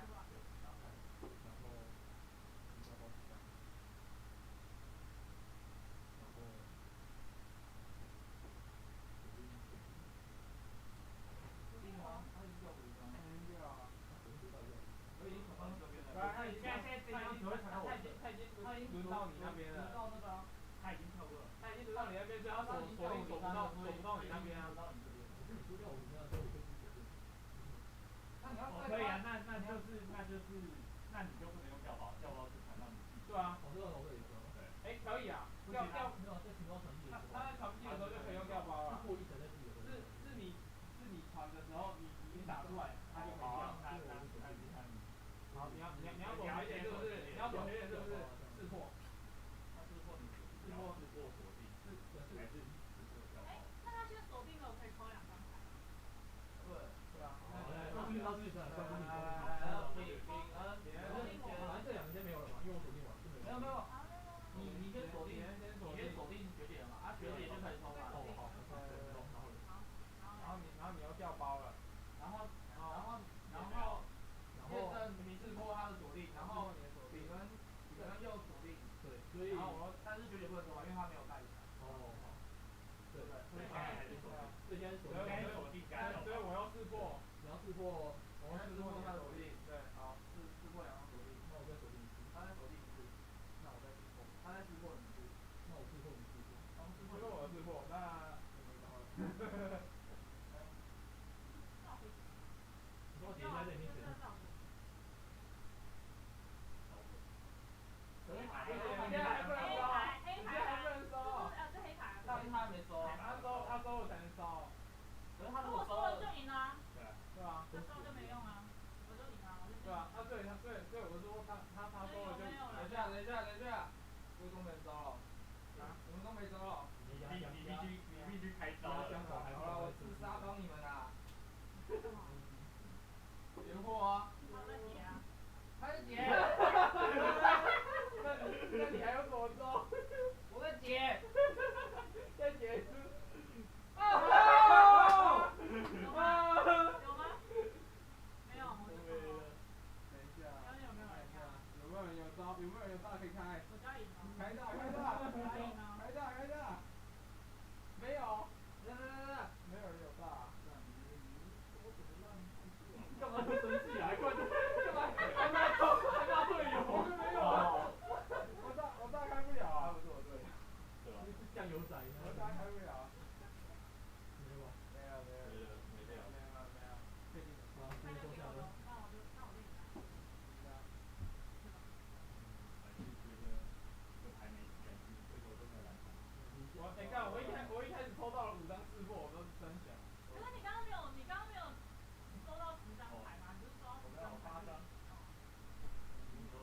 在以防万一的时候，我还是会开大翻译车这样。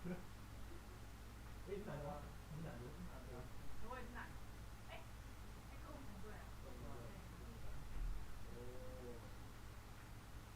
哦，你的名字。是啊。上次你的助攻啊。我本来以为大概2到3张锁定就可以搞定。我没有大。我想要你有没有啊？没有什么，没有提到。锁定或掉53啊，我一直抽牌，抽不到好牌。所以你传情报传到你这边，然后你锁定我们的情报就可以给我。没有啊，是在浩维传出来传到你那边的时候。那他是锁定的意义的用意。他调53，因为锁定大于调53。是浩维打掉，应该是浩维打到调53的时候，那个别人就应该要打锁定。对，我觉得是打黑马。就是浩维打调53的别人就应该打锁定，然后浩维再传。因为那张牌原本是，因为我本来就打算锁定，因为我锁学姐的话一定就是他调53，然后接他下一个，所以我已经锁他。对，因为如果是照这样讲的话，是浩维传到学姐根本不会传到学长，他就会直接传到。所以他应该是他在他打，对，他马上打他调53的时候，你要马上。对，你应该是他在他传的，因为我们刚刚已经以为牌已经传到里面。哦。因为我本来是打算他出来之后我直接用掉包，因为他加一个是锁定，调到加锁定，是吧？所以等于是他刚要传出来的时候。但是浩伟是先打掉53，再传一遍。哦。那我应该先锁定，再调扣。对，先锁再调扣。好的。哦。这边都有算盘吗？我们规则越来越明显。仪式很重要。好嘞，因为我都不知道他的算盘。他就是一直偷牌啊。他抽不到好牌，但他有时候试过。那也没说他看你。他也是他。他看我知道，因为。啊，我哥哥也说完了，他刚刚一直读，他其实就已经知道了，因为他事后没有说。对啊。他都已经知道大家的身份。对啊，大家身份太明显了。对啊。你要打第二局吗？我打第二局打名的蛮啊。好的。我打名的蛮好的。也是可以。因为我打第二局啊。我就先把我的身份表示出来之后再看。对啊。不会拖牌真暗的。抽牌是一个。你有销毁。而且我还可以抽。我想要你当销毁。销毁没有用。我有烧毁。我打完第二局销毁。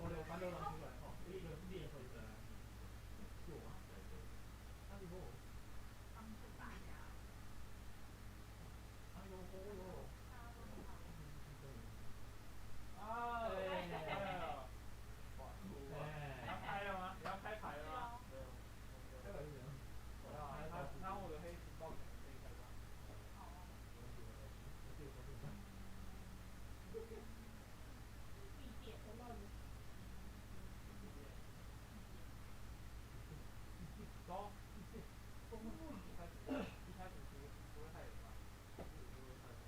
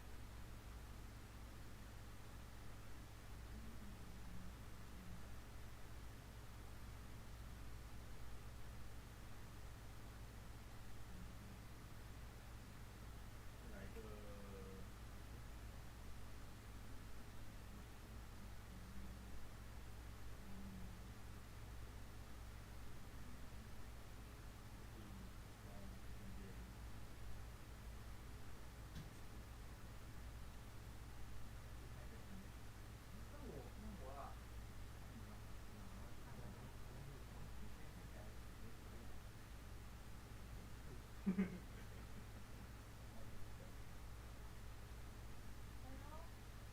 有哦，然后执行了。因为你没有说你是好人。我是一个好人。哦，干这一场的目前的所有试探都失败。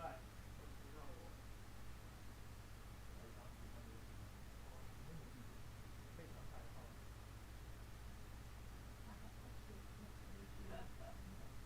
还是你还有试探？不会还有试探？我还有一张试探。不要吧？需要。那你要试探谁？你要试探谁？这个到底是试探谁？你以为用太多张试探会混乱哦？没有，我可以用3张。然后我都不知道。知道我。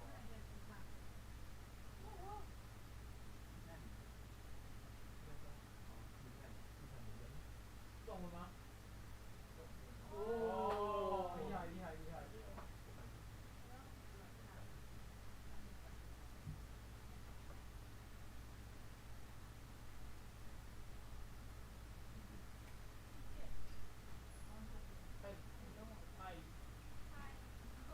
那你要传照片给我吗？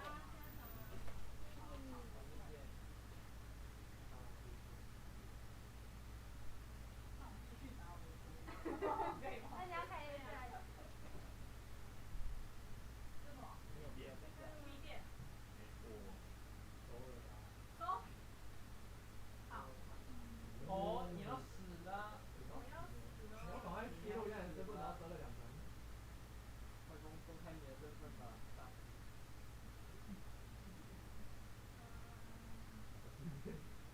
打。打我！好可怜，不要怕，好了，收了。对。刚刚打到最后。如果他是蓝色的话，没有找到我。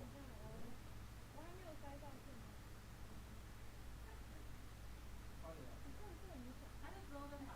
没有，你就全部就先传给我，然后我再传就好。对啊，那你自己再传。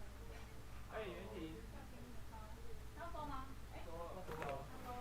你以为？哎，跟我昨天讲，没有了。哈哈哈哈哈！没有买，给我了。你是反指标。都没买。哇，你们2个互克。好了没？还没。我干嘛？哎，这样子有传情报吗？也应该有。哦，这样子应该有2倍吧？好厉害啊！这样子应该有2倍吧？应该有吧？我觉得应该是6倍，6倍，6到7倍。没有买的时候，买的时候不会中。快传啊！你说不急啊，我可以考虑一下哦。考虑。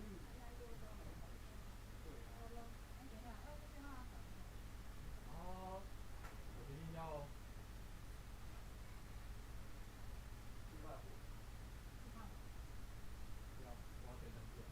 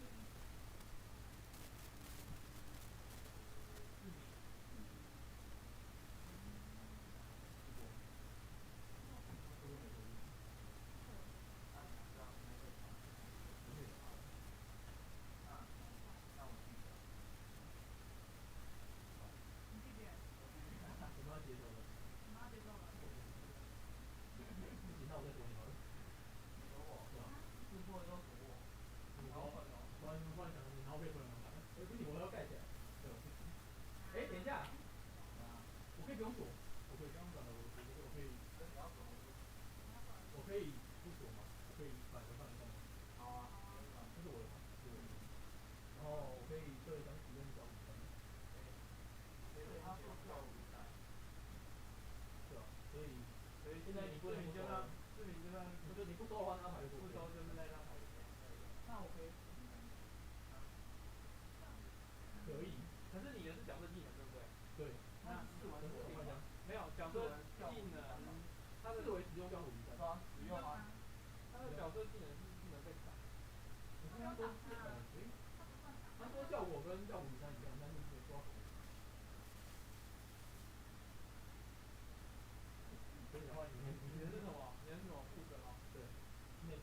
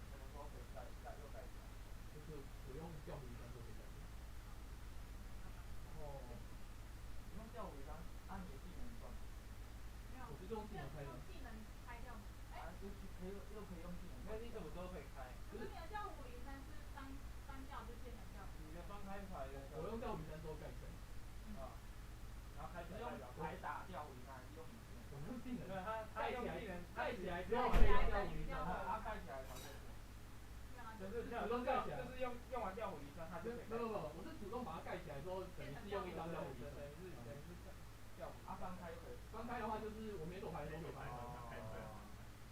所以，我现在想要打一张牌，然后翻开。可是它有手牌。对，我现在要。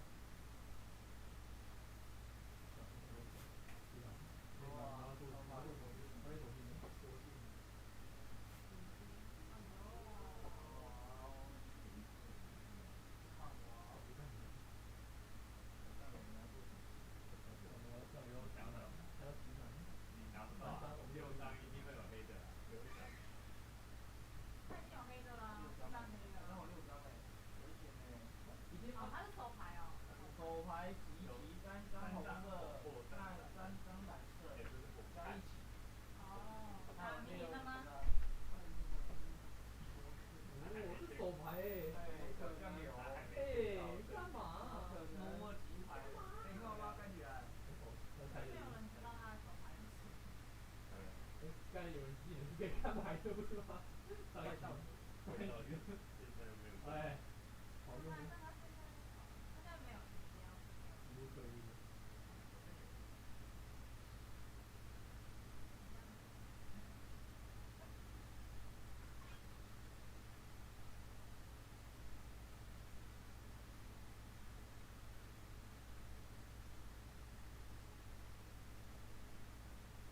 是的，酱油。不怎么打，干不好打哦。看，好。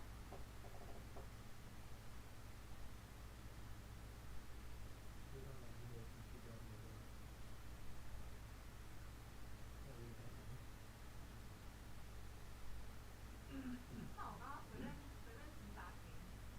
啊，你刚刚先这样。对啊，我刚刚这张是随便提打给你，因为我刚刚不知道。随便。对，我不知道你。因为我那时候不知道大家身份啊。你拿我？但我知道你是啊。你怎么知道我？因为你应该收集因为你刚才打了一张。拿走，然后就拿走。对。这张吗？对，我感觉你这张你拿的是。那时候我已经2张蓝色。他觉得我会拒绝。所以我知道我拿蓝色的，就是我身份证。不管作为手是他拿。他给我。收啊，他才让你。收啊。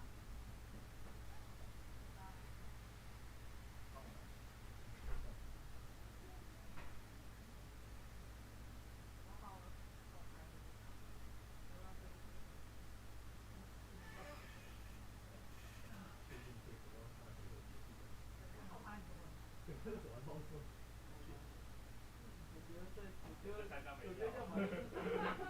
我觉得要么是这一回合会结束游戏，要么是下一回合会加油。我只要在你身上。你要开杀了。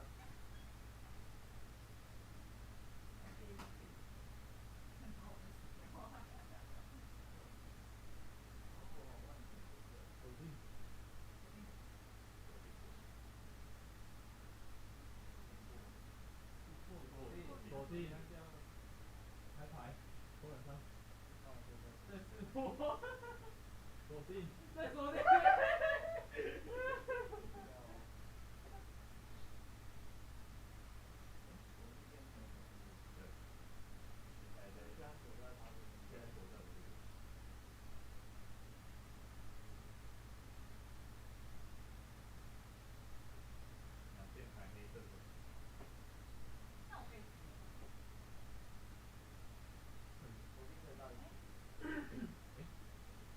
别跟锁定。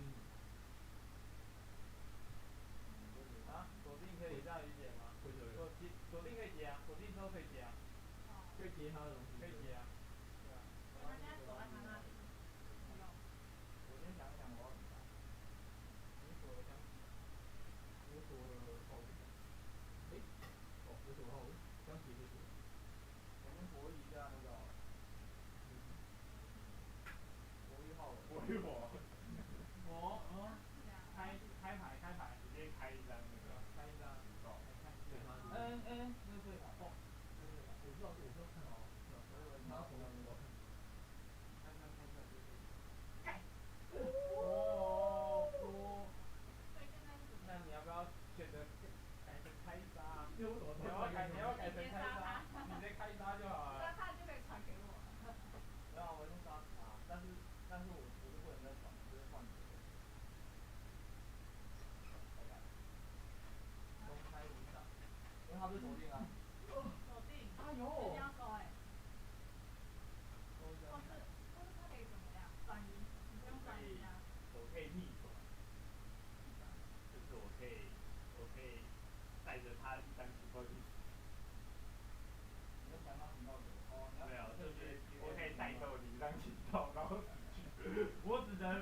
这么多人，再会了，再会了，再会了，我的好朋友。真的。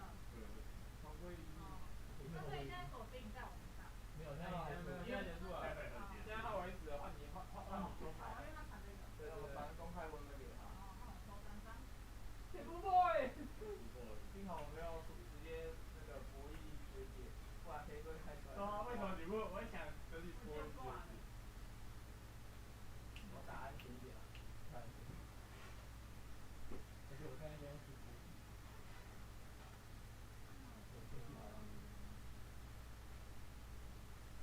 这样有手，小心这样有小转，然后打还是很多啊。你等会分6张吗？我第二期一直开不出来啊。别人要给他一个情报。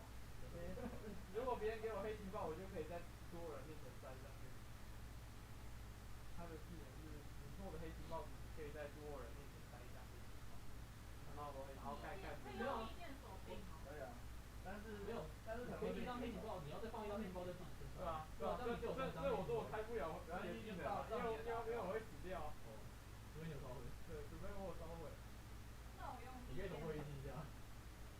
我先锁定。你还不是？我说。好的。被我带走一张。交了啊。交了。看你啊，有吗？那有可能会。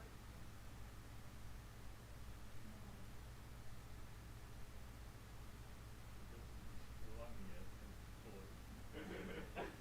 太难了。太难了。还是很烂的，我都没有抽到什么试错。他只有锁定嘛。啊？然后我刚刚一张试探啊，然后那个博弈啊。那个博弈啊。开一张。博弈是只有在自己团队。哦，试探博弈跟转移啊。博弈是只有自己的。等一下有转移。啊。博弈是只有自己团队。抓博弈是自己出的。那锁定了还有转。等一下我转。接任。好像没有转。接任。啊？没有调虎离山。有进去合作一下吗？你要合作。看一下合作。没有合作。没有。啊？现在蓝金有点太强，有进去合作一下吗？博弈试探调虎离山，直接没掉。合作啊，进去合作一下。合作啊，就合作啦。合作啊，谁啊？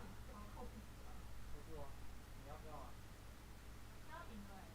然后没情报给你。没有。收下这一张牌。等一下，等一下，你要干嘛？慢一点，慢一点。帮我做。他要传红色给你。你要烧我是不是？算这样，我决定要放弃。你可以帮我烧6牌啊，然后传黑情报给我，我就在他们面前塞，我在他们面前塞黑情报啊。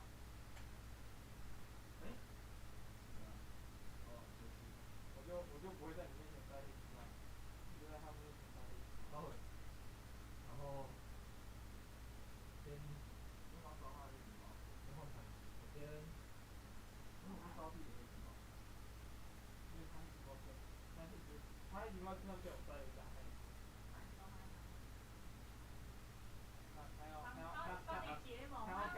他要把僵尸干掉，他原本热的很容易。没有。没有他会啊。可是他如果他给我黑情报，我可以弃我的手牌，然后把一张黑情报给你，所以我不会的意思是这样。你是给别人黑情报吗？哪一个？因为第2个是在我回合才可以用啊，那第3个是随时可以用。第3嘛，第3黑情报是在任务里面。我可以在我得到黑情报之前，先把我的一张弃掉，这样我的。对，可以。然后看你要不要开卡，看你的身份牌，然后把我。那要算我的回合啊。然后第2了，我必须再撑过1个回合，除非你把这张试过。试探。试探不了啊。你是试探还是蜜饯？试探，所以你要试错。如果你试错，我才有办法再下一个。我没有试错。那就没事，那就没事。然后讲你是个好人吗？是个好人。OK，好，然后我要传。你要抽牌是不是？你要增加你的手牌是不是？是啊，他没有。没有，没有，没有。他没有盖牌啊。没关系，等一下。他掉那边，掉那边，然后呢？不用说很懂哎，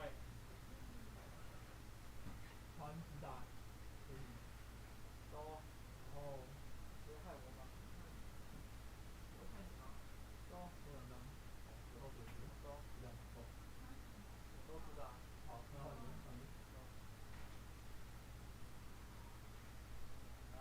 钱不够，你太老实了，你把我开太烂了，哎，我赢了。酱油就好那边。我赢了！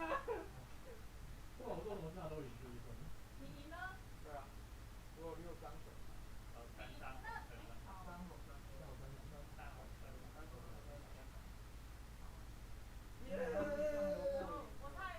差一点，因为时间点没办法。然后我这个气粉拿掉，然后不行，你是酱油，你是酱油。我是酱油。对啊，你要是酱油才行，你要是酱油我赢了，那你就。我已经招数全部打完了，我已经把所有招数打完了，我要先把你吊走一点，你截掉他的情况。对啊。他也可以解啊。这他只有1张蓝色啊。没差啊，这下一个回合很快就换到他了。那总比你被你截走好了，所以我才先吊你。看我今年开了1次。然后。结果被酱油赢去了。因为没有人知道你手上是什么牌，就没有办法直接口袋。我从第一回合知道你是酱油，但是我没办法读你。我原本希望，如果不要，我永远都不要开到这张牌。但是我一直在默默的那个默默打酱油。我要回家吃个饭。回家吃饭啊？对啊，回去吃饭。我投了一堆纸牌，是他跟教主比赛，然后大家都丢火地。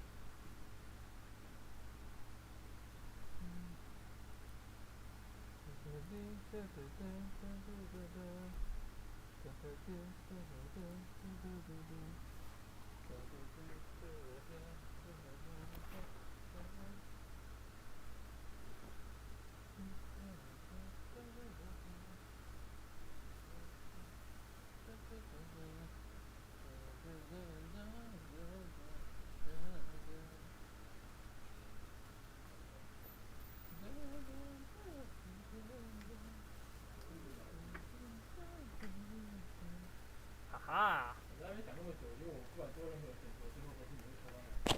所以让我们没有啊，如果为什么让你赢？你知道我要让酱油赢。我原本还想说你会抽黑情报，然后让我在那个市民前面塞黑情报。我知道这样子啊，因为我手上没有黑情报，所以我说如果你识破我的，你识破我试探的话，我就可以识破你识破，然后我就没有手牌，我就可以让。可是如果你不知道他，你不知道他，你要做对那几个可能会爆他。如果我把你杀死，如果我把你杀死，你也那个，我应该会接。没有，就是如果你可以开技能的话，那大家的自律变成很低。没有，我如果开技能我就会死，因为枪击有可能会开大在旁边。对，不管怎么样对我来说都是先然后放黑情报给你。然后你放黑情报给我，我已经有2张黑情报，然后我再开技能之后，枪击再开大，我就会死。啊？我的大是那个啊，我的大是那个啊，不，我的技能是我可以收到黑情报的时候可以把它开启，然后在别人面前放，对，就在所有人面前都放一张黑情报。不一定，就是任意位玩家。对，没有我就不能放，没有我就不能放。可是我放黑情报等于就是牺牲我的。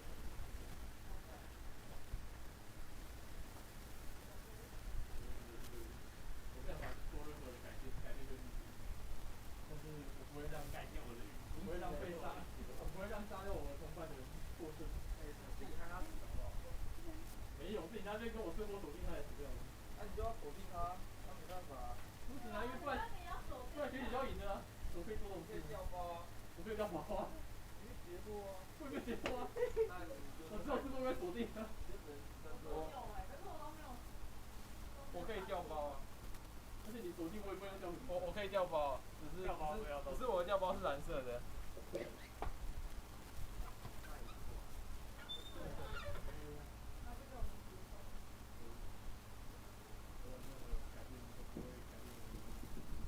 不管怎么样，那大家都赢过了。对。没有，别人没赢过。有吗？有，那个我看电视。我想想。有吗？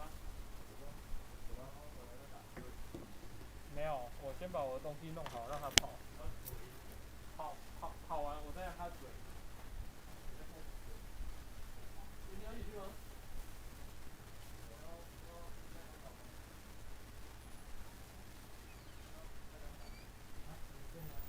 对啊。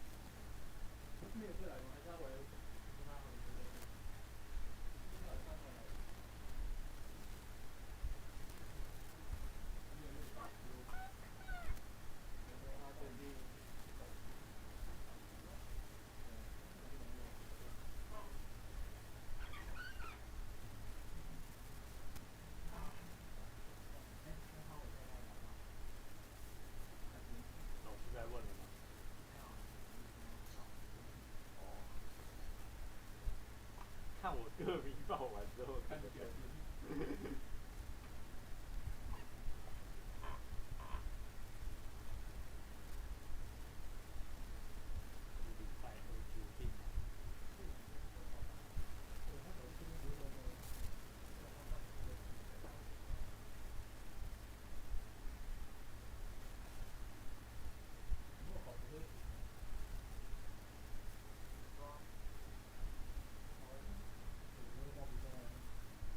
学长不需要期末考。他底下要学什么？看看我要不要救一下。你看我的救是决定是，是他什么？救看我歌迷报完。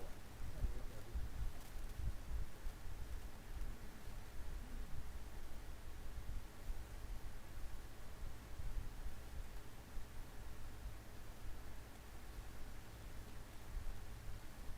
说过知名系列的干。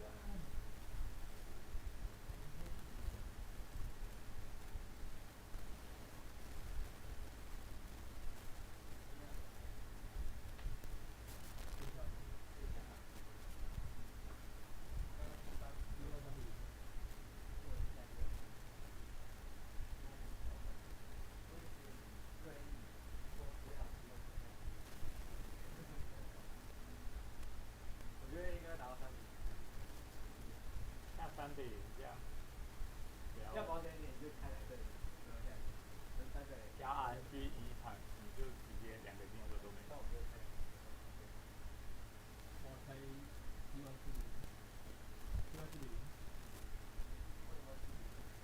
因为有一场多少0，所以开4000。很好的。抓自己。如果你开对就包一个。这样你只要开对场次，你就会就会有。开对谁？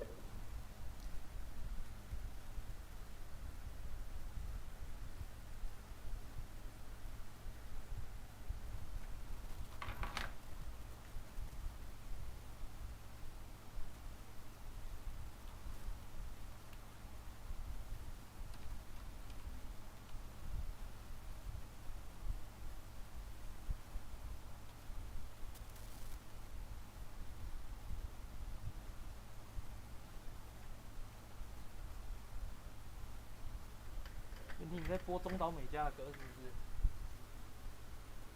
啊？你在播中岛美嘉的歌是不是？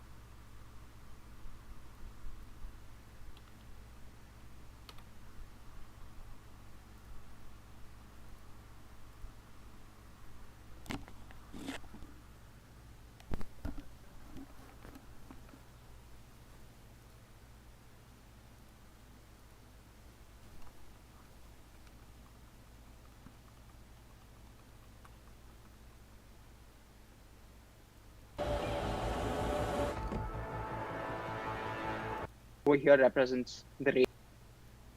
Let's just try to remove the. Now, since this image is noise mean filter, let's when you and got you're choosing the right input volume. Here, the right input volume would be lung CT, and let's choose a standard deviation of about let's say 50 pixels, and be careful with the output volume, because if you say apply without choosing the proper output volume, your whatever is there in the output volume, it will get replaced by the result of this. So select that and then say create new volume as image. So when you say apply, now you can see that the noise appears on the image. If you want to kind of look at that is Gaussian noise image. Noise up and Gaussian opacity. So the noise, and then since this is over here, just input that as the input volume. 3 kerns the radius of 2 cross radius 2. The noise is gone, and major part of the image has also been blurred. So you can see the difference again by choosing the Gaussian noise in the mean filtered image, and you can kind of see the difference between the two. So again, you can do a lot of stuff with these filters. There are a lot of filters, and as you had done previously in the homework in your assignment, you can also do unsharp masking by choosing other ITK filters. You can first blur the image with the mean image filter, and then you can subtract that image with subtract image filter, and then you can kind of scale it in a way to give a different weights to it using shift scale image filter, and then you can use add image filter to add it back to kind of sharpen the edges. So this was about the filtering module specifically with respect to the ITK filtering. So if you want full documentation of the ITK, you can go to this website, itk.org. So you'll get full documentation of all the available filters and all the available functions in this particular module. Okay, now again, let's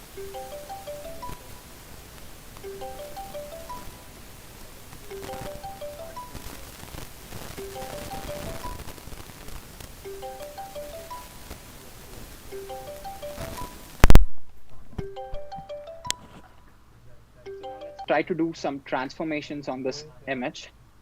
Let's try to do a very simple linear transform over here. So again, when you select the choose module option, you have a module called transforms.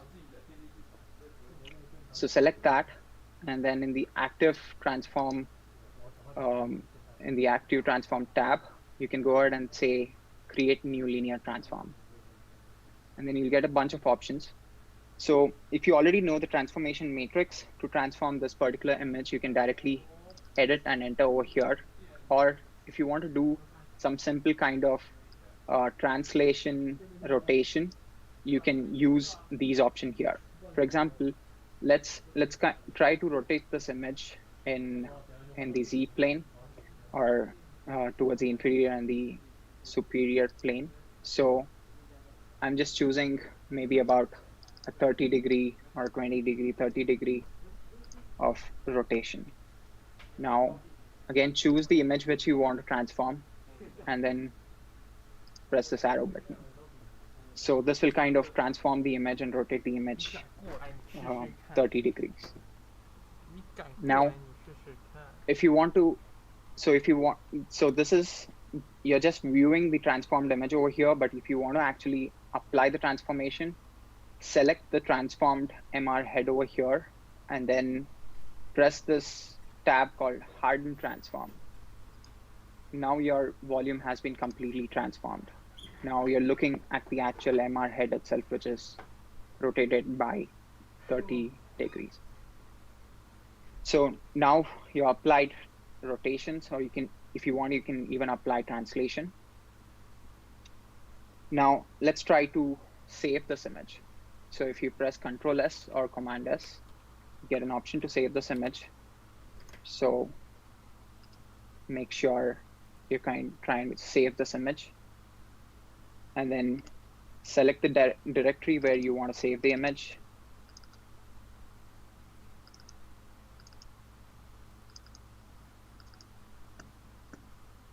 So I just chose this directory, and you'll get a lot of options to save the images in different formats.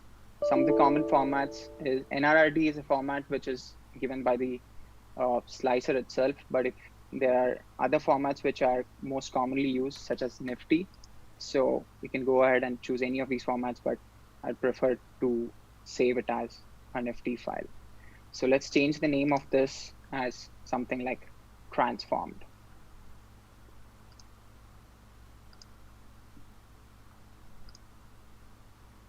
And go ahead and save the image. Now again, if you want to load back the image, and the def, a lot of options. Okay, create new linear transform. And then you'll get a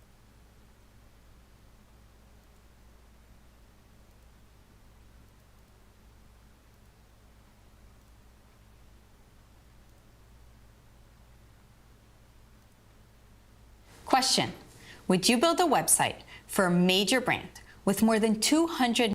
Instead of working on the full image volume here, to the segment editor, 3D view.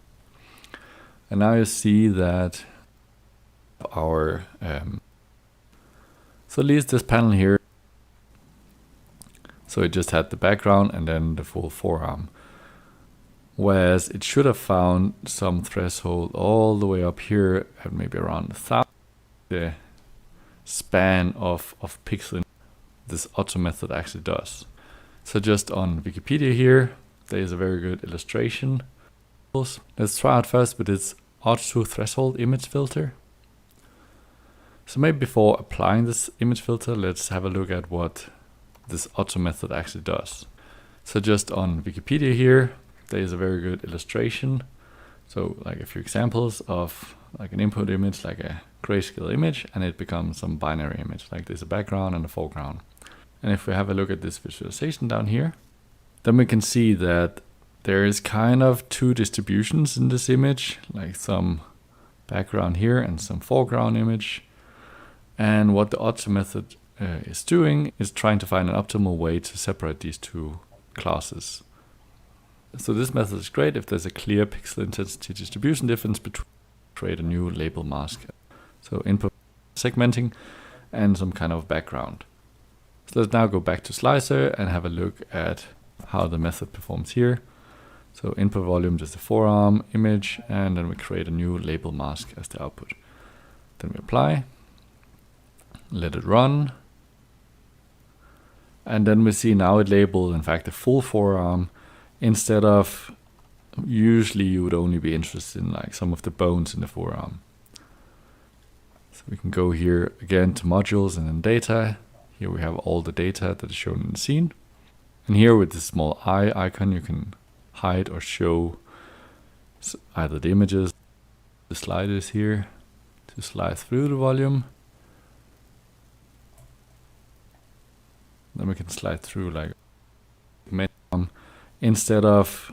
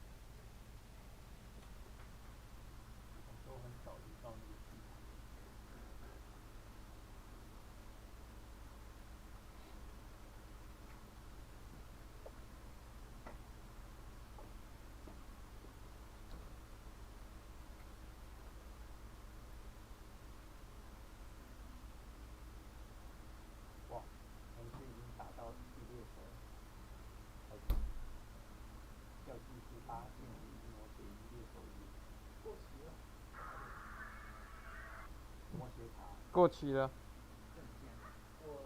我不确定，好像是。好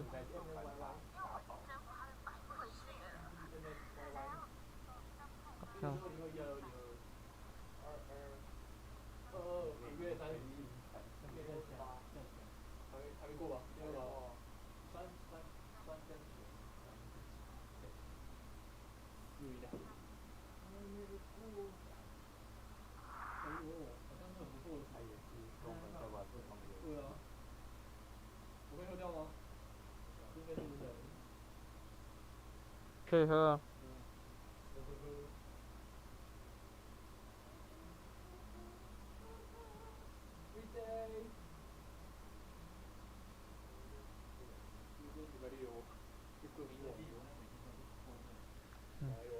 上一次周末是礼拜3好了。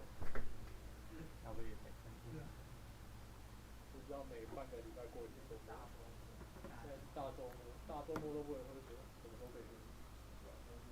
小周末是不能喝酒。对啊，小周末等一下上班，我们又没事做啊。你是说是吧，学姐？周末应该喝酒对吧？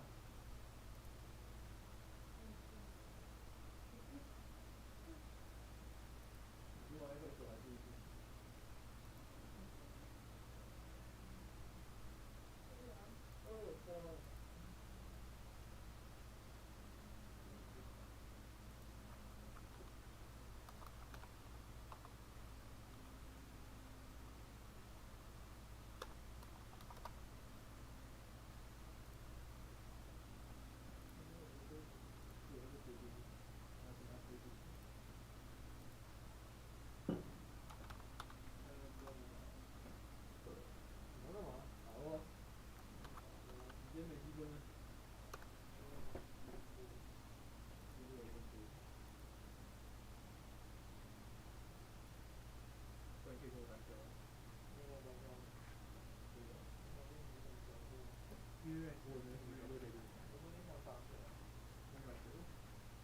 我短期内应该买不了任何衣服，所以我应该只能玩这个。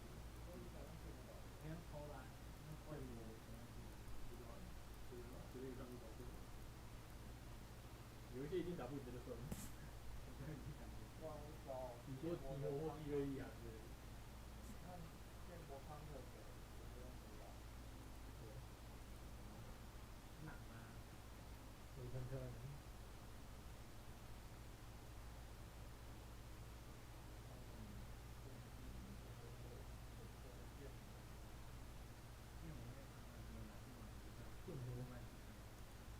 容易对英雄 action 啊，酒桶也不错哎。是艾克上。艾克上。艾克是 echo。艾克上。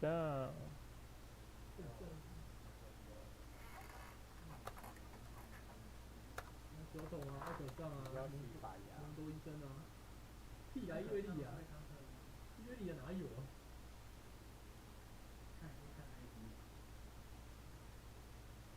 还是怎样？难以应对的英雄是说我难以应对，还是他难以应对？你应该算一个人服务。你难以应对，容易应对。对啊，所以我容易应对的英雄是。对啊。再看一下，哪里容易应对了？我来看之前有没有在找东西。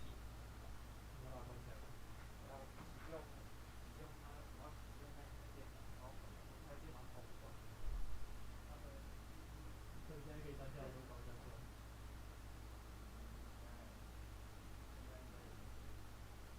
传输机啊。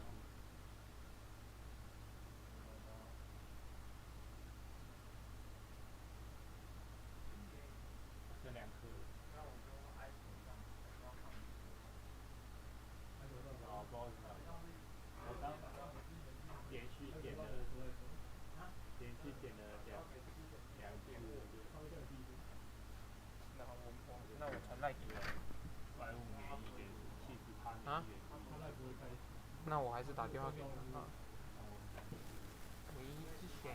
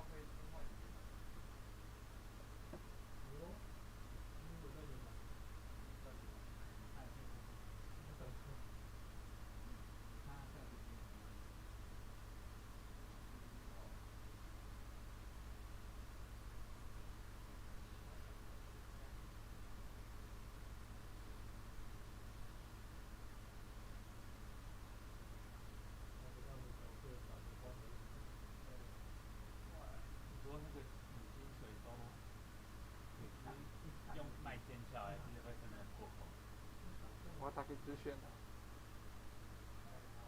对啊。唯一之选，我需要你的帮助。请问阿布跟泱泱你要选哪一个？没有，我想要征用里面的电脑的那个家。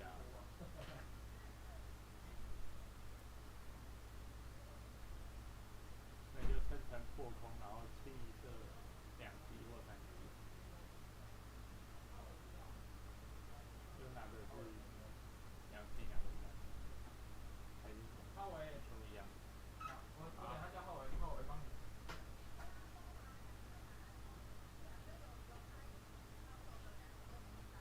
帮之前存一下档。按储存就好了。哦。好。有啊，它下面进度条没有在跑，所以我才问你的。你要来玩风声吗？啊，别人问你要不要来玩风声。哦，好啊，好，拜拜。浩伟。哦，很远呢。干嘛？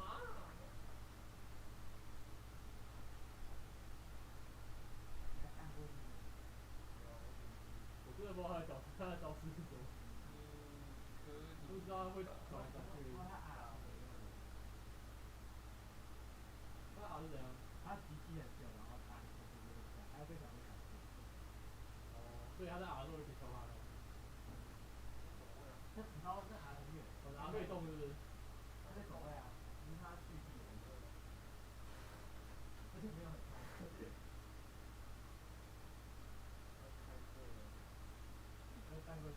没有，先那个，先东西放进去让它跑一下。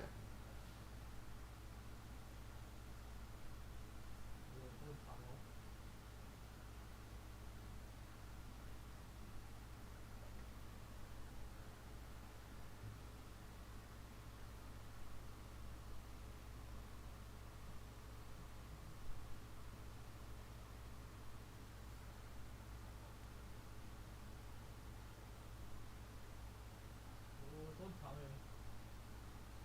我不在身上。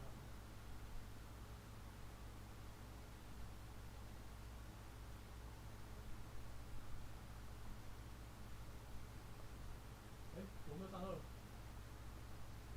往哪一只？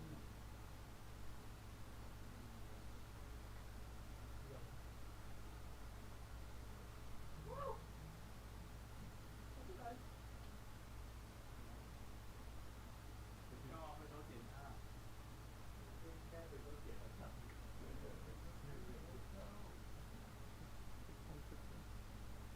我没有上二。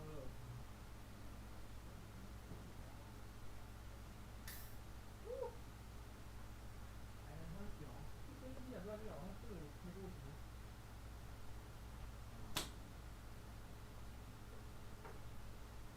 然后回头点燃它，你就被点燃。你不要去做，继续跑到塔上。再下一个。除非他跑到塔下，你可以选择点开灯。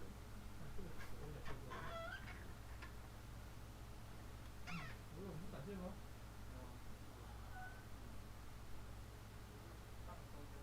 你还有位移器哦。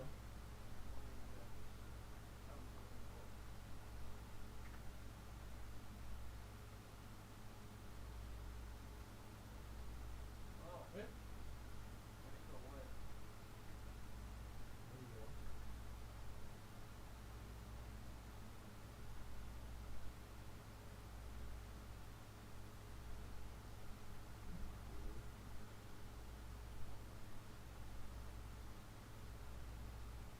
哎，屁呀！这个计算失误了。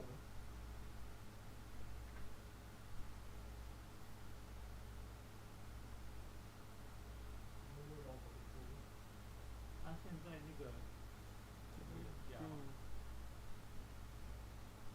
那个能力值的形成叫，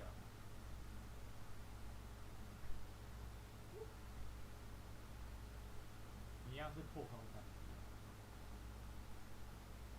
就全部改一下。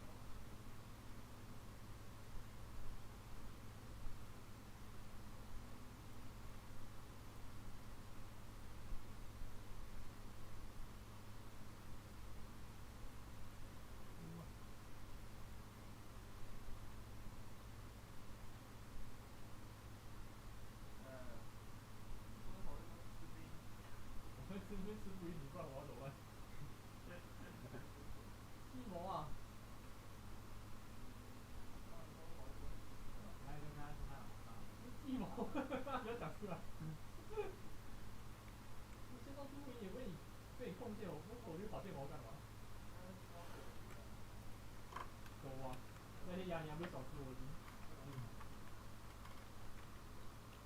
我嘴巴。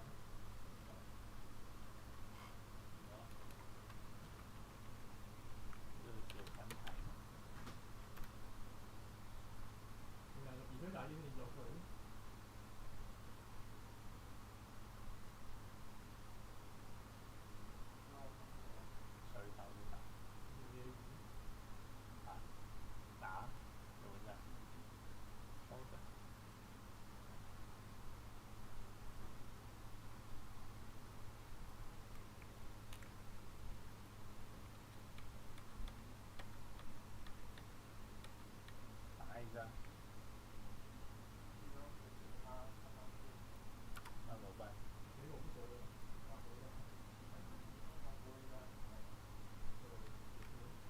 不一定要可能比较少，然后过一定就多。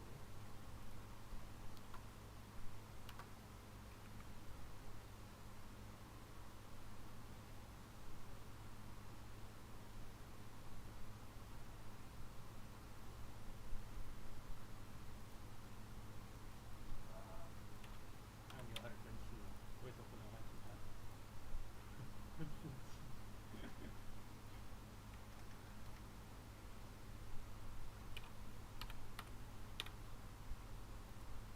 忘掉了。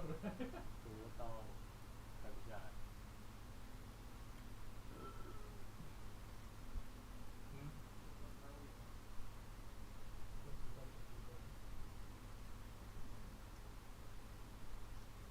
你说转视力哦？哭啊！我还在当他没料，原来那个有料。OK。现在花园可以自己开，应该不会。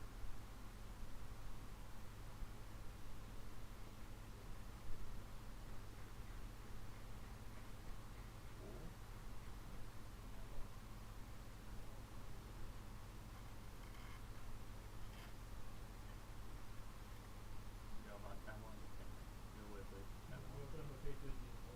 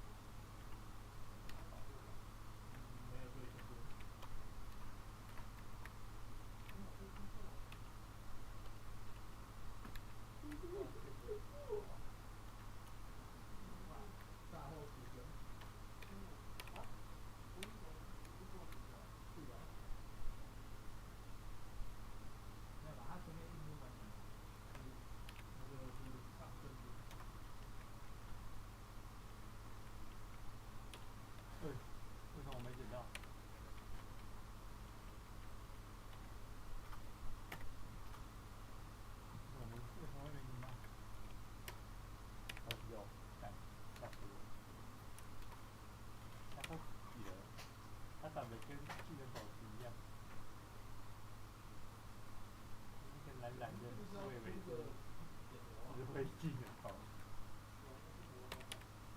哦，对啦，肯定挺。还挺的。你要不邀我，我先问他吗？我先去领个球。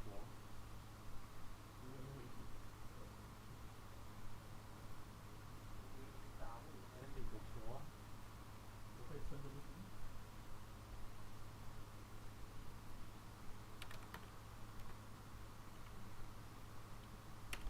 命运，我猜了，应该是要去刷那个吧，刷摩羯卡。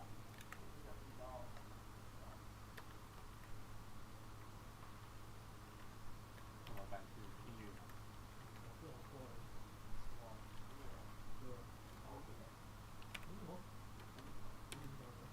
喂，干嘛？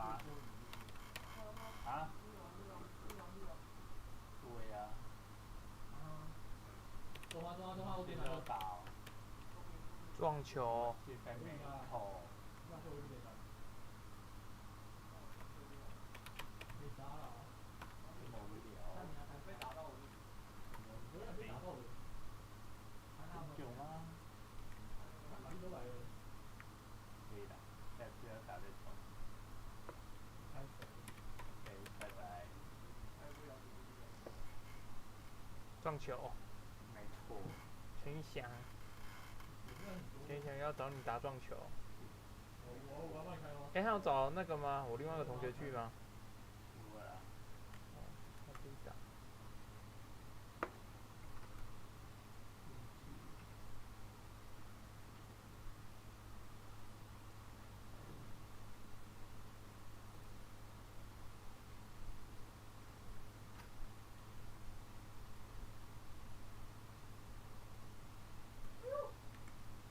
不好哦，应该是不好哦。对吧？快一大师。他们怎么录完？还是我这个录？你有时间吗？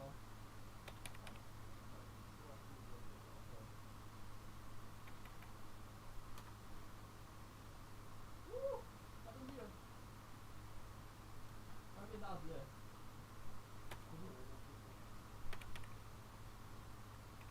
他没有打得温和的时候。圣杯是第30局。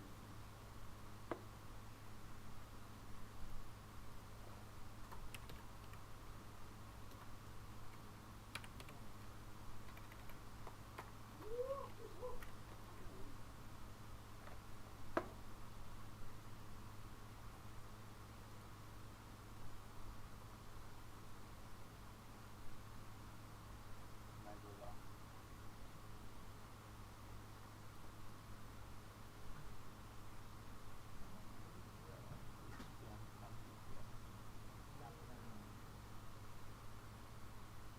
你幸运地图是几啊？你会全部调同